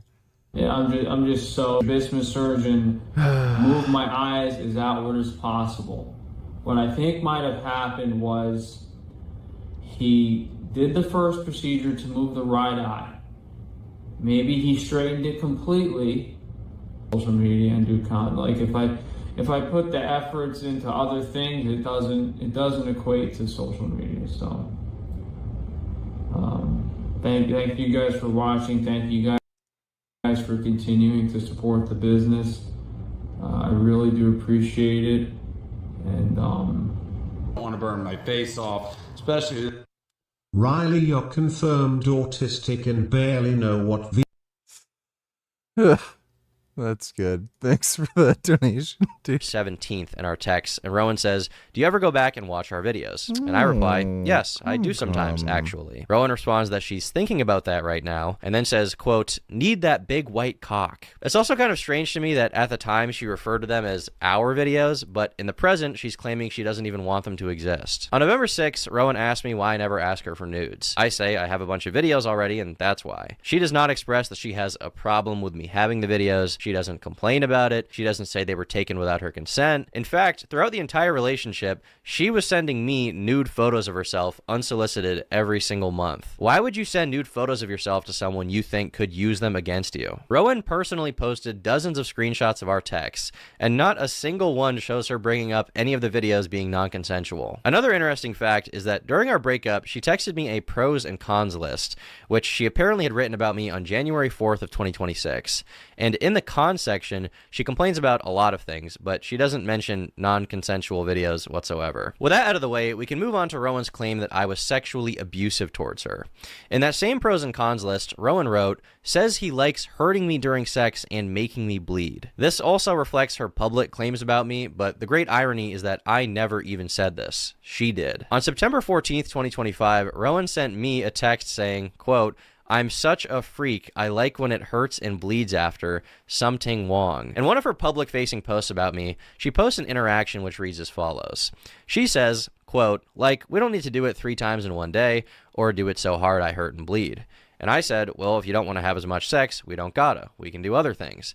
And she says, okay, I like doing other things too. The way this screenshot is cropped, it comes across like I'm some, just super callous freak who's brutally jackhammering her vagina like Steve mining diamonds. But in the full uncropped screenshot, her immediate response to me after that is, I'm a freak. I say this, and as soon as I see you, I'm going to be freaky again. I can't resist. In the interview, she elaborates on this even more, specifically claiming that she would bleed almost every time we had sex. Okay, and he would bleed the Yes. same? And he didn't stop? Yeah, I would bleed almost every time. This is just blatantly untrue as well, and it's easy to see by going through our text messages. On August 17th, Like, it's just... So, then... Why does anybody listen to these women and take them seriously? So, sex was painful for you, it hurt, was unpleasant, and you kept bleeding. But you kept doing it. Does this make sense? Like, imagine if you were eating, like, some kind of cereal that, like, cut the roof of your mouth, like Captain Crunch, but, like, unlike Captain Crunch, like, it doesn't taste good, but for some reason you kept buying it and eating it? Why would you, like, buy cereal that doesn't taste good and cuts the roof of your mouth? Like, it's fucking retarded, right? Like, nobody would do that. So, it's, again, why does anybody listen to these fucking women and take them fucking seriously? It's just so dumb, so fucking gay. We really need to move into the age of believe all women are lying. They are literally all lying. It's such a joke. 18th of 2025, the day after my birthday, Rowan and I were planning to go to Mass, and she wanted to have sex with me. So she texted me saying, "Tom, I started my period." I was driving, so I couldn't say much, but I replied by saying, "That sucks, I'm 40 minutes away." She follows up by asking me if I mind getting my sword bloody, and I say I'll be okay. So if it wasn't already clear, she's asking me if I'm okay with getting blood on my dick. Why would this be something she's even asking if every time we have sex, I'm making her bleed? Keep in mind, this is months into us going out and being sexually active, and she's still worried that the idea of bleeding during sex would gross me out. Now, as soon as she began posting about me, people were naturally perplexed by her claim that she was bleeding from sex every single time. They asked if she had some kind of medical problem, and she says, "I have no health issue that I know of, never bled during sex before. It was the aggression. Just gave into it after a while and told him I liked it, but I bled after almost every single time." I feel like most of this statement has already been dispelled, but even the smallest detail of no medical condition that I know of is also false. On September 24th of 2025, Rowan texted me saying that she's going to switch from her current birth control, Nexplanon, to the pill because she has month-long periods that cause her to bleed. So regardless of sex, Rowan admittedly bleeds for an entire month at a time. One of Rowan's main criticisms is that I'm too rough. In fact, she describes our sexual interactions as intense, violent. So you get it. These bitches are just making shit up and lying about everything. We don't need to go through this whole fucking thing, but it's like, holy fuck, dude. What's bizarre to me is, like, men run society. Why are we taking any of these women seriously and letting them ruin our lives? Like, it's so fucking baffling. Just all men have to do is say, well, that's interesting. It's too bad I can't believe you because you're a dumb bitch. And that's the end of that.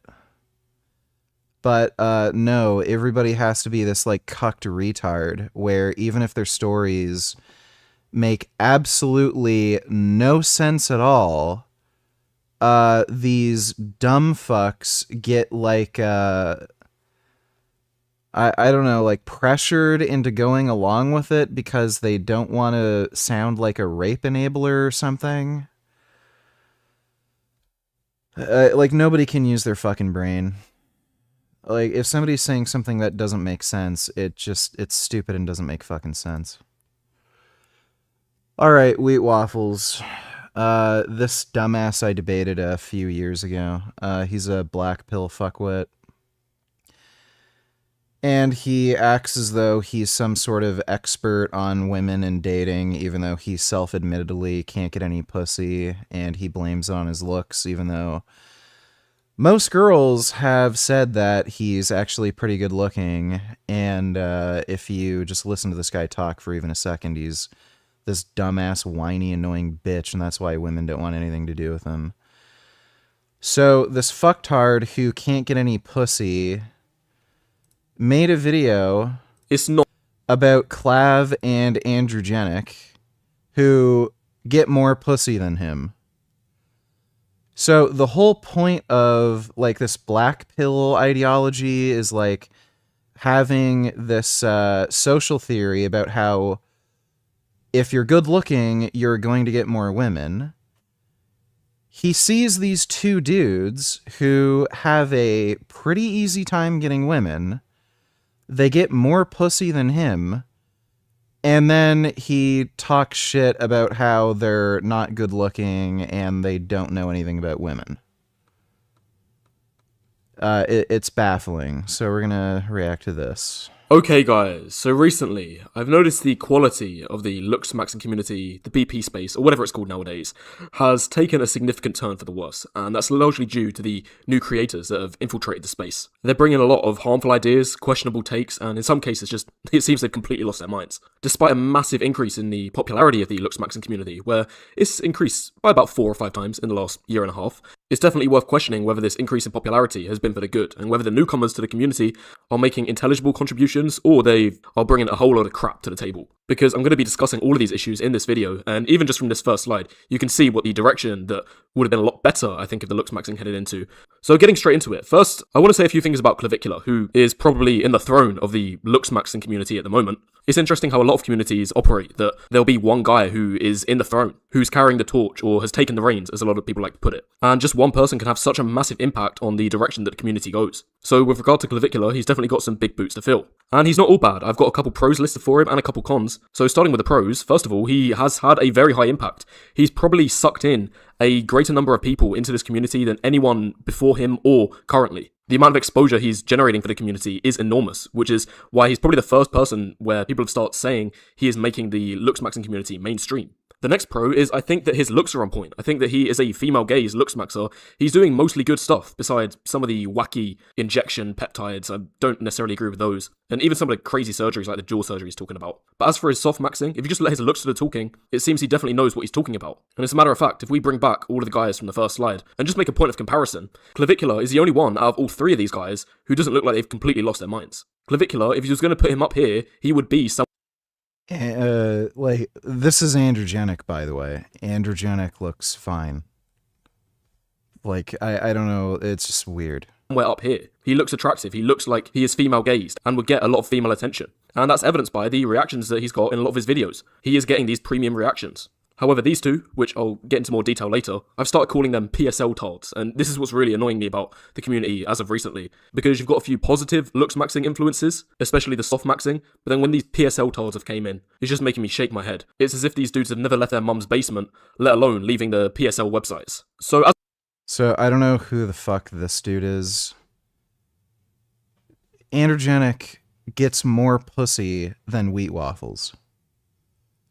So, like, this guy doesn't know anything about looks maxing. He looks like some weird freak. Okay, so why is he getting more pussy than you? Like again, this guy's entire social theory revolves around looks being the single biggest determining factor on how many women and sexual partners you'll be able to get. This guy has had far more sexual partners and far more women interested in him than wheat waffles, but he's saying he's not good looking and women find him repulsive. It contradicts his whole fucking social theory. Of him breaking down his looks, and it's definitely one of his strong points. But now getting into the cons, and there's also 2 of these. The first, I think that he's a very volatile character, which is pretty problematic to have the main person who's in... This is gay as fuck. Oh yeah, it is. Oh, you don't even know just how gay it's about to get. Thanks for the donation, faggot. In the number 1 spot, because if he steps up... Cons. He's a volatile character. I don't like him. He's rather unsavory. I'm British and I just want to drink tea and perhaps have a pleasant conversation over some biscuits. But Clavicular, oh, he is quite uncouth. Like, this guy is, like, again, Is it any wonder this guy can't get any fucking pussy? He's a whiny fucking cunt bitch. Out of line, he can make the whole community just be laughed at and just looked down on and treated as a laughingstock by the rest of society. And probably the best evidence of this was this video that came off of him about a couple weeks ago. Oh, dude. Like, if you want any evidence that somebody's a fucking bitch, it's them complaining about Clavicular running over some fucking degenerate scumbag. So, like, what a lot of people take out of context, the guy that Clavicular run over had been harassing him and stalking him for weeks, was even doxing him and showing up at his fucking house, screaming and throwing shit at his fucking house. And then this fucking jackass, after harassing and stalking him for weeks, jumps on the guy's car when he's trying to fucking leave. And then everyone's surprised that Clav just runs the guy fucking over. He should be thankful that he didn't get shot in the fucking head. And again, the guy that Clav ran over, you can just tell by looking at him.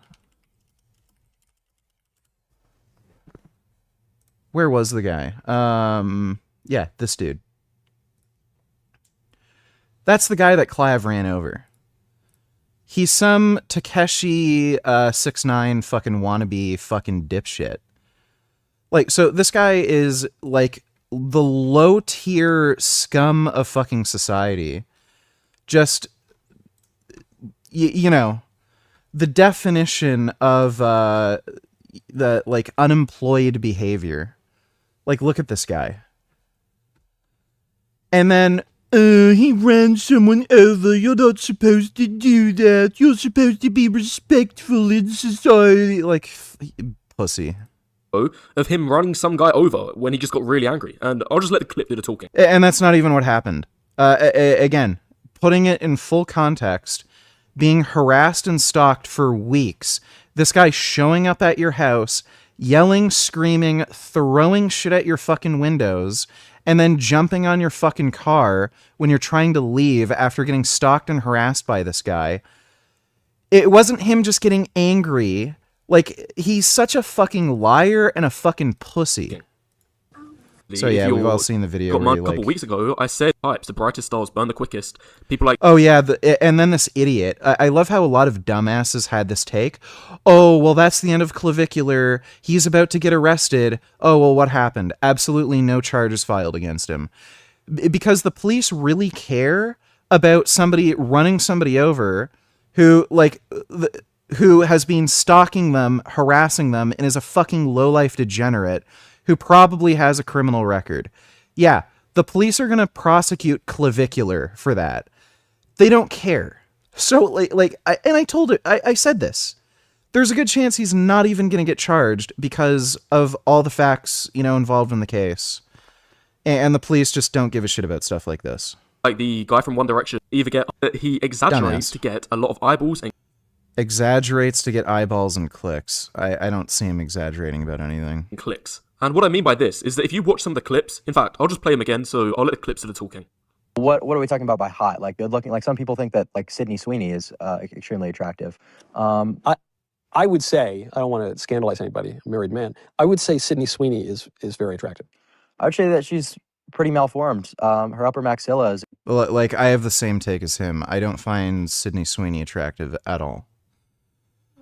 Like, she, like, mid at best. Her face is not an attractive face. I think a lot of it has to do with people just liking her tits. But she doesn't have a great body, and her face is just kind of low tier. And then, like, this idiot, he thinks, like, attractiveness is some sort of objective standard, and somebody's exaggerating because they don't have the same beauty standards as you. Fucking idiot. It's essentially frauding what their true beauty level actually is. But when Clavicular is calling this girl malformed, it's just crazy. Now, like, he's stupid. I'm going to say a tier above, but not realistic. YouTube is truly free anymore. Appealing to an audience, creators like every person who's living in Bali or Thailand. And moving over to say about Clav, he has some good, some bad, but I'd say he's leaning slightly more negative. And now moving over to somebody who... Oh, yes, and then androgenic. Nothing but cons. Like, he's literally claiming this guy offers nothing good. Retarded. So he's especially, you'll see this. This guy is jealous as fuck about Androgenic. The jealousy is so painfully fucking obvious here. It's hilarious. Who is a bit more new to the scene, but is blowing up as far as I've been looking at his content recently, and he's called Androgenic. And this guy doesn't have much good to say. In fact, I haven't got any positives for him. He's just all cons. So getting straight into it, first and foremost. So let's see. Encourages men to work out, eat better, care about their fucking physical and mental health. He encourages men to be more productive, make more fucking money, socialize more, and be more like socially intelligent and aware. He encourages safe, responsible drug use, and like tells dudes to take advantage of fucking steroids. Those sound like all positives to me. And he can't think of one good thing to say about him. Bullshit. Almost, I think he's very male-gazed. Like, where is the looks maxing for him? In my book, I don't see any looks maxing. Where's the looks maxing? So, again, we've seen the transformation.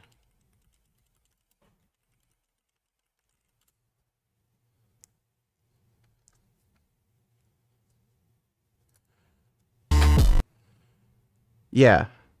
Where's the looks maxing? He didn't improve his looks. He looks worse.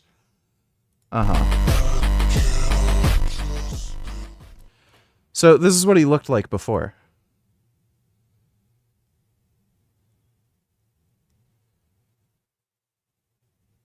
So, yeah, I'd say that's a bit of a glow up, wouldn't you say? I'd say he looks better and would probably get more fucking pussy, wouldn't you say? And then he's like, he doesn't even know what looks maxing is. Like, right. I just see a bunch of PSL misapplied theories trying to make himself look good for other PSL basement dwellers. And this is why I labelled him at the start a PSL type. Again, this completely defeats his social theory. Again, this is a black pill fucktard. You're, like, the number one most predictive, trait for your romantic success is going to be your looks. That's his social theory. This guy has more romantic success than Wheat Waffles. But then he's saying he's completely unattractive to women. So if he's completely physically unattractive to women, how is he getting more pussy than you?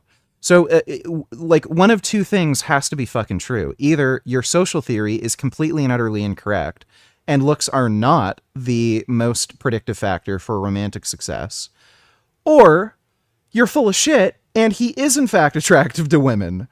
It's one or the other. So he's a fucking idiot. Hard, I think this is what he is. And a big part of the reason he's male gaze is because he's got an overdeveloped body. Or you might... Here we go. So here's where the jealousy becomes very fucking obvious. call him a gym cell. Like, if you just look at the pictures of him. Girls don't like this. Girls don't like big muscles. You're too big and strong. You look too manly and muscular. Women like beta male faggots like me who don't even look like they lift. Like, wow. I think people have. So, Wheat Waffles. Let me see if I can find. There he is. He's fucking ginger. Let me see if oh my god, there's a thumbnail. Okay, it's not even showing him. So, fuck me. Well, anyway, that's Wheat Waffles. Oh, there we go. Rating the face of Wheat Waffles. These people are so fucking weird. So this is Wheat Waffles. You can see in this photo, like, there's his physique. So, he's a skinny, fucking weak beta male fucking ginger cuck. So, yeah.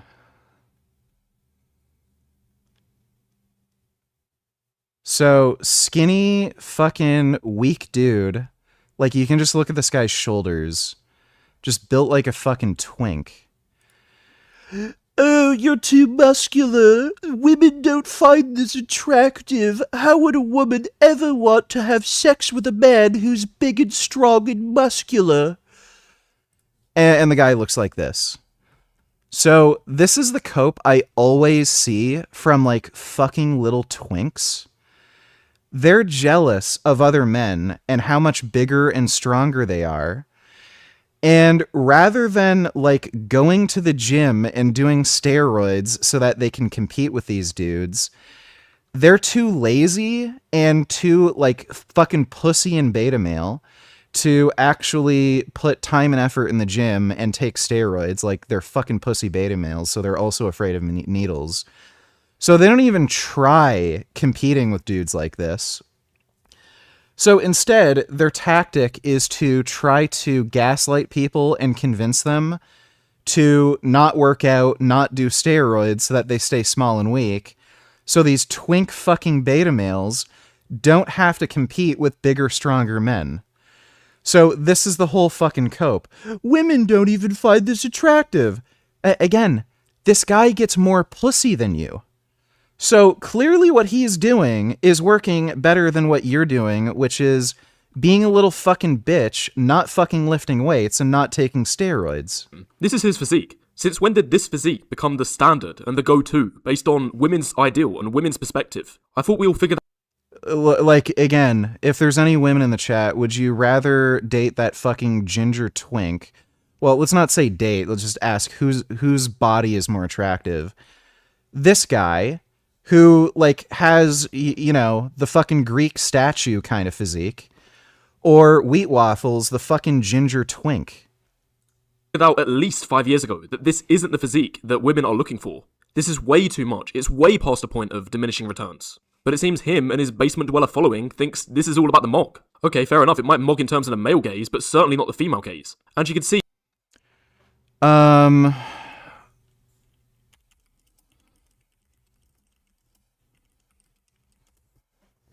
How many fucking chicks have been into the whole, Thor physique thing?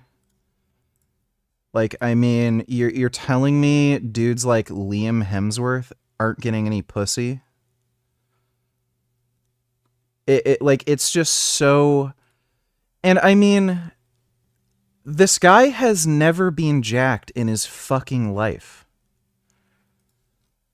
I can tell you from personal experience, the amount of fucking attention from women and like messages I get on Instagram, just going out and interacting with people, especially in the summer when I'm wearing like t-shirts and you can see, like, obviously if I have a coat, people can't exactly tell how big I am. Like, just because I'm tall and wide, people can tell I'm a big person. But when I'm like wearing a t-shirt, you can really fucking tell like how wide and muscular I am.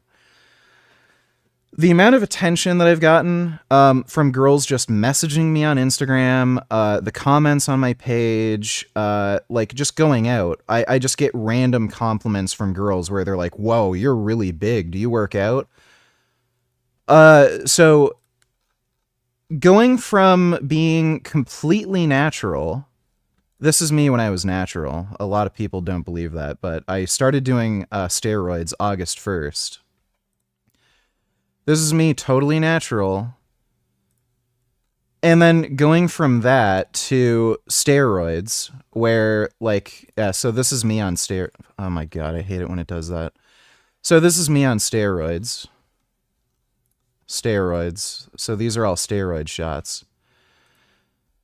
I am getting way more attention from girls looking like this compared to looking like this. Like, it's just the fact.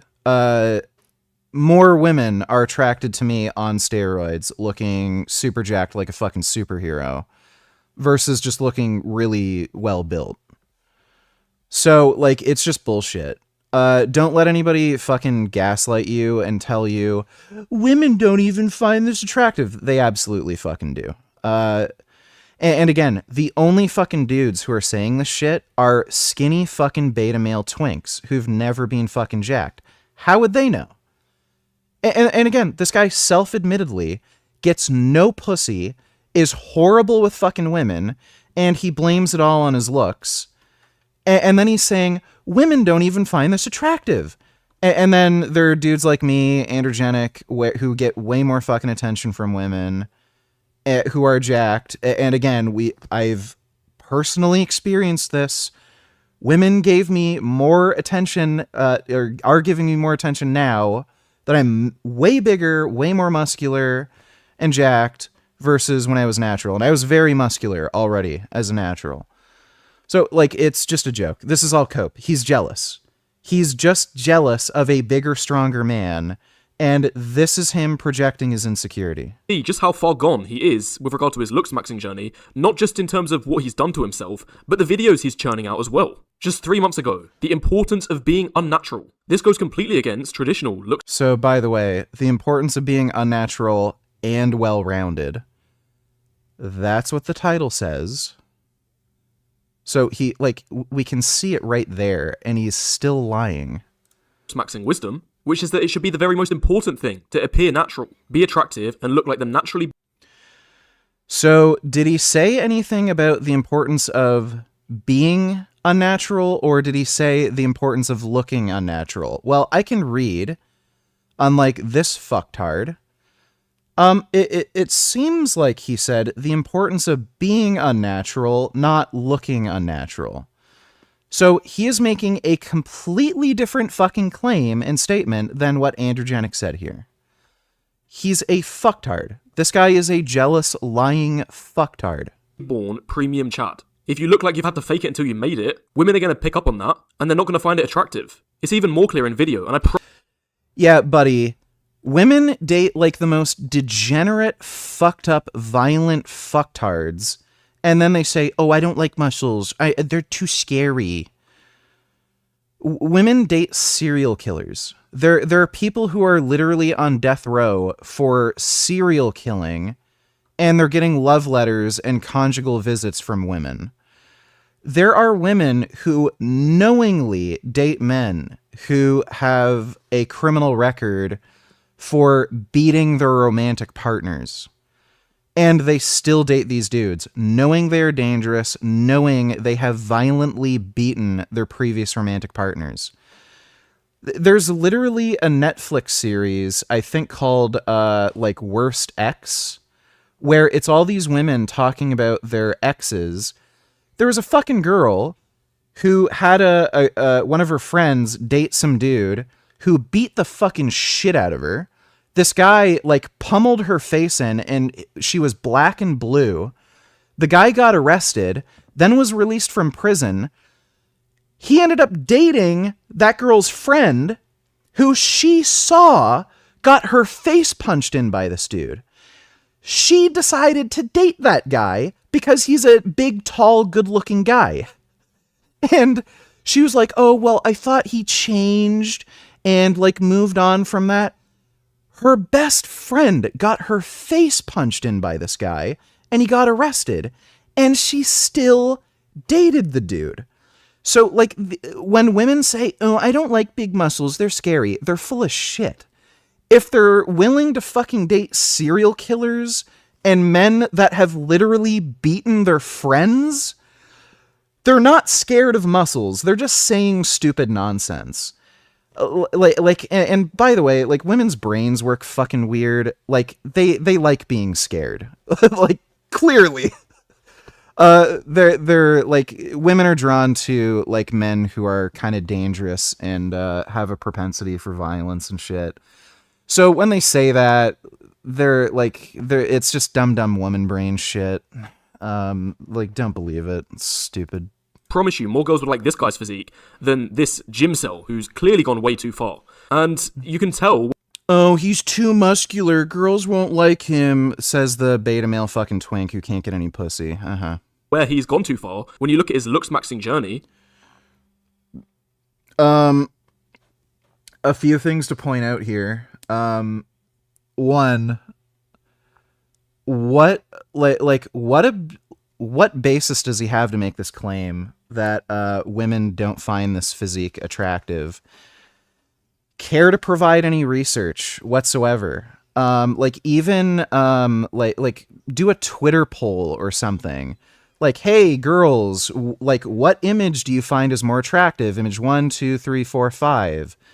I'd be willing to bet the majority of women would find these two the most attractive, and it's not even necessarily because they prefer his physique here, it's just because he looks more of a man. Women generally tend to prefer older dudes who look more mature, more masculine, and he just looks more mature and more masculine here. So even beyond just the way he just looks more like an adult, mature man here, compared to these other photos where he looks like a child. Secondly, again, this whole theory that, like, oh, this is too muscular, is just fucking bullshit. Chicks are really into this. There's plenty of girls who are into this. There might be some women who prefer, like, you know, a smaller or leaner physique, but plenty of fucking chicks dig this. Third, I don't even know why there's this assumption that this guy necessarily only trains because he's just trying to get girls. Like, going from this, like, especially going from this physique to this physique, there probably isn't a huge difference in terms of, like, interest from women. I could see from, like, here to here, or, like, especially here to here, but going from here to here, there's probably not that big of a difference, if any, of women, like, being attracted to the physique itself. He might just be interested in weight training. He might just like being big and strong. And what is the issue with that? Even if most women find this less attractive than this physique, if he's interested in training, then he's interested in training. He can do that. I'm sure there's hobbies that I have that women don't find interesting or attractive at all. I like playing video games. A lot of women don't like video games, and they think, oh, little boys play video games. That's immature. I don't fucking care. I'll play video games. I have my own life. Anybody who has a problem with it can fuck off. So, it's just weird to bring this up in this context. Like, you ever bother asking these people, like, asking yourself, like, maybe he just likes working out? And, again, at the end of the day, women are interested in men. So even if, like, your average chick doesn't like this physique for whatever reason, which isn't true, but let's just say your average woman doesn't prefer this physique. They prefer this physique or this physique. Women are still interested in men. And if a man has their own fucking hobby and lifestyle, and they're just acting more manly, being competitive, being zoned in, focused, and pursuing their own interests and excelling in their own interest, they respect that and they're attracted to it because that's just a manly thing to do. So it's, like, again, just so weird to think of things in this perspective. Like, it's just beta male bitch behavior. Oh, I'm not going to do that because girls won't like it. Like, they're going to lose respect for you if you have that kind of thinking. Women will be more attracted to you if you just do what you want to fucking do, rather than having this beta male faggot mindset like, oh, you don't want me to do that? Well, okay, if you don't like it, I'll do what you want to do. Like, you just come off as a fucking bitch. So, like, again, this guy can't get any fucking pussy, and what a surprise. This beta male fucking whiny bitch who spends all day, like, talking about what other men look like. And don't exercise too much. Don't lift weights. You're going to be too big and muscular. Girls don't like that. Yeah, wow. Big surprise that this guy can't get any pussy. Do you think skinny femboy-like guys get any pussy? Oh, I'm sure there are some. I know from like firsthand experience, there are in fact some bisexual women who are generally more attracted to women or female type figures that do preferentially date men who are more feminine. I knew a bisexual woman that I was interested in who wouldn't date me, and she wouldn't she didn't say this to me, but it was pretty obvious. Like, I saw some of the men she was dating. They're shorter, skinnier, more like feminine looking dudes. And, like I pursued her, but she just wouldn't show any interest. And like, it became pretty obvious. She also told me she preferentially, like, she does prefer women a bit more. So there's that type. There's also women who just like taking advantage of men and like controlling them. So obviously like these skinny beta male twink femboy types, they're going to be easier to control and manipulate. So they will kind of go after that type of dude. Who's that fucking bitch I hate? Courtney Ryan. What's hilarious is, Courtney Ryan says that, oh, I like really masculine, strong, manly men. Her husband is a fucking twink. Like I made a video about this too. I actually randomly, fuck, she might have deleted it because of my video. That's funny. I remember I saw a photo of hers. It was this specific photo where, at first I literally thought that was like one of her girlfriends or like a lesbian couple or something. This is before I even knew anything about her channel. And then I found out this is actually her husband. So like, I literally mistook her husband for like a woman, like a lesbian woman. But this is her husband. And this is the chick who says, oh, I like big, strong, muscular, manly men. This guy actually has smaller arms than her. Like, look at this fucking twink bitch. So, like, there are women who just date beta male fucking twink weak men. And it's just because they just want somebody that's easy to control and manipulate. So, yeah, there are women who go for that kind of type for various reasons. Thanks for the donation, though, Rack.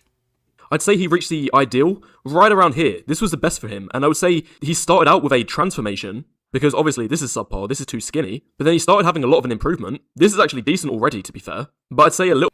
He looks like a little boy. Just stupid. A little bit more muscle mass is required. And this is probably the optimal for him. Most girls... No, like, I've seen some of the research on male physiques that women prefer. Basically, the most predictive factor is shoulder width. So, generally speaking, you see the most muscular men being perceived as most attractive to women. There is obviously an upper limit. Like, if you look like Ronnie Coleman... most women are going to say that's too extreme. But, dude, like, I remember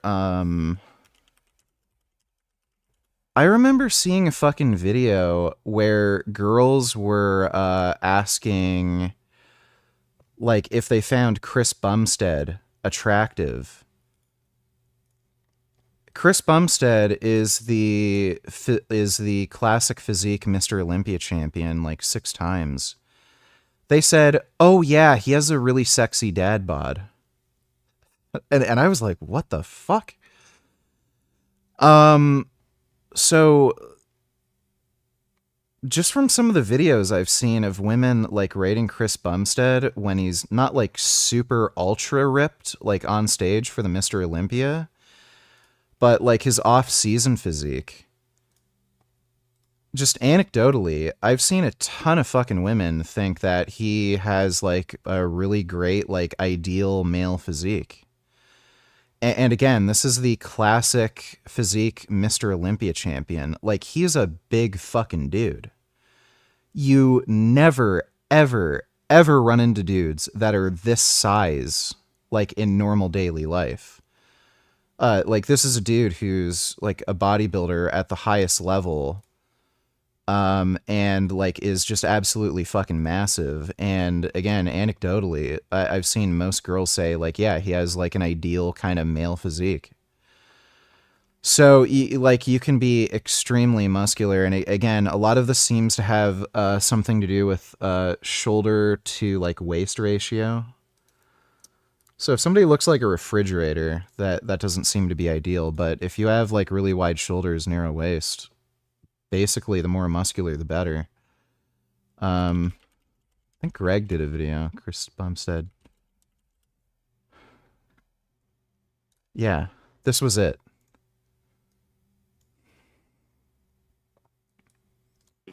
Can't see him. Oh. And so they quite literally show Chris Bumstead, who's maybe gained 10 pounds of body fat and grew a beard, said, "Ooh, it's so wonderful now, it's a 10. Oh no, it's still only a 7, it's a 2. I don't like that."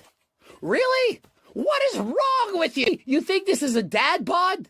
Have you seen what most dads actually look like in... So, I don't know, women are just like fucking crazy. Physique for me on a scale of 1 to 10. Can you rate this guy's physique for me on a scale of 1 to 10? Ooh, 1 for me. Yeah, it's gonna give it a 0. -2. Can you rate this guy's physique for me then? 10. Can't see him. Can't see him. Can't see him. So, like, literally the same guy. I don't know if they're so stupid they don't realize that's the same person, but yeah, they seem to think the like super, like, you know, 4% body fat physique is too extreme, but just gaining like, you know, 10 or 15 pounds and having some body hair, they suddenly say, oh yeah, 10 out of 10. So like, again, this guy's whole idea is just nonsense. Girls will find this physique the most attractive out of these 5. But he only had to go too far, and it's why in these 2 photos, this is where he was no longer transforming and he started roid selling.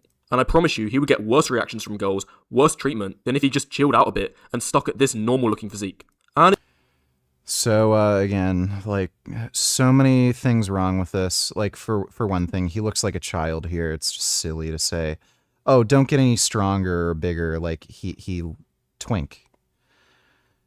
And again, like, you can have your own hobbies and interests. If you want to get big and strong and shit, like, just get big and strong. Your whole life doesn't have to revolve around approval from others, and women find that attractive. And it's very obvious to highlight this is the case because recently... So this is where things get really stupid.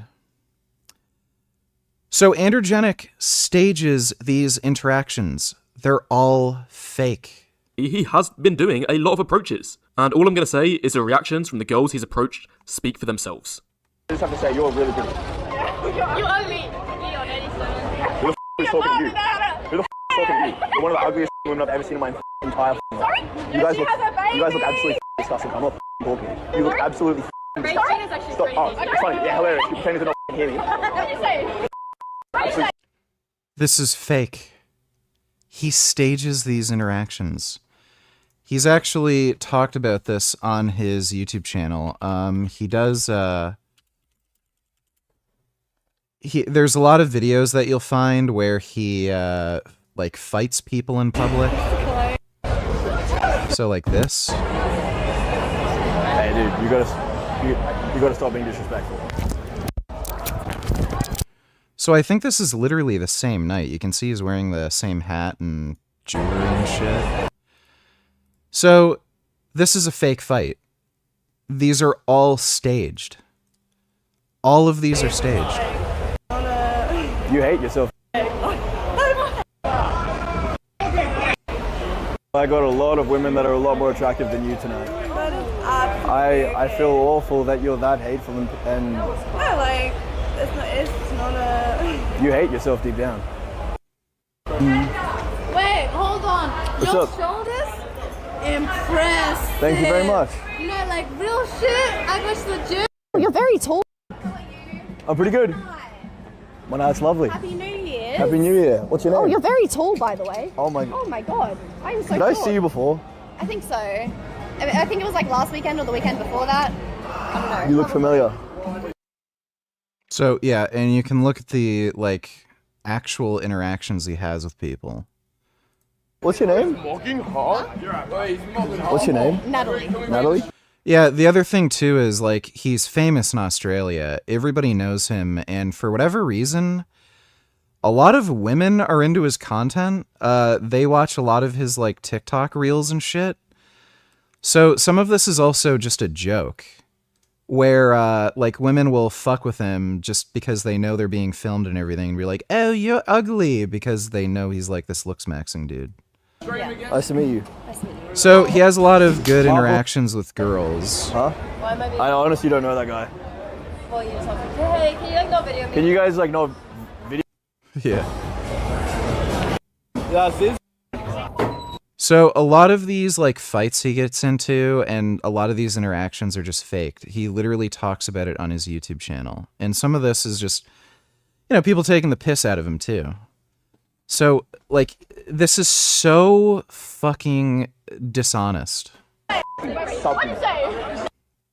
Honestly, the way he's crashed out like this, his extreme overreaction to He's not crashing out, it's a joke and it's staged, you idiot. being labelled ugly by these girls, I think it And is then watch I'm your biggest this. fan. You promise? Yeah. Can you make sure I'm logging? You are Morgan. I love Clav. You love Clav? I'm a good boy. This one is just brutal, honestly. And Yeah, and then this like again, you'll notice this chick talked about mogging. So she watches his content. She knows about Clav too, probably through him. He's famous in Australia, and women and men come up to him. They see him filming and talk about it, and you know they like just make jokes about looks maxing, and then sometimes they just take the piss out of him and say, "Oh, I like Clav more," or "You're ugly." So, like, not all of these interactions are real, like the other one where he's like, "Oh, you're ugly, you're hideous." That's obviously staged. This is just some chick taking the piss out of him, and you can see some of his content on his channel. He gets a lot of good reactions from girls, too. Like, this guy is such a fucking idiot. He's just cherry-picking stupid nonsense. I'm not surprised in the slightest, because Androgenic has a very uncanny face. He never was, and isn't still now, a naturally born premium Chad. He's never been this. But Clav is. Clav was Fucking born to be dumbass. up here in this range. Androgenic wasn't. Which is why you can't looks max your way out of being a marginal looks guy. This is the truth. I thought we established in the BP community years ago that Chads are born, not made. This guy didn't get here because Stupid. he wanted to take it down. So again, this is another like notice he's doing the same thing with these girls. This is staged, you idiot. Notice how he's doing the same thing. You think every fucking time like a girl calls him ugly in public, "You're fucking hideous, you're ugly." Like it's obviously a fucking joke for the camera, dumbass. You're ugly. What the hell? You're ugly. Look at back. You look at your face. You're ugly as You look absolutely disgusting. I'm serious. These are the Like, notice how he's, like, trying to fight back a smile?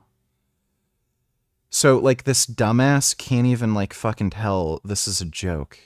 gym selling and male gaze. And, like, he's so desperate to, like, this guy is ugly and women don't find him attractive, and even though he's bigger and stronger than me, women don't actually like that. Like, it's just jealousy. Maxing. Women aren't attracted to him, they are actually finding him creepy. Yeah. Oh, dude, like, it's hilarious. She went up and hugged him and was touching him. And then he's saying, oh, this woman finds him ugly. Like, you think a girl who finds a guy genuinely unattractive isn't going to, like... Yeah. Oh, yeah. This girl clearly finds him so unattractive and finds him ugly. That's why she's literally rubbing her tits up against him. Like, it's so dumb, dude. He gets from his own... The jealousy is just so ridiculous. Brutal. They are actually finding him creepy. Hey, you're pretty. You're very pretty. Brutal. Brutal. And once more, the comments that he Fucking gets from idiot. his own audience affirm this. Low key, I'll be worried if this walked up to me. 28. Oh my god, idiot. These girls aren't even taking him seriously. And honestly, this is how most That's mainstream the people are same. starting That's the same girls before. This was the staged thing they did. to think. It's creators like this who are making this. You to death. I already have 5 girls in my hands. How dare you talk? Who the f are you? You're an LT. Again, this is staged. Why do you think they're all laughing? And everyone's gonna call you that. You are not him. That Clavget. Your face on stream. Show your ugly face on stream, you bitch. Show your ugly face on stream. Play stupid games, win stupid prizes. Show your ugly face on stream. Play stupid. Again, this is staged. So yeah, this guy is a jealous beta male. Just because he's taller and bigger and stronger than me, that doesn't mean he's better than me. Girls don't even like that. And look, I found a clip of girls calling him ugly. So see, girls think he's ugly too. Like, this guy is pathetic. He made a video about me a while ago too. Like, oh my god, that was so stupid. He's one of the few people who actually got embarrassed so bad in a debate that he literally ran away. I was debating this guy on his whole black pill, ideology.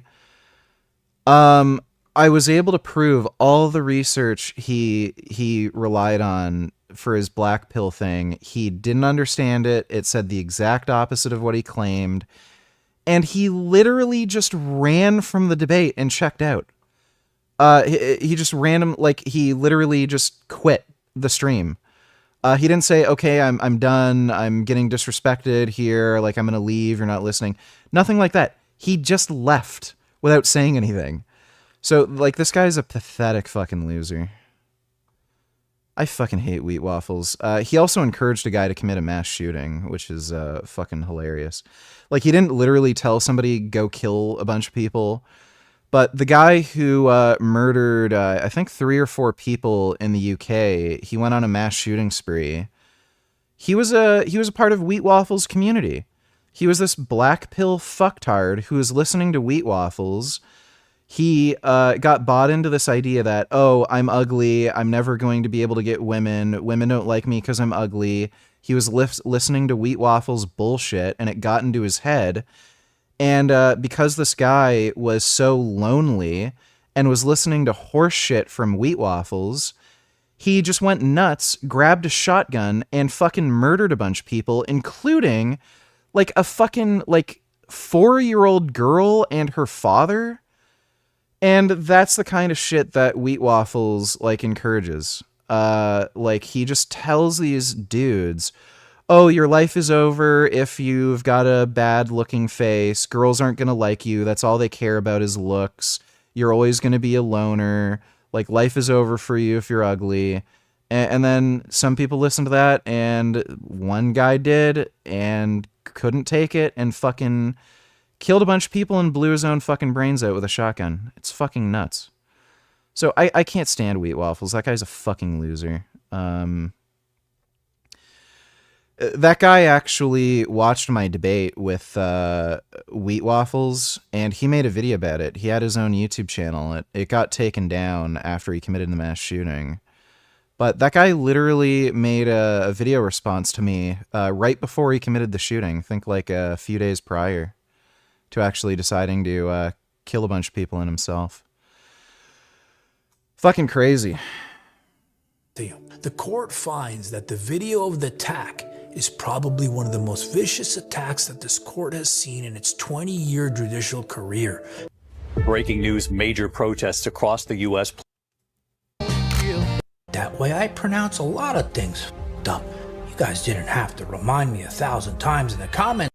It got worse because what I didn't show you is he went after the lawyer's wife because this asshole can't shut his mouth. It ended up fucking him up big time because the judge saw the deposition and put it. Really dumb to do that when you're facing jail time for a really serious assault. Bullshit purse just like him. So while he's doing all this bullshit still, right? You'd think nothing's going on. You know, how could he just be out and about while he has this civil case going on and some crazy shit is going on behind the scenes? Well, like I was saying earlier, remember, the deposition? My favorite word now. How he went off on the poor lawyer, Todd, and Todd even got mad at him and trolled the shit out of him about his height and everything. Well, this part here is important to show you. And the reason why I'm saying is because after this, I'm going to show you the result of this deposition and this asshole's behavior and how it's going to screw him up the ass, even though we know he likes it. The judge, after seeing this asshole's behavior, right? He said he has never seen a more vicious attack on a person in his entire 20-year judicial career. Peggy is f***ed. But first, let me show you what Peggy said about this lawyer's wife and family. All right, do you guys remember, when the poor monster, the 7-foot monster, he was down, he was out, he was done, he couldn't do shit, and Peggy started kicking him while he was on the ground, and then he did that whole finishing kick on him? Well, here, Todd, the lawyer, right, he's questioning Wes about his leg strength. And now look what this little asshole, this smart ass, look what he has to say. So Todd goes, "Do you have a significant amount of leg strength?" Peggy goes, "I'm very weak. My legs are frail. Like I'm extremely weak in the legs. And there's plenty of videos out there saying I can't punch hard at all. And my legs are very weak. So yeah, let's go with this, people." Todd goes, "Mr. Watson, do you have a significant amount of strength in your legs?" Peggy, "My legs are extremely, extremely weak. Like it's the opposite of a leg day." That's your testimony under oath? That your legs are extremely weak? Here he goes. "Just shut up, dude. My testimony is that Todd is a lame, and he's just the lamest motherfucker." But you Fucking idiot. Cora donated $2. Vegan for 7 years. People told me I'd get sick or develop an eating disorder somehow. No one talks about protein anymore. Only their ex is liking my post. Let's see. I'm a little worried that if I open this, there's going to be like dick or something. And some good back gains.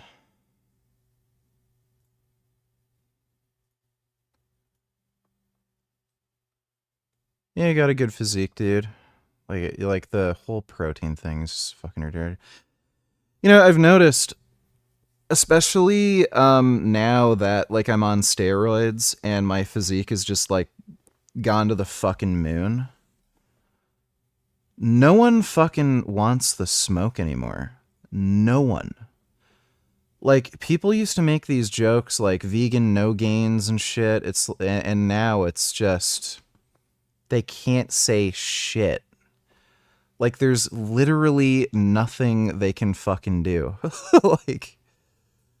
So yeah, nobody wants the fucking smoke anymore. I've only been on steroids for a few months, and I've only been on like pretty low fucking doses too. So like this is just the beginning. So like just nobody wants the fucking smoke. Nobody wants to talk about protein this or that. It's fucking hilarious. Like there's that carnivore bodybuilder guy that I debated. And it was funny. The guy's on steroids, like openly. He does bodybuilding. He's weaker than me when I was natural. I benched 410 as a natural. He was never able to bench 4 plates. And this is a guy who's supposedly on a diet that's better for muscle growth. Like, oh, you need meat to build muscle, and he's on steroids, and he's still weaker than a natural vegan. It's hilarious. Thanks for the donation, though, Cora. Can you debate this idiot?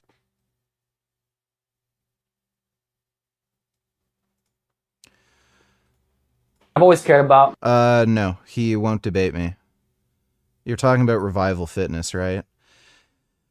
Yeah, I've challenged Revival Fitness to a debate. Not only will this guy not respond to any of my debate challenges, but he will not reply to any of the comments that I ever leave on any of his videos.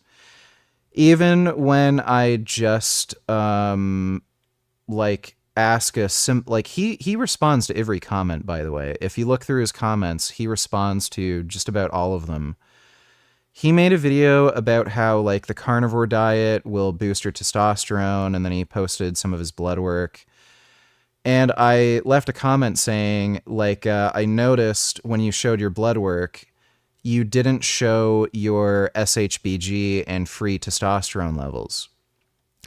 Because when this guy was following the carnivore diet, his total testosterone went up, but he suspiciously left out his SHBG and free test levels.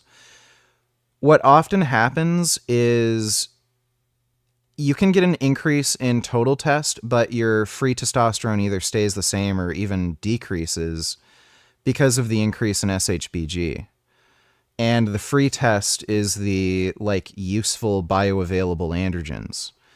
So just having higher testosterone doesn't really mean anything. And he wouldn't respond to the comment. He just refuses to reply to anything I say. This guy's a coward and he just doesn't want the smoke. So no, I can't debate him. He's too much of a pussy to debate me. Muscles first. So I followed these diets that were very high in animal products. At the time, I was being recommended to consume 8 eggs a day. I currently eat 12 a day. Shortly after, I went to... And he has sky-high cholesterol, by the way. Oh, wait, no, he doesn't actually. I think his cholesterol is actually fairly low, if I remember correctly. He probably has like a genetic thing where he just has low cholesterol genetically, or he's not eating what he's saying he's eating, or he's on cholesterol-lowering medication, which wouldn't surprise me because this guy's just such a gaslighting liar. But yeah, he lies about saturated fat, cholesterol, its relationship with heart disease, and just idiot. To get some blood work done for the first time. My cholesterol was through the roof at a young age. So high that the doctor was thinking, like, are we going to put this kid on statins? Okay, first of all, please tell us the exact number of how high your cholesterol was. Do you mean total cholesterol? That is not innately a problem. That is innately a problem. Completely outdated thinking. So this guy doesn't know fucking anything. This chart is just complete nonsense. So, heart attack so this study basically, just looked at the amount of people with heart attacks, and you get your serum concentrations, like your blood, tested when you get a heart attack. And they just looked at, okay, what is the distribution of people with heart attacks who have like dyslipidemia? And they found that it seems to peak around 90. You see like the lowest rate of heart attacks with lower cholesterol, and as you go higher, you also see lower rates. There's a reason for this. Generally speaking, you will just see this kind of distribution with anything. Secondly, after you get a heart attack, you're immediately put on cholesterol-lowering medication. So, literally, you'll show up at the hospital, they will immediately give you a medication that lowers your cholesterol because it's proven to increase survival rates. So when you test somebody's serum, well, they're already on cholesterol-lowering medication. So, like, it's stupid. Like, none of this makes any sense. You can look at long-time randomized trials. You can look at randomized trials, and you can look at, Mendelian randomization studies that have extremely long follow-up times. Like, you're talking about 20-year follow-up times. The lower your cholesterol, the lower the event risk is, and the lower the risk of cardiac death. Like, that's indisputable. So he's just cherry picking some like bad research that he just doesn't understand.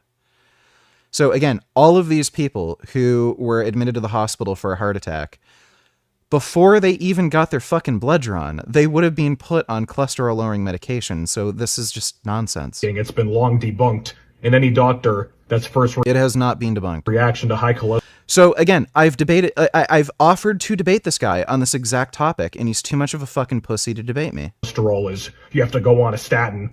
That is not a good doctor. That's when I started.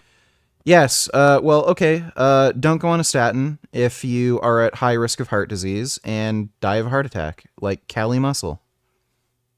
Simple as that. Looking into. Like, by the way, this guy has talked about, you know, how steroids increase your risk of heart disease. I think he's covered Cali Muscle and his heart problems. Why, like, I would love to hear this guy's reasoning for why he thinks steroids increase your risk of heart disease, because it's like, we know the reason. It's because of dyslipidemia. So if you're, especially when you're on high doses of steroids, it will increase your LDL, and it also reduces your HDL. There's also potentially some inflammatory effects that play a role too, and some like hematological changes, so like with blood pressure, or hemodynamic changes, so like blood pressure is involved. But like we know all the like causal mechanisms for heart disease risk. So like I'd love to hear this guy's reasoning for why steroids increase risk of heart disease. If cholesterol has nothing to do with it, then okay, steroids should be fine if you can manage blood pressure, right? What is healthy eating? Inevitably, what you stumble upon is plant-based nutrition. The data is overwhelming. Okay, so please cite any of this data.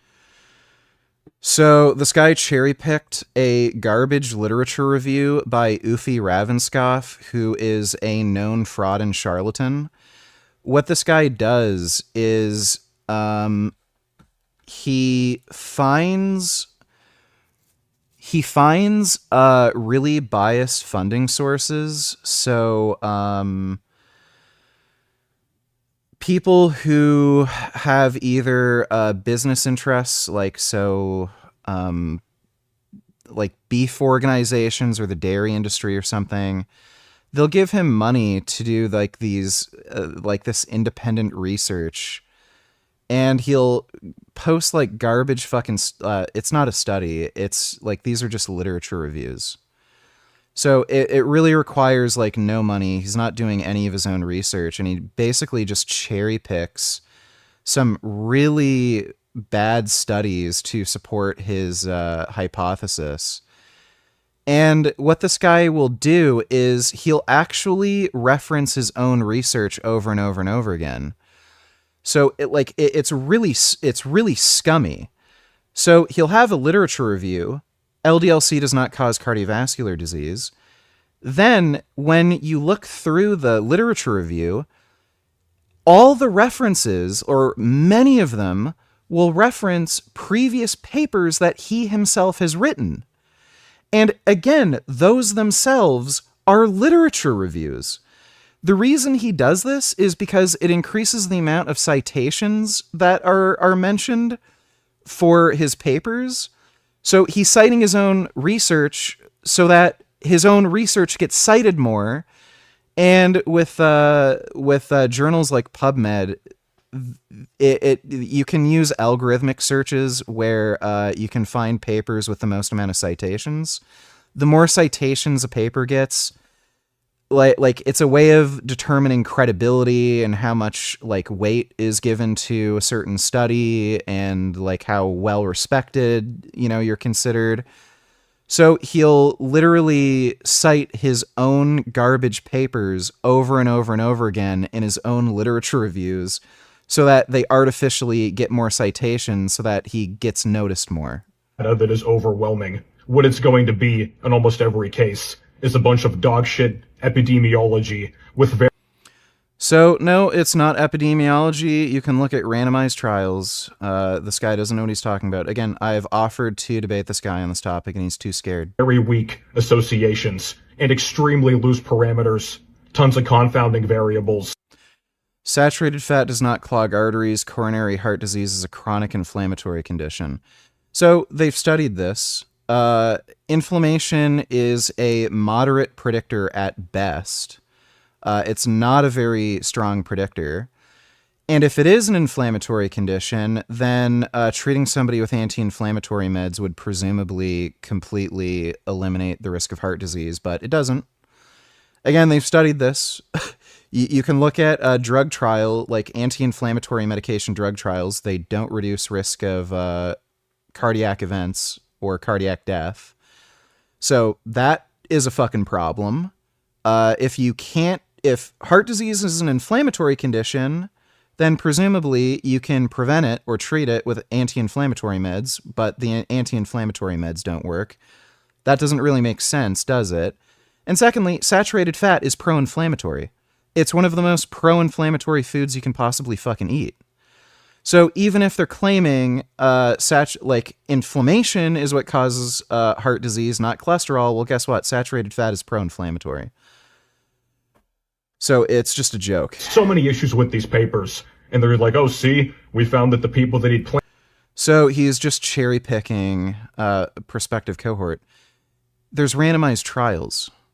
So if you don't trust prospective cohorts, well, there's randomized trials. Plant-based. Like, he's just acting like they don't exist. Live longer.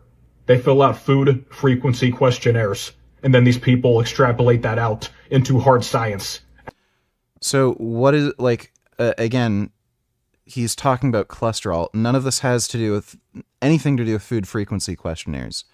There's randomized trials on cholesterol lowering. People with lower cholesterol have lower event rates and lower rates of cardiac death. Asking people to remember what they ate for years and years. Yeah, those studies do not rely on food frequency questionnaires. And then drawing all of these connections and then claiming direct causality. If we can yeah, this guy is just out of this world stupid. So, yeah, I can't debate this guy because he's a lying idiot, and he knows he's a lying idiot, and he's too scared to debate me. You want to know what is, bro? Like, you're disrespecting everybody in this courtroom by your lineup of questioning. Like, why can't everyone just be real? Now, this is where Peggy starts bringing up poor Todd, the lawyer's wife and family, and when shit starts going crazy. So Todd goes, the way this works, Mr. Peggy Watson, I ask questions, and then you have to answer the questions. Peggy's like, I don't care about that. Todd says, I know you don't, and I'm aware you don't. Peggy goes, I know, because I don't. And now look what he says. I want to see one day when your wife is sitting there at a gym and some big old black dude attacks her. I want to see that. And then see what she'll do, and then see if she's sitting here. But whatever, keep on going, Todd. Mr. Watson, you need to stop referring to my family. Do you understand? I'm not saying that in a bad way. That's the only way to get to someone's heart. Todd goes, you need to stop referring to my family. Okay, Todd. Son Goku donate $2, prepare to lose 50 IQ points. Yeah, these are always good. Oh, functional bullshit. Don't have time or a gym membership. That's not the reason they're stuck. Time and equipment aren't what builds strength. You need equipment to build strength. If you cannot progressively overload, you're not going to get stronger. Skill does. Control does. No. Tension on the muscle is what builds strength. Strength is the ability to produce force. If a greater force isn't applied to the muscle, you will not build strength. Most people avoid bodyweight work because it exposes poor coordination, weak positions, and lack of control. Weights let you hide. Machines This is not an exercise that will build strength. let you compensate. Your own body doesn't. Like, unless you're an untrained individual, but you're not going to get stronger doing this. If you can't control your spine, hips, and breath on the floor, adding a bar... That is not a strength movement. That's more to produce power. Bell doesn't fix that. It just covers it up. Coordination is not really an aspect of strength. Again, strength is the ability to apply force. You don't need more access. You need more ownership.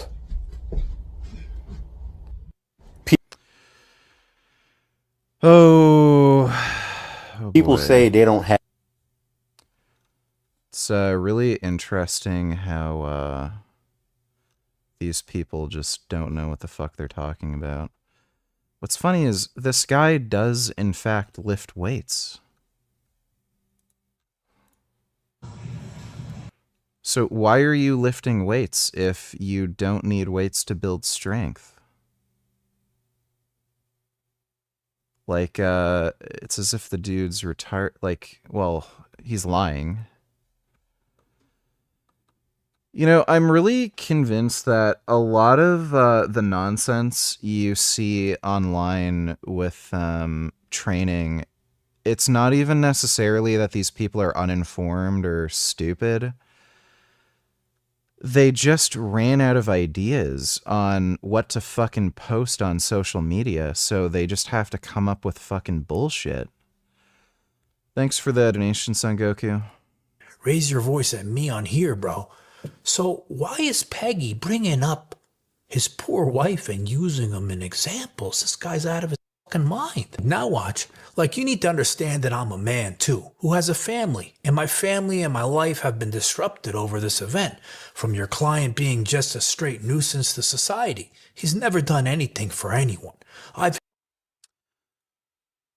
Let's check out some vegan pole dancing. That is a nice bum.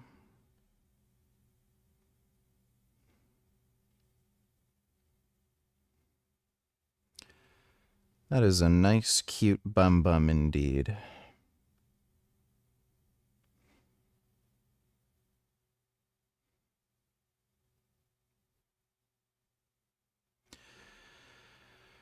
Man, I love girls' butts. Butts drive me nuts. What a nice bum.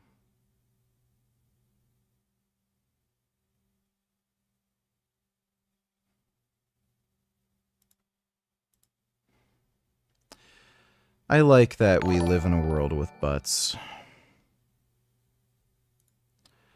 Son Goku donated $2, prepare to lose about 5 more. Let me see. I literally... I'm not even gonna give him the time of day, dude. He doesn't even really have an opinion on Israel, dude. It's very obvious Kenny KO does not give 2 shits about politics or Israel or anything. That guy is an attention-seeking fucking moron, and he realized that he can just get money and attention on social media by posting anti-Semitic, pro-Nazi horseshit. So I'm not going to play into it. I'm not going to give him any attention. I'm not going to drive up the algorithm for him. Thanks for the donation, Son Goku.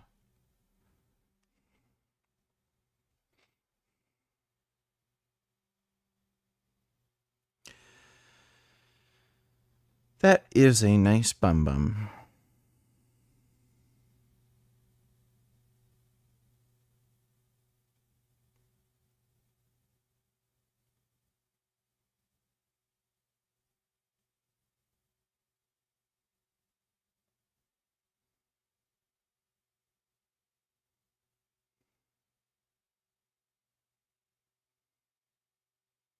Pole dancing looks really hard.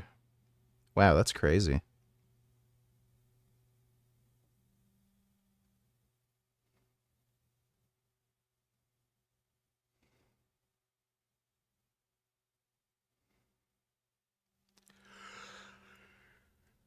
Man, I'd get dizzy as shit doing that. I hate I hate getting dizzy. Like the nausea from twisting around too much. Oh, that is the worst feeling. I was actually doing squats the other day, and I fainted a little bit, and I forgot who I was. And it took me a couple minutes to like fully remember who I was too. It was it's a really gross feeling. I really fucking hate it.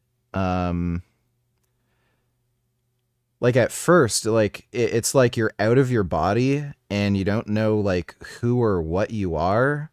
And then you realize like, Oh, I'm a human being, right? Yeah, I'm a human. What human am I? And then you, like, remember that you're Richard, but then it's like, but who is Richard? And it just slowly came back to me over, like, a couple minutes. But it's a really, like, gross, unnerving feeling. I don't like it. I've helped people my whole life since I've been out of prison. I've never had one problem until your I wouldn't say pulled answers are stronger than the average man. client came and started one. And now it's completely disrupted my life, so whatever. Keep going. And I won't do it again. And I don't mean it in a derogatory way. I hope your family has a great life, and you and him. But guess what? When people come up and fight people for no reason, stuff happens, and we all need to understand this. And if people like him get away with this, it's going to keep on happening. So just go ahead and wipe that look off your face, too. It's crazy as shit. Look how he's talking to him, this asshole. Now, remember when Peggy posted, after the incident, he posted... Oh, my God. Oh, my goodness. Oh, groundhogs. Oh my goodness. Oh, I want these guys on my bed. Oh, I want to feed them peanuts. Oh my goodness, they like peanuts. Oh, if groundhogs would come on my bed, if I put peanuts on the bed, I would put peanuts on the bed so I get groundhogs on the bed. Oh my goodness. Oh, they are so handsome. Oh my God, they're so chubby and round. Oh, I love groundhogs. Oh my God. They're like little potatoes. Oh, they like snacks? Wow. Oh, what nice handsome boys. Look at them eating their crackers. Oh, they love a good snack. Oh my God. Oh, look at him eating his lettuce. Oh my goodness. Going munch, munch, munch. Oh, those are good groundhogs. Oh my God. Oh, wow. They love lettuce. Oh, look at him eating his vegetables. Oh, they love their vegetables. Oh, that is good. Oh, they are just so handsome. Oh my God, is that a baby? Never seen a baby groundhog. Wow. Oh, it's a little baby.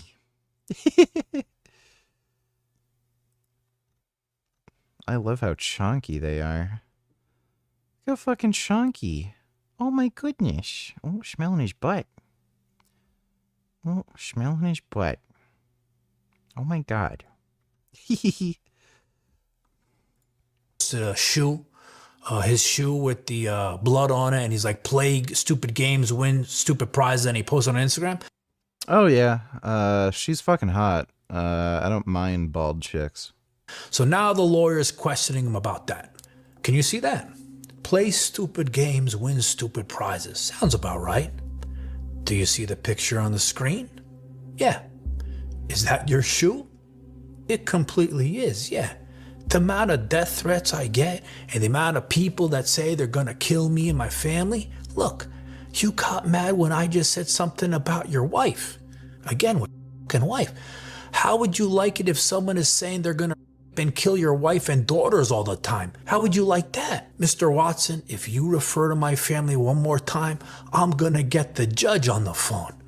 Dude, I'm not saying it that way. Dude, I'm saying it to where you're talking about. How would someone like it? It's a comparison. I'm not saying anything bad about your people. I'm saying, see, look, how would you like it? I'm not saying it in a bad way. Why are you making stuff like it's not? What's the matter with you? Like honestly, I said, I hope everyone has a great life. I don't want any problems for anyone, especially your beautiful family and yourself have a great life. But why are you doing that? What is up with you that makes it okay with that? Do you even believe in God, Todd? Like, what's the matter with you? I'm saying, what if it happened to you? It's a comparison. It's nothing. Wes Watson is absolutely a narcissist. This is how they talk. This guy has a personality disorder. Derogatory. And now Todd has had enough and he threatens to call the fucking judge on this asshole with the way he's talking about his family. He goes, if you bring my family into this again, I will get the judge on the phone. Peggy goes, I don't give a fuck. The judge? I know you don't, but I'm just letting you know. I don't, because look at it. I'm just a great dude who is being turned into this for no reason. I'm a great man. I've had no problems in the longest time with anybody except your client. And we both know I'm not saying anything bad about your family at all. I'm not saying anything bad about you or any. I asked my daughter how she would make an IRL anime maid dress if she had one, and she said, gray sweatpants. Only no top. Have I failed as a father? I mean,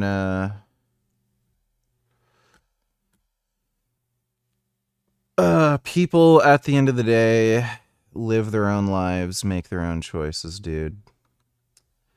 Whether you approve of what your kids do or not, they are their own person, so sure your parents don't approve of everything you do, you know? Anybody. I'm just trying to be that type of guy who's weird like that. This is what weird people do. It's a form of manipulation.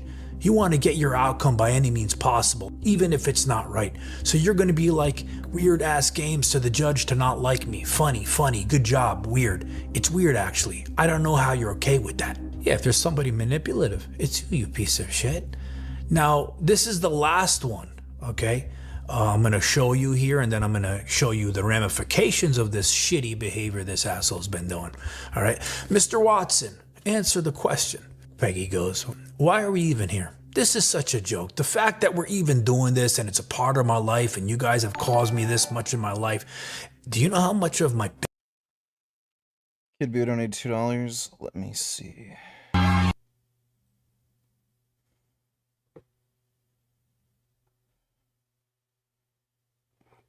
Why does it do this? Why is there no thing to adjust the volume? And then it shows up. What the fuck?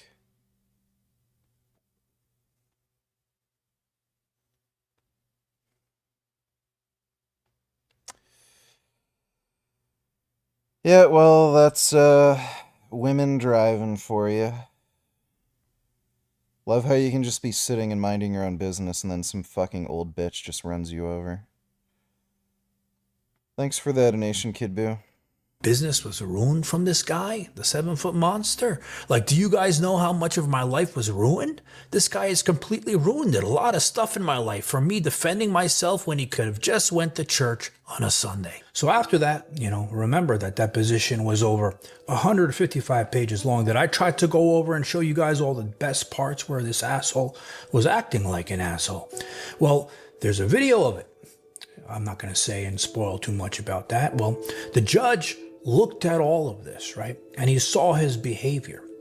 And he granted something that's very, very rare in a civil case. He added a punitive damage claim to the case. Oh, he's screwed. The judge already doesn't like him.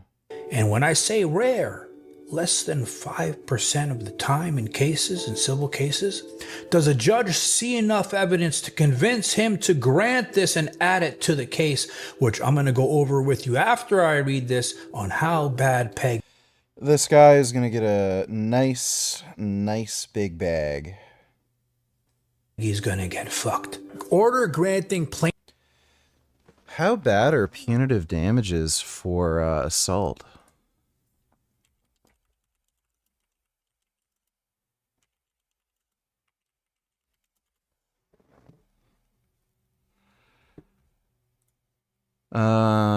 Punitive damages in civil assault cases are extraordinary financial penalties reserved for exceptional cases.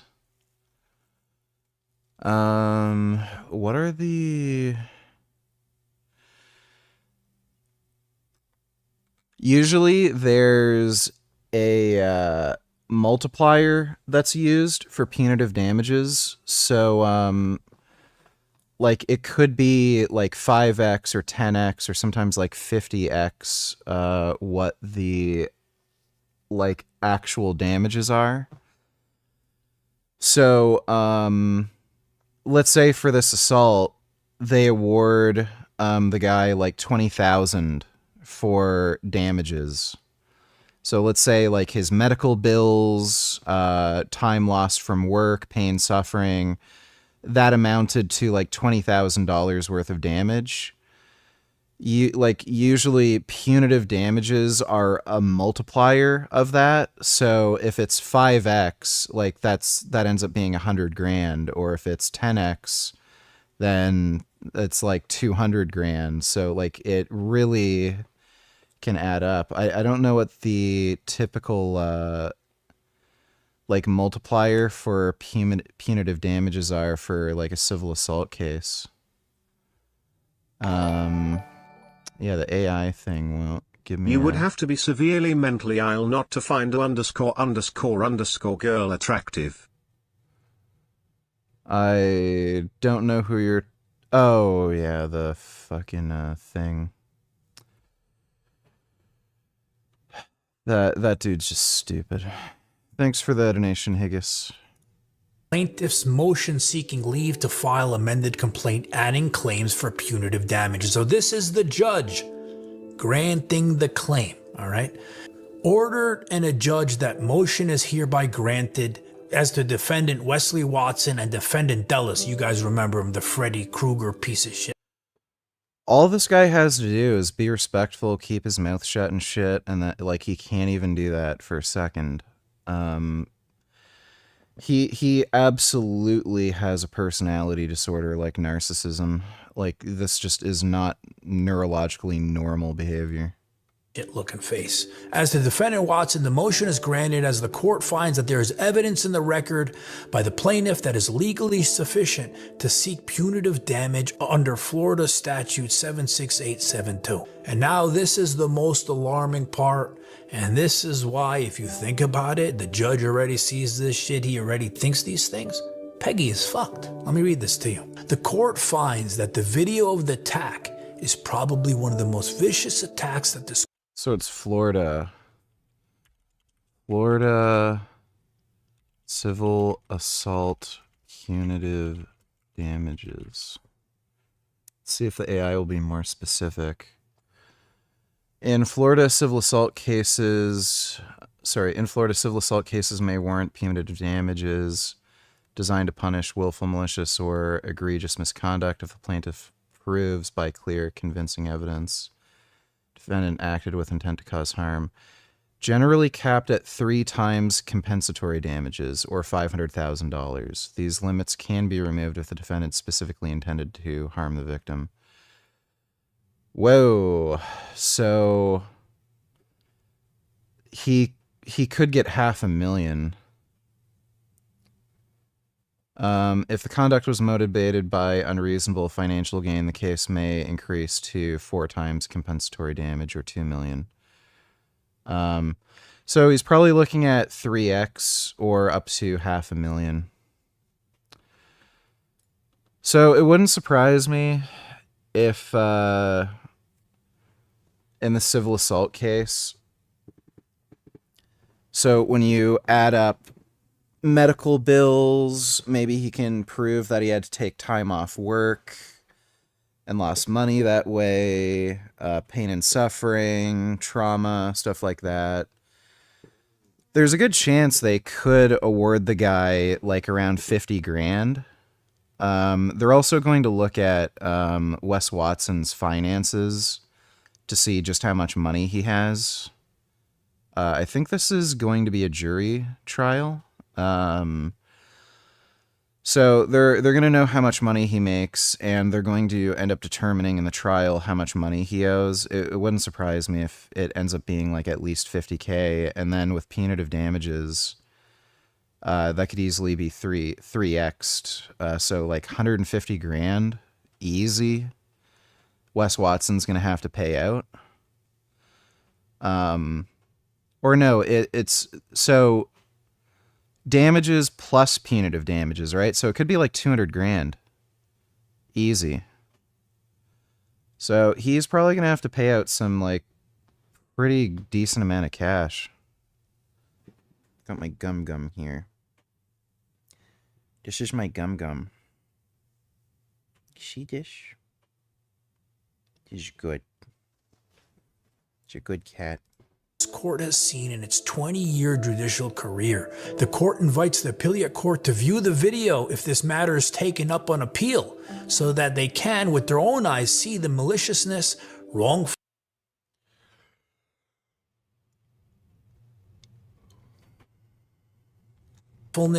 outrageousness, and abhorrent nature of the beating that the plaintiff suffered at the hands of the defendants. So they're saying, if you try to appeal this, they're going to make you watch that fucking video. Based on the evidence and the proffer presented, the court finds that the motion is granted and that the plaintiffs being allowed to file the amended complaint within the next 5 days seeking punitive damages under Florida Statute 76872. All right, so remember in the beginning, I said that, because he's going to be sued for punitive damages and the judges granted it in this case, I said he's going to be taken to the fucking bank. And not only is he going to be taken to the fucking bank with it, right? But his bank, his financials, for the first time, are going to be in the discovery. So the biggest fear Peggy has always had was he doesn't want people. Oh yeah, they'll find out just how broke he is. To know what he has and what he doesn't have, which is why his divorce has been dragged out for 4 years. Because I spoke to his ex-wife and she said this piece of shit doesn't want his financials out there. Because remember, he also doesn't want any of us to know how he really makes his money. So again, I'm surprised he would be able to hide his finances from the court for 4 years in a divorce case. I know in Canada, it's a legal requirement. You have to provide financial disclosure. So I don't know how he's been able to withhold that for 4 years. You'd be compelled to by the court to provide that information. So that's pretty strange. Might work different in Florida. I don't know. I don't know if his lawyers are doing some like weird shit. Who knows? But yeah, we'll find out just how broke he is. This is another case where Peggy can never learn to shut his mouth, and it's going to end up getting him fucked. And not only financially in this case, right? But think about something. They're going to look at all this stupid shit he's doing, and they can use it against him in his criminal case, which could end up fucking him up. So again, this is another example of him never learning to shut his mouth. And if you think deeply about something from the beginning, right? His big mouth. Well, he's got a personality disorder. That's why he can't shut his mouth. He's like Frank Tufano. Yeah, Trump pooped his pants, apparently. Donald Trump is accused, among other things, of pooping his pants during a live event and having everybody rushed out of the room. Now, I want to be careful here. This is not really about bathroom humor. This is about decline, denial, and this kind of growing gap. Did you know that cats think that you are a cat? They're kind of like penguins. Penguins also mistake people for penguins, and apparently cats do that too. They just think people are like weird, retarded cats. Cats are really cool. I like cats.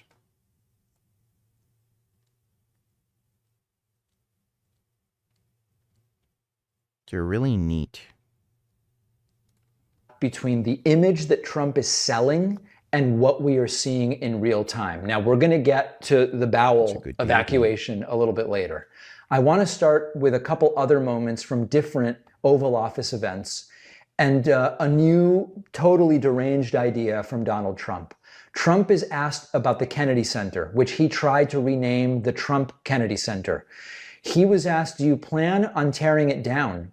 And what is this going to cost? And Trump says, we are going to be doing renovations. I'm not ripping it down. We're going to use the steel. We're going to use the structure. We're going to use the marble. Take a look at this. Renovations, you announced you wanted to build a new and spectacular entertainment complex at the Kennedy Center. Right. Do you plan on tearing it down, and how much will all of the renovations cost? Probably around $200 million. And, you know, it's funny, in real estate and building, I've done so much of it. I've done so well with it. You want to sit with something for a little while before you decide on what you want to do. And, you know, we sat with it. We ran it. It's in very bad shape. It's run down. It's dilapidated. It's sort of dangerous. Things fall out of ceilings. You've seen it. And we had some big events there. We had a lot of great events there over the last year. But you can't do any work because people are coming in and out. And you have the workmen. We have a marble man over there the other day. He said, you know, every time I put down a piece of marble, people are stepping on the marble. They don't even have time to dry. And you can't do the same quality job if you close it. And, you know, we're fully financed. And so we're going to close it. And we're going to make it unbelievable, far better than it ever was. And we'll be able to do it properly. I was thinking maybe there's a way of doing it simultaneously, but there really isn't. And we're going to have something that when it opens, it's going to be brand new, beautiful. I'm not ripping it down. I'll be using the steel. So we're using the structure. We're using some of the marble, and some of the marble comes down. But when it's open, it'll be brand new and really beautiful. It'll be at the highest level. We can do a much better job, probably in a way a faster job in terms, you know, because when you do it piecemeal, for instance, they have a play tonight, and you can't do anything. You have to pull out everything. And you can't have stanchions all over the place, so people are walking in to see a play. So we'll be closing it sometime around July 4th. It's like we'll close it on July 4th in order to do something. Absolute fiasco that has been the Trump White House ballroom. You probably will be suspicious about this project. And you probably won't believe that Donald Trump is going to be ripping it down, that Donald Trump is not going to be ripping it down and is simply going to be carefully extracting steel and marble. And you will likely believe what we are increasingly convinced of, which is that in Donald Trump's desperation to make an irreversible mark, I would call it a stain, but he would call it a mark, on the United States. He's renaming things in his name. He's trying to acquire territory like Greenland and who knows what else. And he is also trying to change the physical. Gummy doesn't have bad breath.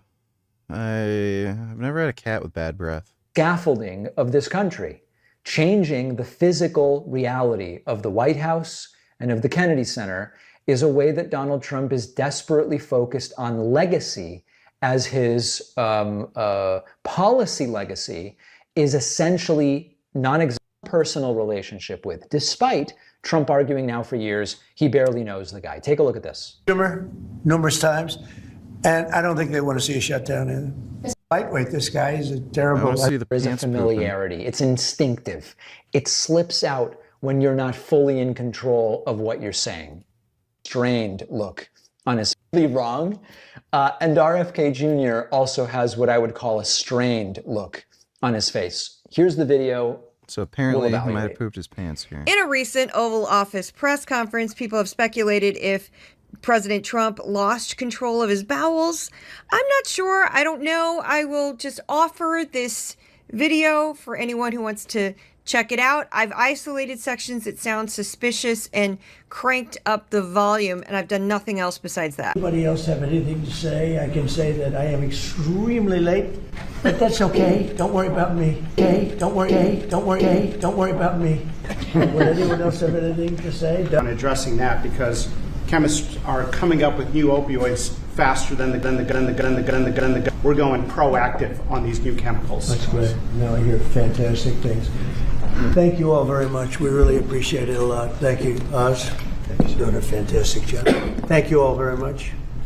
I appreciate it. Thank you, please. Thank you. Yeah, some of these seems a little weird. The people directly behind him seem like they're not, like, coughing and struggling to breathe. Thank you guys. Thank you guys. Thank you guys. Thank you guys for supporting. Thank you guys. Weird. I got that video from the official White House YouTube account. I did make up your own mind. So listen, this is not supposed to be funny. Yeah, kind of weird. He may have pooped his pants. Non-zero chance he shat his pants. Fucking crazy. Got a geriatric old fuck in the White House who can't control his bowels.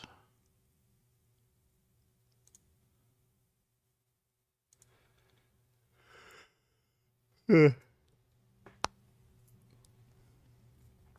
Gum Gum. What's going on?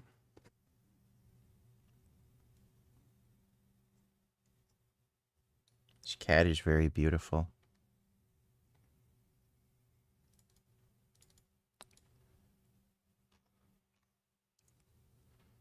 Oh, wow. Okay, it's 2:18 in the morning. Should probably get some sleep. I'm, in all likelihood, 99% sure I'm going to do a workout stream tomorrow. Going to try to do incline press PR of 280. Really want to get to a 315 incline press, for reps. So, plan is tomorrow, 280 incline press. And then do a normal stream later in the day. But hope you all had fun. Big thanks to everybody who donated on Streamlabs. Really appreciate it. And I will see you all tomorrow. And Gum Gum is going to clean his toes. And then we're gonna go to bed and cuddle. Isn't that right, Gum Gum? Once you're done grooming yourself and cleaning those toes. But nighty-night, everybody. I'll see you all tomorrow.